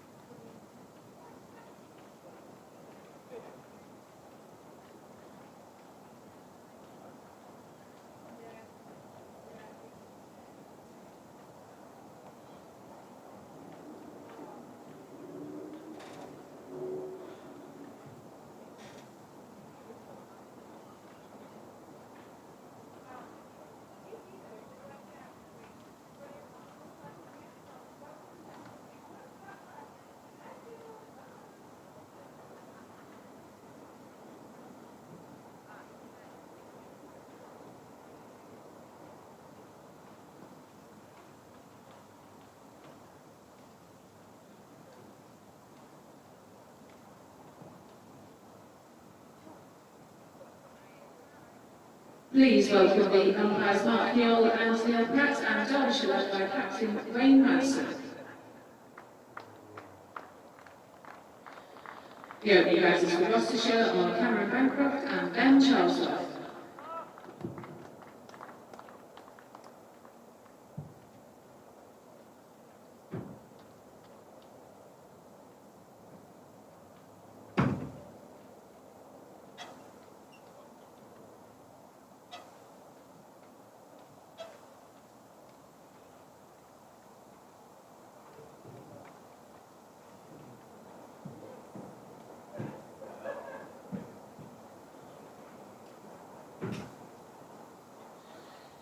Welcome back to the Central Co-op County Ground, where we're about to see the unedifying sight of a spin bowler opening the bowling, because Derbyshire are -1 and don't want to lose one of the 3 points that they have earned so far in this match. It's going to be Matthew Montgomery from the City End. I'm not taking anything away from Matthew Montgomery's bowling, but the only two bowlers who were warming up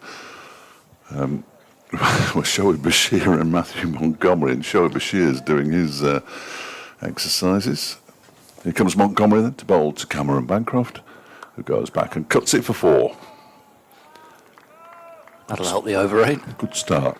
Well, that's the trouble, isn't it? If Gloucestershire do it quickly, then the over 8 won't change. That's the issue, isn't it? And they'll have bowled 2 spinners. Yes, they're saving the legs in the quicker bowlers, but they'll lose the point. No, I mean, I what usually happens in this position is that Gloucestershire will try and manoeuvre themselves to within just a few, and then from whenever I've seen this situation before, there's a certain amount of compliance and some patting of the ball to cover happens, and they just squeeze through the overs. That's what cricket's all about, isn't it?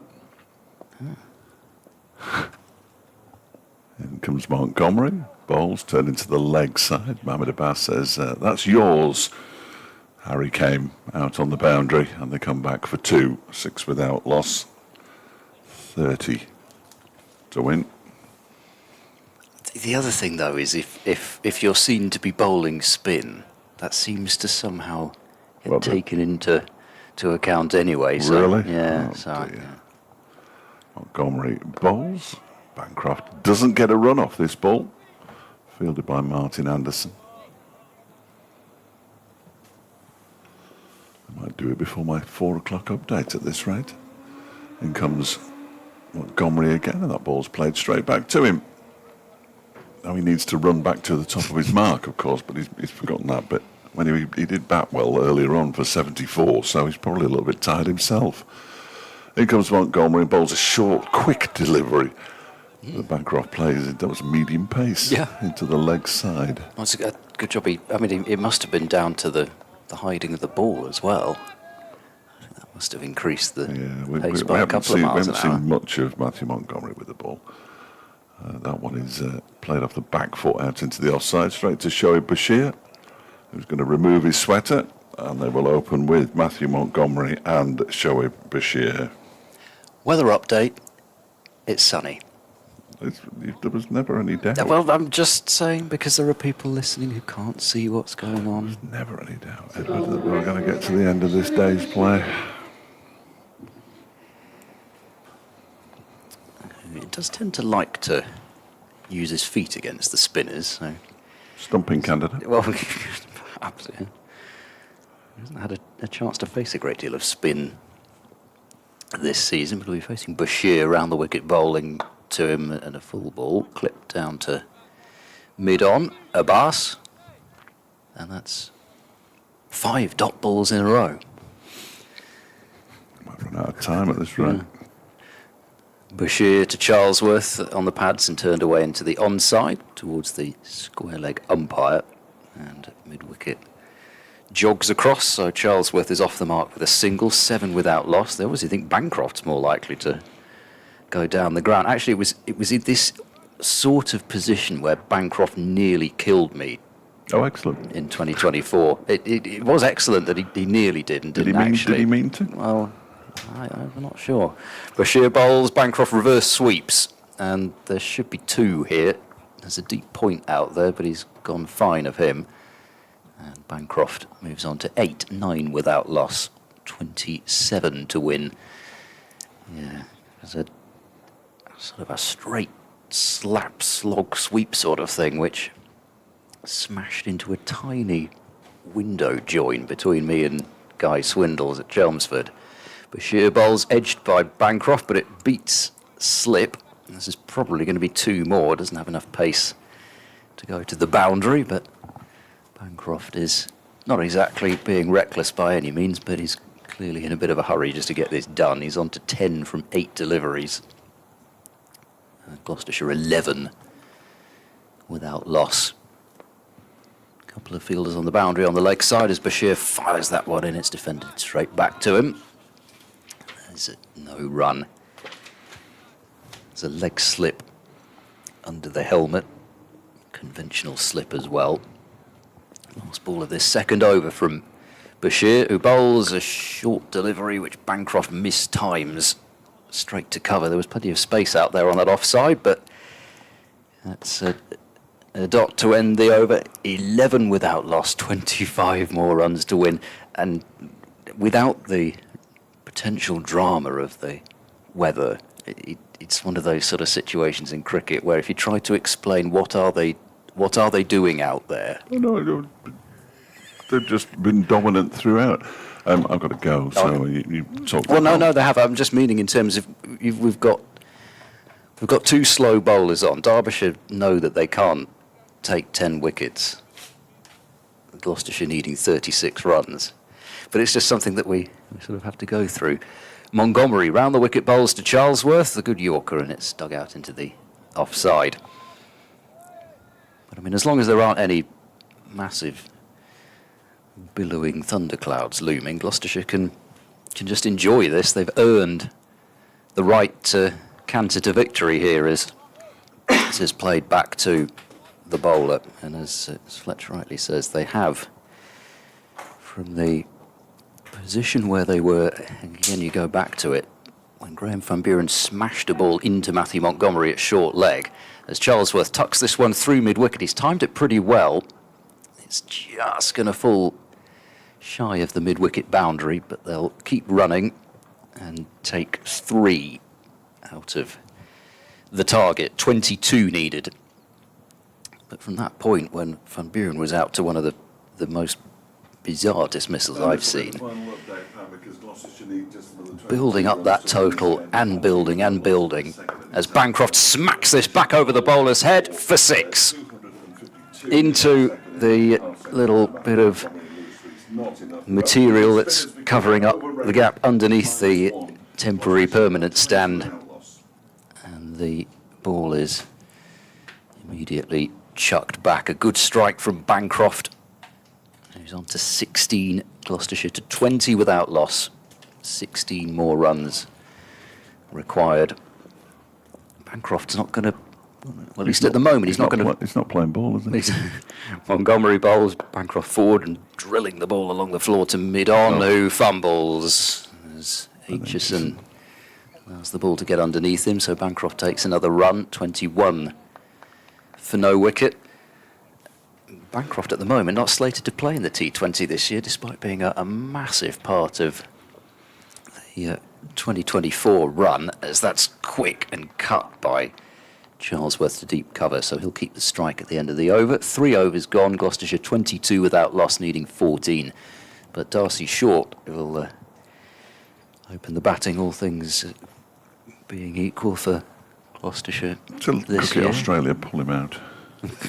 Maybe. I mean, he played for Gloucestershire last year and was the group stage's leading run scorer, but they couldn't really summon up quite enough around him. But certainly the hope is this year, with the additions of the likes of Milan and Scott to what Gloucestershire had before, that runs oughtn't to be an issue looking at that lineup. Bashir, it's a ball to Charlesworth, who cuts this one away out towards the point boundary, but it's fielded by Zach Chappell, and a single is taken. 23 without loss, 13 to win. Liam Scott's available for a couple of championship matches as well, which is not a bad signing to pick up the Big Bash's second. I preferred miserable you, if I'm entirely honest. second No, optimistic leader in player of the tournament. Doesn't sit right. Doesn't it? Oh. Bashir's in. Bancroft turns that one into the leg side. I'm just quite looking forward to watching him. Sheffield Shield winner again this year. It's not all that though, is it? Here's Bashir again. 23 without loss. Bancroft goes back, turns it into the leg side, picks up a single. They need 12 to win. I'm actually not that pessimistic. Why does everybody think I'm so pessimistic? That might just be your manner and what you say. I don't know. Bashir bowls, and that's been smashed down the ground for 6 by Charlesworth. And they move to within 1 blow of victory, and have Derbyshire given themselves enough time here to get that over rate down to level. With 6 required, here's the ever optimistic Ed Seaborn. Thank you very much. I think they might win the game, you know. 6 to win, Bashir to Charlesworth. If we won't win it here, it's fired into the block hole by Bashir, and that helps at Derbyshire. It'll be a quick delivery back to the bowler. They've been told how many overs they have to bowl in a certain amount of time. This is the last ball of this over. 6 to win, and Charlesworth, you see, within a blow, and he turns it to short mid-wicket for no run. 30 without loss. End of the over. 4 overs gone. When will we? Do you find out pretty quickly? Well, I think they're told how many overs they have to bowl in a certain amount of time to get it back to level. Because usually -1, they used to just sort of shrug their shoulders and move on, but they've decided against that these days, haven't they? It's all very strange. And then sometimes you're told everything's fine, and then it ends up being -2, like in Gloucestershire's first game of the season. Sorry, that sounds a bit pessimistic. It's Montgomery bowling to Bancroft. Yeah. And he'll take a single through deep square. 5 runs to win. 31 without loss. So they're not going to affect their first innings victory. I make it since 2017, but I don't really care. No. It'll be Montgomery bowls to Charlesworth. That's left alone. It looks as if it's quite likely to be a 10-wicket win, and more importantly, their first win of 2026. Montgomery to Charlesworth, who winds up for the big one and batters it back over the bowler's head. Couple of bounces and 4, and the scores are level. 35 without loss. I've commentated on 1 tie. I don't think I'm going to commentate on another. No, I rather fancy you won't. There's still 30 overs to go today as well. Of course, everybody comes in. Pointless. With the scores level. Montgomery bowls to Charlesworth, and a full toss is driven through the offside. It will go out to the boundary for 4, and Cameron Bancroft applauds. And I'm sure most of Gloucestershire, if not all of Gloucestershire, applauds, as they have won by 10 wickets. A rather handsome win by Gloucestershire, which was set up by Miles Hammond's 145, Henry Brooks and Will Williams with a stunning 9th wicket partnership that almost broke the county's record.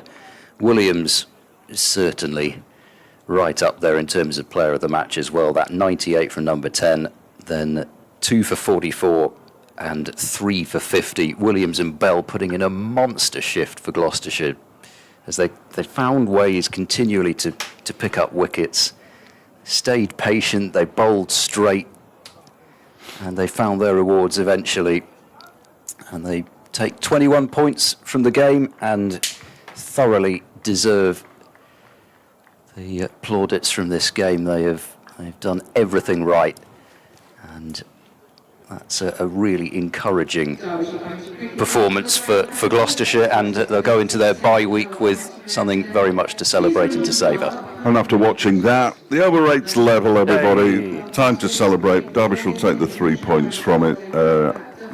Words today, I suppose, for Matthew Montgomery, who made 74. Lewis Rees, who made a half century. Mohammed Abbas and Zach Chappell, who batted nicely for the 10th wicket, who at least prevent the innings defeat. If I've got one thing to say to anybody is if you're a Burton Albion fan, go and vote for the goal of the season. Remember, it's the one from Bradford where they started at the back and got it all the way down the field. As far as Derbyshire are concerned, well, they're in action again at Kent, who lost by an innings in the latest round of matches down at Worcestershire. So, we'll be at Canterbury. We've got Kent next as well. Yeah. As Gloucestershire will face them But you've got at Bristol after the bye week. You've got Kent. That's it from us. Thank you, Ed. It's been an absolute joy. Sorry, I couldn't be here on Saturday, but thanks to Freddie for filling in on Saturday as well. He did an admirable job, slightly too admirable, quite frankly. And we will see you or hear you. No, you won't. We won't hear you. You'll hear us down at Canterbury from 11 o'clock on Friday morning, or a week on Friday at 11 o'clock. Gloucestershire supporters can hear Gloucestershire against Kent. So Kent looming by 10 wickets, scoring the 36 runs they needed to win in 4 overs and 4 balls. Bizarre. Thank you. Goodbye.